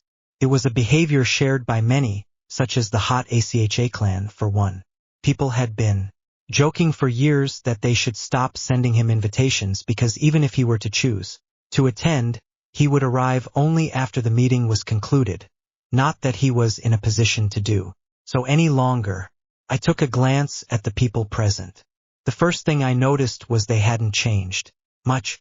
Besides some deepening wrinkles, most looked precisely the same as when I had last seen them. Zoom remained true to her animalistic nature. Her untamed spiky brown hair was as much an indication as her long nails and sharp teeth. She completed her looks with the Inosuke clan's traditional Fang markings on her cheeks. Anichi kept his ash blonde hair so long that it reached his lower back. His green eyes and well-defined jawline made him appear like a discount Minato. It was no wonder prim and proper Aquina had settled for him after Minato had rebuffed her advances. She probably had no idea how lucky she had been that it had not been Kushina to break her heart, which would have been just one thing among many she would have shattered for someone making moon eyes at him. The less said about Akamichi Chimza, the better. The redeeded somehow managed to become even more plump, begging the question as to whether the samurai armor he squeezed himself into was a new one or if it had been reworked. I would fear for his wife if she did not fill out her clothes just as well as he did. Out of the three that made up the original Inashikasho, only Shikaku looked different. The two scars diagonally marring his face were a new addition. Knowing Yoshino, she would have given him hell for this brush with death. She had always been self-conscious about her husband's looks, always lamenting the fact that he had not been Marinsome. Long black hair and milky white eyes and an expressionless face that said, "I am better than you," unmistakably belonged to Heike Hiyashi, the last from our vaunted generation of clan heads. He was the other one besides Shikaku for went wearing a slightly modified Konoha's standard uniform, along with a flak jacket. Instead, he wore loose-fitting long-sleeved robes beneath his brown hiyori. There was a murmur going through those gathered in the room when the Hokage entered, flanked by two masked and cloaked Umbu members. Hidden beneath a small stature, the traditional white hiyori, a red hat and kimono, and an aged and wrinkled face, was one of the most deadly individuals in the village. He failed in hiding a minuscule break in his stride and a slight widening of his eyes when he noticed my presence. Trying his best to appear unbothered, he took his seat behind a small table that was prominently located in the empty space left by the missing part of the three-quarter circle table the rest of us were sitting at. He sat still for a moment that seemed to stretch endlessly, going by the increased fidgeting as they waited for him to start the meeting. I agreed all those gathered here Let us start with discussing what I assume most of. You are dying to know. It was a poor choice of words as far as I was concerned. On the other hand, as all eyes fell on me, the assembled clan leaders gave up all pretense of hiding their stares. Bakadosan, would you care to enlighten us as to what happened last night in the Ica compound? And where your clansmen disappeared off to? And while we are at it, his tone suddenly lost his grandfatherly gentleness, leaving a dangerous edge. I would like to know the whereabouts of one Uzumaki Naruto. Despite his words framing it as a request, his tone left no doubt that it was anything but. It was an order, one that carried a very real threat of consequences for non-compliance. Left unspoken was that Naruto, the village's precious weapon, had better be unhurt. It was hard not to outright laugh in his face at this fake concern about my Naruto, and to tell him exactly what I thought of him and the ones responsible for his treatment. I would have liked nothing more than to grab Naruto and a few survivors from my clan and leave this cesspit behind to give my Naruto a chance at a life away from all this. Unfortunately, I was painfully aware of the sheer impossibility of such an endeavor succeeding. While it would have been easy using Kamui to flee the village, the problems would have only started from there. They would never allow the Ica clan to break their allegiance to Konoha, despite the Konoha charter explicitly allowing for it. With the secrets we harbored, the fear of our potential, that our bloodline could be added to strengthen another village, we were simply too much of a threat. Then there was also the hidden reputation to consider if two of the three founding clans were to wash their hands of Konoha. Shimura-dan's especially would never stop hunting us for that perceived slight alone. He was also present, a former acquaintance and friend of my late father, although that might be a step too far since I doubted either one of them did friends. Despite his stoic face, the utter disdain in his eyes as he visually tried to dissect me was hard to miss. Not that he was capable of anything more substantial than glaring with his body in this broken state. One-eyed, one-armed, and requiring a cane to walk, the old man with the X-shaped scar on his chin would have trouble surviving a single bout with anyone present. The danger lurks in the Umbu faction called Rude under his control, and the free rein he was given to utilize them to the best of Konoha's interest. There were numerous rumors back when I was in Umbu about what the people under his command got up to. Some I managed to confirm after the fact. He was not one to be trifled with. They've in the current strength of the clan, after I had separated the chaff from the seeds that might eventually grow into wheat, the outcome was never in question. I could not hope to protect them by myself, since it wouldn't be just Konoha that would come looking for us. The moment word spread, no village would leave a stone unturned to secure our services. Willing or unwilling wouldn't matter, and that was without taking Naruto's status as a Jinch or Ikki into account. He was still a malleable young boy.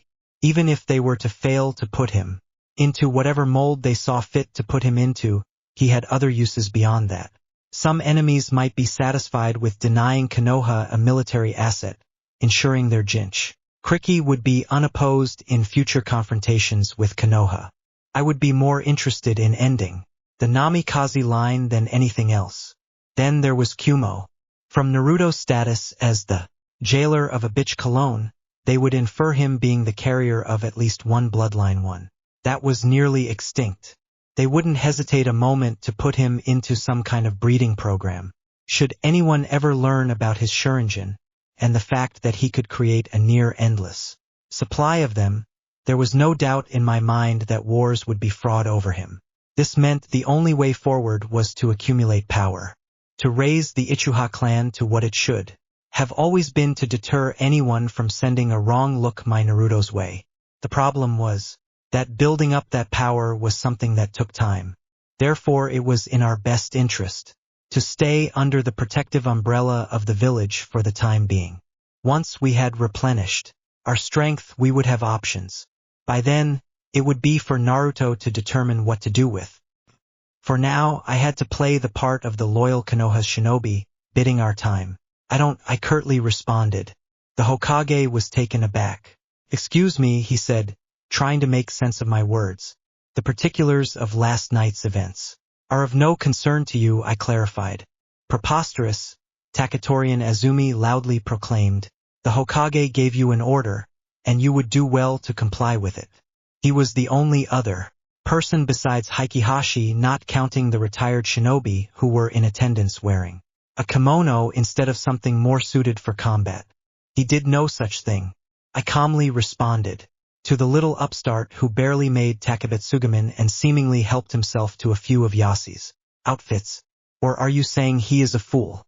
He blustered, tumbling over his own words, and then after he regained his composure firmly declared, I'm not in the direction of the Hokage. What are you talking about? He then asked with renewed vitriol, only to decide it did not really matter and instead demanded, stop deflecting and answer the question. Sighing with members of his clan's customary troublesome, Narashikaku took over. What she meant was that only a fool would give an order knowing it wouldn't he followed, and as we are all clan leaders with, according to the Kanahakurter, full rights to rule our respective clans as we see fit. Therefore we are not required to justify our actions to the villager, its governing body, nor is the village allowed to interfere in clan matters in any way whatsoever. This means the Hokage may inquire about them, but she has every right to refuse to answer, and he most certainly can't force her to answer, without violating the foundation this village was built upon, thereby setting a very dangerous precedent. More than one of the other clan leaders nodded along with his explanation. Following the prompt he gave him, one would only notice if you knew what you were looking for. He pressed further. Surely that's not the case, Takatori Nezumi said, addressing the Hokage, who stayed silent. It was followed up by an angry, we have a right to know. Didn't you listen to a word Shikaku said? Inichi interjected. No, we don't. However, what the Hokage can ask and force an answer on is in regards to Uzumaki Naruto, the Nara clan leader clarified. Are you sure about that? I wondered aloud and our eyes met, but took him just a moment to connect the dots, and another troublesome escaped his lips. The forced all any more of this waste of time. I withdrew a scroll from beneath my flak jacket and held it out for one of the two Umbu operatives who accompanied the Hokage into the room to take it. He scanned the scroll for a moment looking for any noticeable traps, and when he was satisfied handed it over to the Hokage. He opened the scroll and scanned its contents. When he was done he retrieved his pipe, which he lit up with a flick of his finger, and then leaned back into his seat, mulling over the information. Meanwhile, the room was eagerly waiting for him to disclose what he had learned. It was an intriguing way to remind the people assembled of his status as the Hokage, without outright proclaiming it, and it also allowed the flayed tempers of some to settle. They kept to himself for 3 deep drags of his pipe before he shared the contents of the scroll with the others. This document states that one Uchiha Makoto is the godmother of one Uzumaki Naruto, and in case of the demise of his parents, she'll be named his guardian with all rights and duties that entails. Impossible sounded through the hall. It has to be a forgery. I can assure you, the Hokage answered, this is no forgery. I can confirm the seals of both of Naruto's parents are genuine, as are the seals of the witnesses. It was a good thing I had insisted on witnesses back when we had signed it, knowing all too well that with just the 2 affected parties signing a contract that some might contest it if it served their own interests. Considering they were all politicians, most would contest it hoping to get a concession out of me. There were those witnesses. Hikihashi demanded to know. This time he actually voiced a question himself instead of using his patsy. Naruto's parents. It was curious the way he tried to avoid saying their names. Uchiha Makoto. Takatori Nezumi scoffed at that and mumbled. Of course she is. Varia of the Sannin was the next name the Hokage read out, which shut any protest he had on his tongue down hard. Hot Akikakashi and Senjutsu neighed. It is true then. Inichi asked for confirmation. Indeed it is, the Hokage answered. That's it. No more information, no nothing.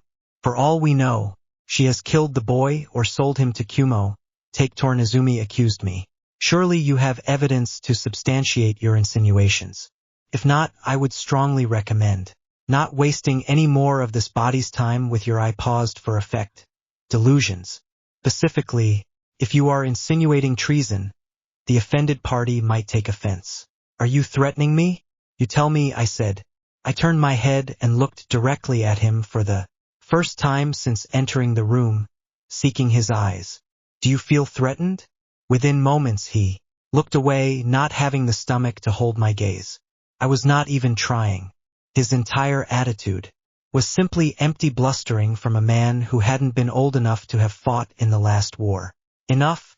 The Hokage's voice boomed through the room. You're Konoha shinobi. Act like it.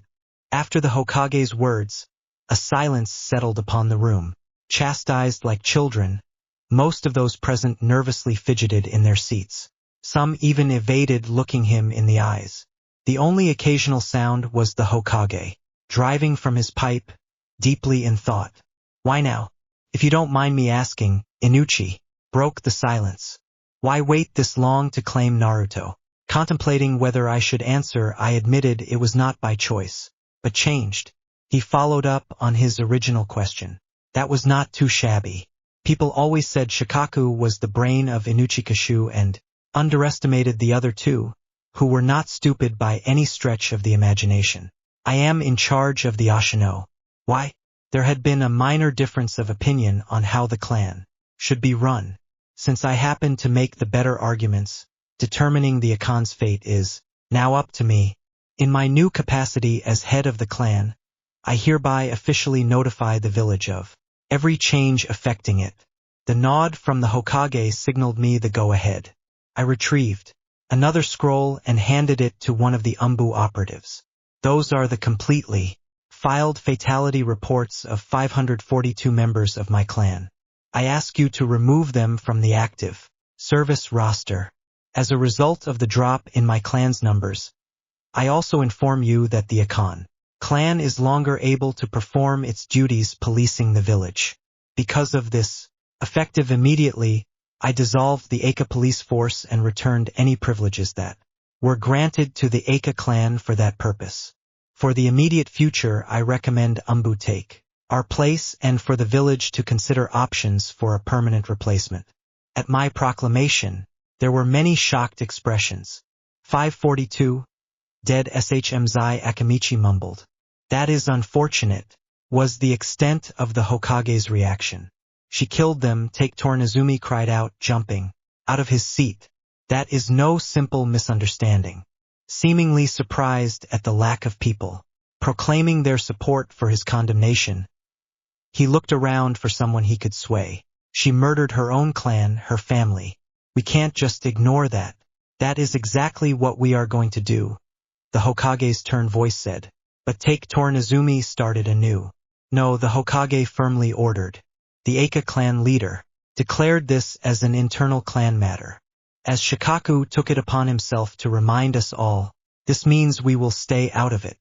Or do you want me to look into practices of other clans which have resulted in fatalities over the years, such as the Hikage bird seal or the Kaikage confusion of the Abu Rami?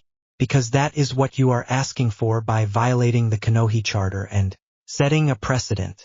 There isn't a single clan within Konohi that hasn't had accidents that lost Konohi shinobi, not one. Admittedly, a fatality number this high a number is unprecedented. Nevertheless, it is within the bounds of what is permitted.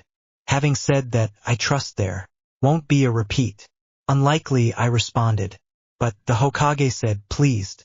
If that is all. It is not, I interjected. Please excuse my interruption. Hokage-sama, I apologized, not only showing deference to the position he held, but also maintaining the proper courtesies the Aka Himikoto known to them was well known for. They would ascribe my rather curt and direct way from earlier littered with a short burst of hesitation and pauses to a mask I put on to make an impression. The too sudden shift in behavior would be detrimental to my plans, so the occasional instance of me falling back to old patterns would help sell my transformation from housewife to stern clan leader, as would be the adherence to protocol. but the combination of the reduction in our numbers and the vastness of the Aka compound makes it no longer a viable place for us to stay, I explained. Because of this, I decided to relocate the remaining members of my clan to the Uzumaki compound. Since this means there will be no one living in the Aka compound for the foreseeable future, I hereby allow the replacement of what was known as the Aka police force, unrestricted access to the premises, and request for them to patrol it. But some luck, the added incentive of unrestricted access to our clan compound might result in some clans vying to replace the Aka police force, hoping to find and claim some treasure that I might have left behind. Not that I had made sure nothing of value was left. One of the advantages of being able to read someone's memories was that you got to see all their secrets, including hidden stashes. I considered the number of those lost to time negligible. For one, we should be knew about the risk of dying, so putting methods in place for pointing someone to your stash was simply common sense. Those who had not were either too stupid, which meant whatever they had hidden probably wasn't worth looking for either, or too smart or paranoid to write the location down, in which case I doubted a simple search would be enough to locate it. Not that we Aka, in general, were prone to writing things down with our photographic memories. Besides, the information was the only thing I was concerned about to begin with. Let them keep all the money and weapons they could find. I could not possibly care less.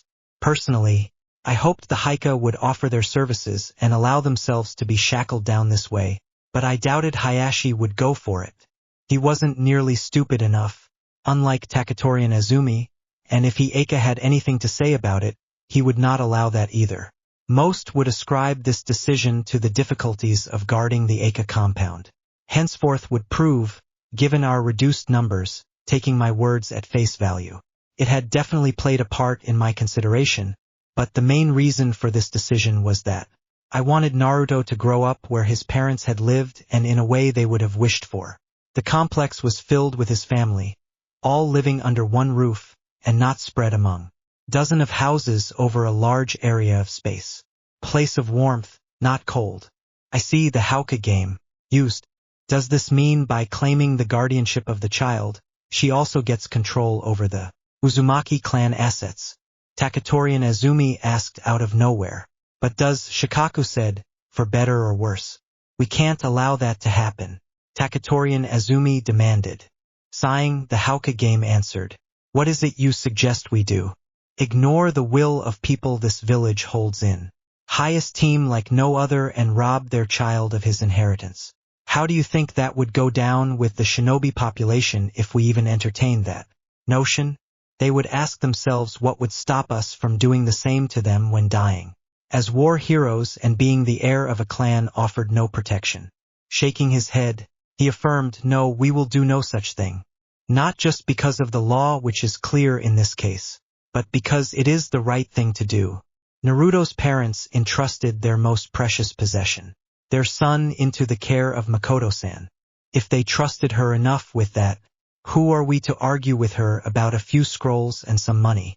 Hokage-sama, if I may, Hikahiyashi spoke up for the first time during this meeting. The nod signaled him to continue. It is not just a few scrolls we are talking about in this case. Namikaze-sama was a sitting Hokage. The village secrets that could be found among his belongings cannot just be ignored. It was interesting that he played that card. I wondered what he was after. I doubted it was some secret document as he claimed. A cursory glance revealed that more than one person was mulling over the implications of his words. A very good point, the Hokage conceded. It certainly cannot be ruled out that such documents might exist among the assets.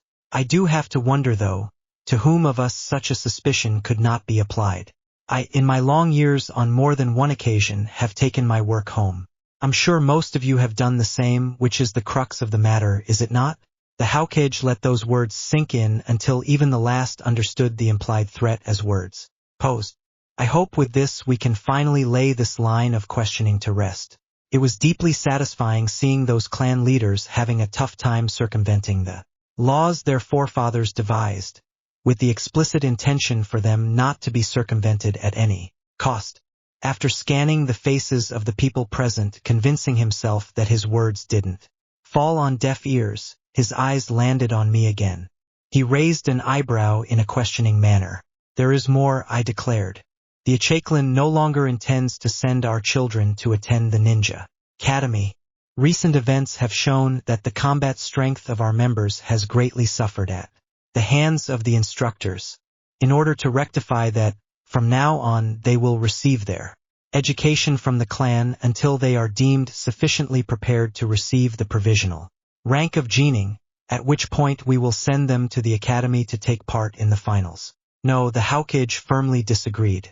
While not outright stated in the Kanahatch order that children have to attend the academy in order to become shinobi of the village, mostly to accommodate for exceptions, it is still expected of children living in the village to do so. In that case, consider this year's graduating class last one with an Achaklan graduate.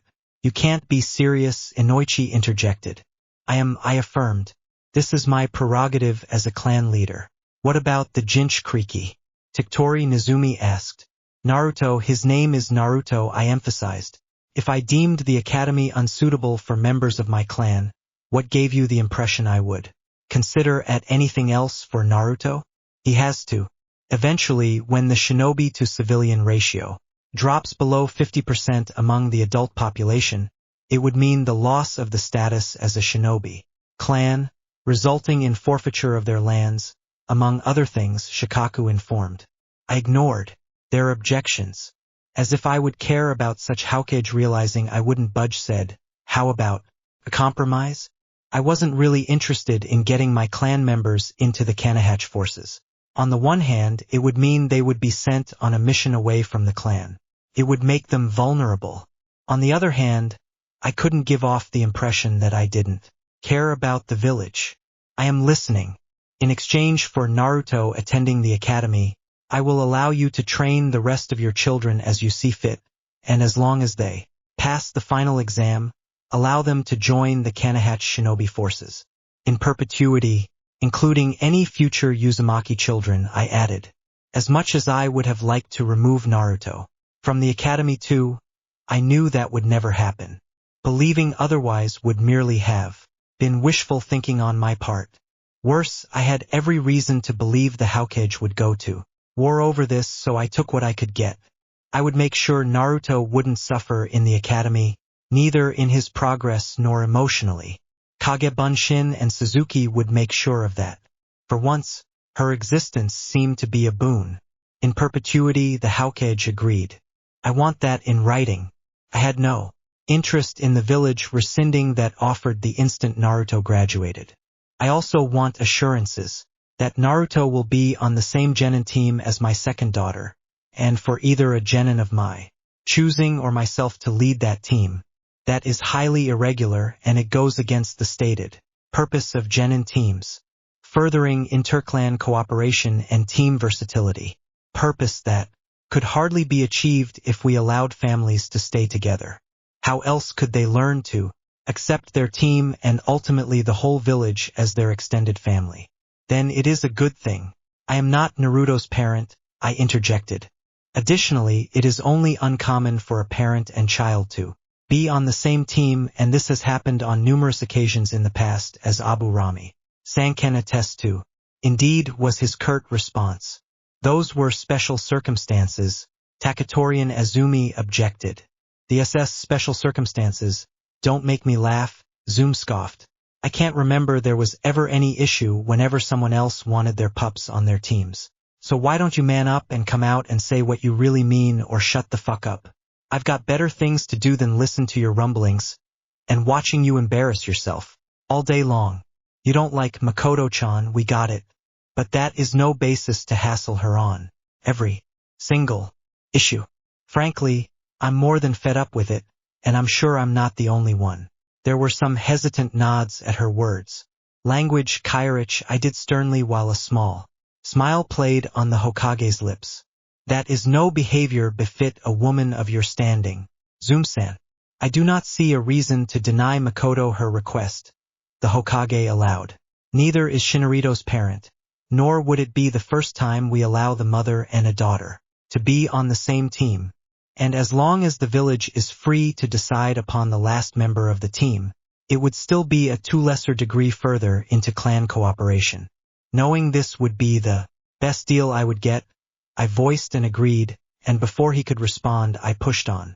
All remaining at you have clan members hereby request a leave of absence. Given the recent deaths, I think they badly need to stay with their family to mourn and come to terms with what happened. I placed another scroll on the desk in front of me, containing the paperwork to that effect. Included was Izumi's withdrawal from Ambu. The risk of the village, especially Dan's, making one of my girls disappear was just too great. This was doubly true for Izumi, considering that most missions she would be sent on would be classified, and, therefore, no follow-up investigations. I could easily gain access, due to spite my newfound status as a clan leader. Given that she was one of the few left with a modicum of talent, I couldn't afford to waste her in that manner. The intel that she might gain by remaining part of Umbu didn't justify the risk. After what I had done, they would be very careful as to what intel she would get access to. In the end, it just meant I would have to rely on different methods to stay informed of what was going on in the shadows of the tree. Additionally, this would mean no revenue from clan members taking missions for some time. Since I fully intended to rent out the Akaha compound, the financial strain of removing the members of my clan from active duty would not be at the expense of the Akaha clan savings. Not that it would matter, as well we were nowhere near as rich as the Uzumaki. Given Mito's genius business sense, it would still easily last us for decades. I am also correcting a long-existing oversight from the previous clan leader, who didn't see the necessity to safeguard our eyes. To that effect, seals designed by the late Uzumaki seal Mr. Serving that purpose were applied to all our members, henceforth, making it impossible to steal our bloodline no matter the means. Hopefully, this measure will make us more eligible for missions outside the village. I unnecessarily added a reason for this change in an attempt to make the gathered people believe that I considered this to be the reason for us being confined to the village. It was a layer diverting them from the true goal of disclosing this, giving the assembled people a motive to go after Kakashi. All that was left was giving them a short reminder that there existed one Sharingan outside the Akaha purview. Hokage-sama, since I see it as my responsibility to safeguard the Sharingan, could you please relate to Hadaraki-san that if he is willing, the seal can also be applied to his? I will endeavor to inform him, the Hokage said. But like said that, I paid close attention to the faces of everyone present. As expected, nobody's features gave anything away. Every single one of them was too well trained in schooling their features. It would have taken the Sharingan to perhaps make out something.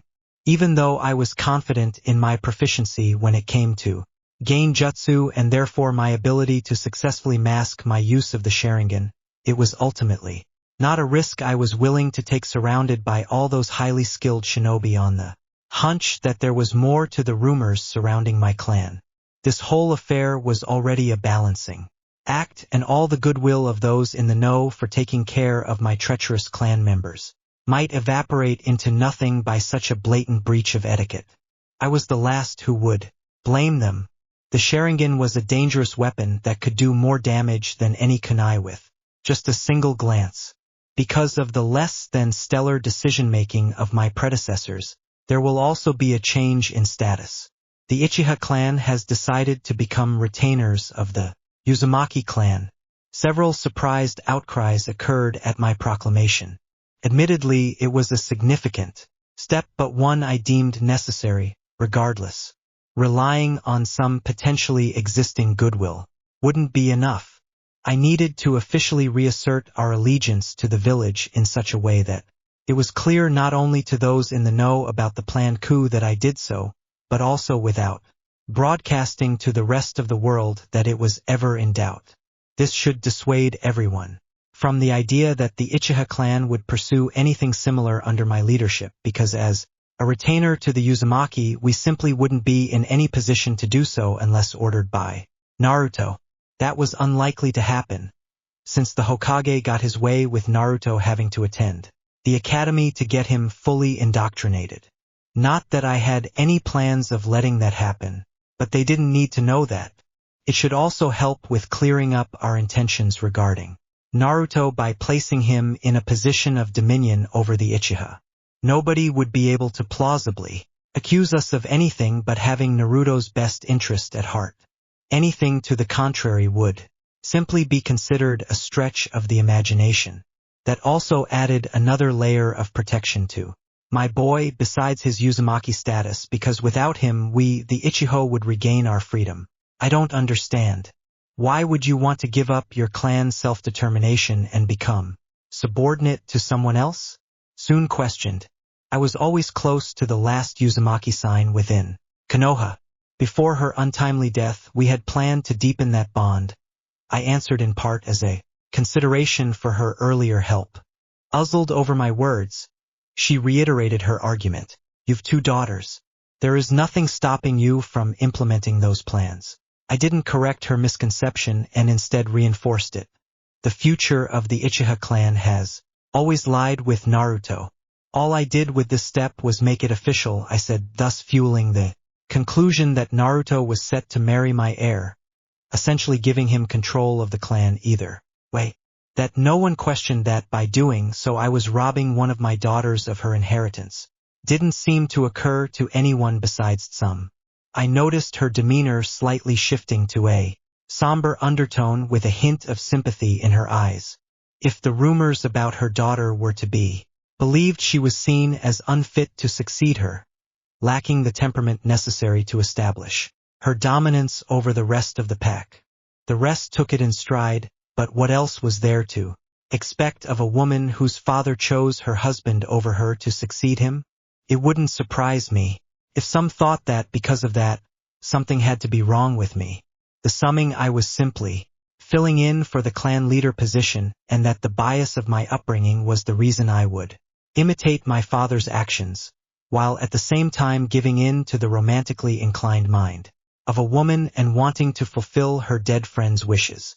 The Hokage is widened for just a fraction of a second before he clamped down on his reaction and schooled his features again.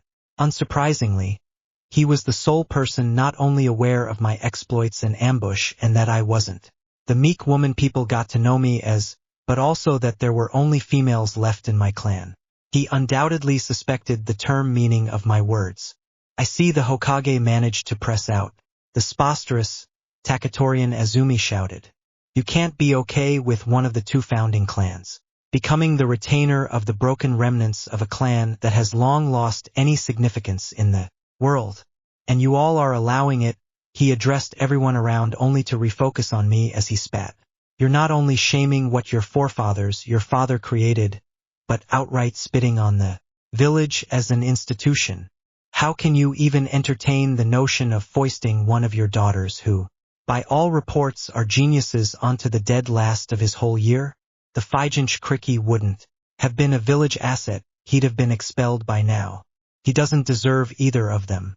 I have to wonder who you think would be more deserving to marry my daughters. Take Tori-san. Only ignoring my words as if I had never voiced them, he continued. Don't you see? She's just trying to create a voting bloc. If her goal, as she claims, was together and her friend's family closer together, she would dissolve the Uzumaki clan, a clan of one, and merely adopt him into her clan. Please, as if such a thing doesn't already exist.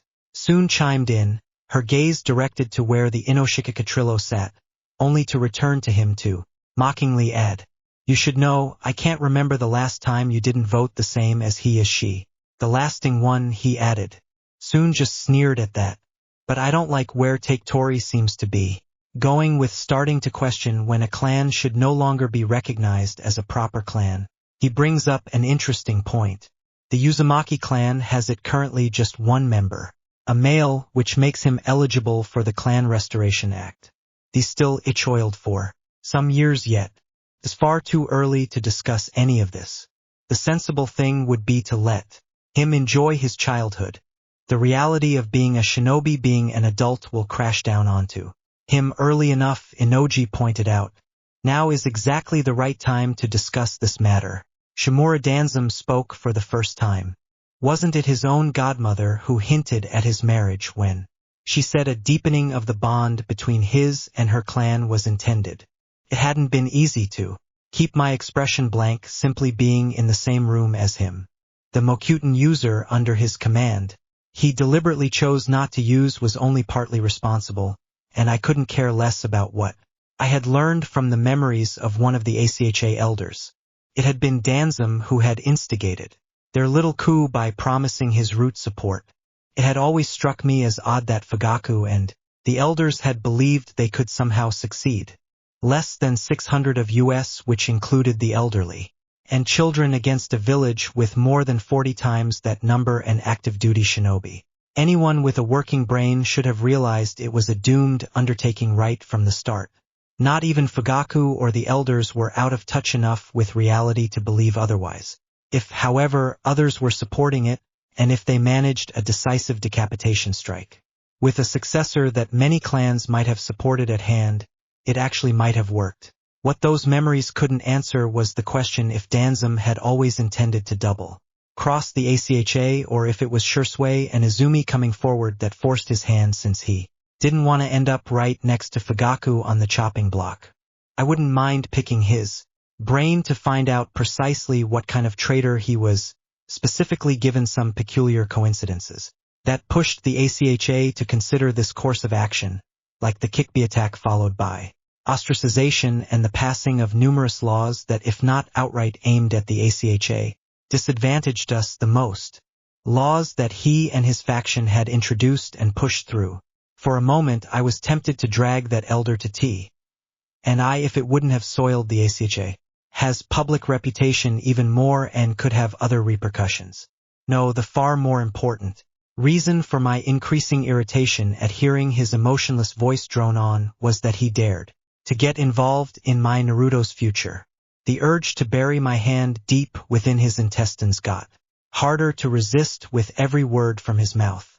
But should suffice to put your concerns to rest, old friend, the Hokage intervened. In fact, it does not, Dan's responded. There was no mention of whom he is supposed to marry, when, or how many children we can expect. According to the Krah, 3 spouses are acquired with a minimum of 2 children each before he reaches his 20th birthday. And I think the continued existence of one of our premier clans is a reason for concern for all of us. I don't remember you showing a similar concern when it came to the hot Aki clan. Kahari Udatane, the Hokage late female teammate, said. The hot Aki clan is no premier clan of Konoha, he argued. I don't think you will find many who would agree with that sentiment. Hot Aki Sakuma was one man who just so happened to carry the clan's name. It was Sakuma who instilled respect into our enemies. You mean fear, right? Inoichi joked. Those are 2 different feelings that shouldn't be confused with each other. Ignoring his objection with a straight face, Dan's continued to say, quite unlike what a premier clan name can do, the second Hokage implemented this rule for a reason. And I bet, knowing that it would one day affect his grandniece, he would be the first wanting to abolish it, Soon said. In response, Danzum glared at her. Unperturbed, she continued, a law that has never been used. Sighing, the Hokage removed the pipe from his mouth. I have no interest to rehash that old argument. So, for now, I say we follow Inoichi's suggestion and take up that topic at a later date. Since some tempers were roused, I think it would be best to adjourn this meeting and discuss the other non-pressing matters on another day to give each of you the chance to wind down. So, until we reconvene next week, dismissed. I stood up, but not without giving Tum a nod of appreciation before I left, mindful of the fact that the prior exchange had not been my win. But Danzum glared. While I was sure Tsum's reaction was genuine, I had every reason to believe she was played. The Hokage's words clued me in. This obviously wasn't the first time they had debated. This, meaning her arguments and the Hokage's views, should be well known. The fading interest of the other clan leaders when they had started had been another clear indication of that. Since a decision had been forestalled, not prevented, or cast in my Naruto's best interest, he had essentially tried to establish leverage by revealing that threat scenario. There was no doubt in my mind that he or one of his puppets would bring it up again in the future, and getting him to agree to sway the decision in my favor wouldn't be free. I had a feeling that I would not like what he would want in exchange. But he had made a mistake. Today, he had overplayed his hand and forewarned me. There was no way I would allow this to go down the way he imagined. I knew enough of his secrets to give me a good idea of where to start to dig, to get some leverage in the form of irrefutable proof of my own. Chapter end. Alright, that's it for today's video, guys. Let me know in the comments section how was the story, and also don't forget to like, share and subscribe. I will meet you in another video. Peace out.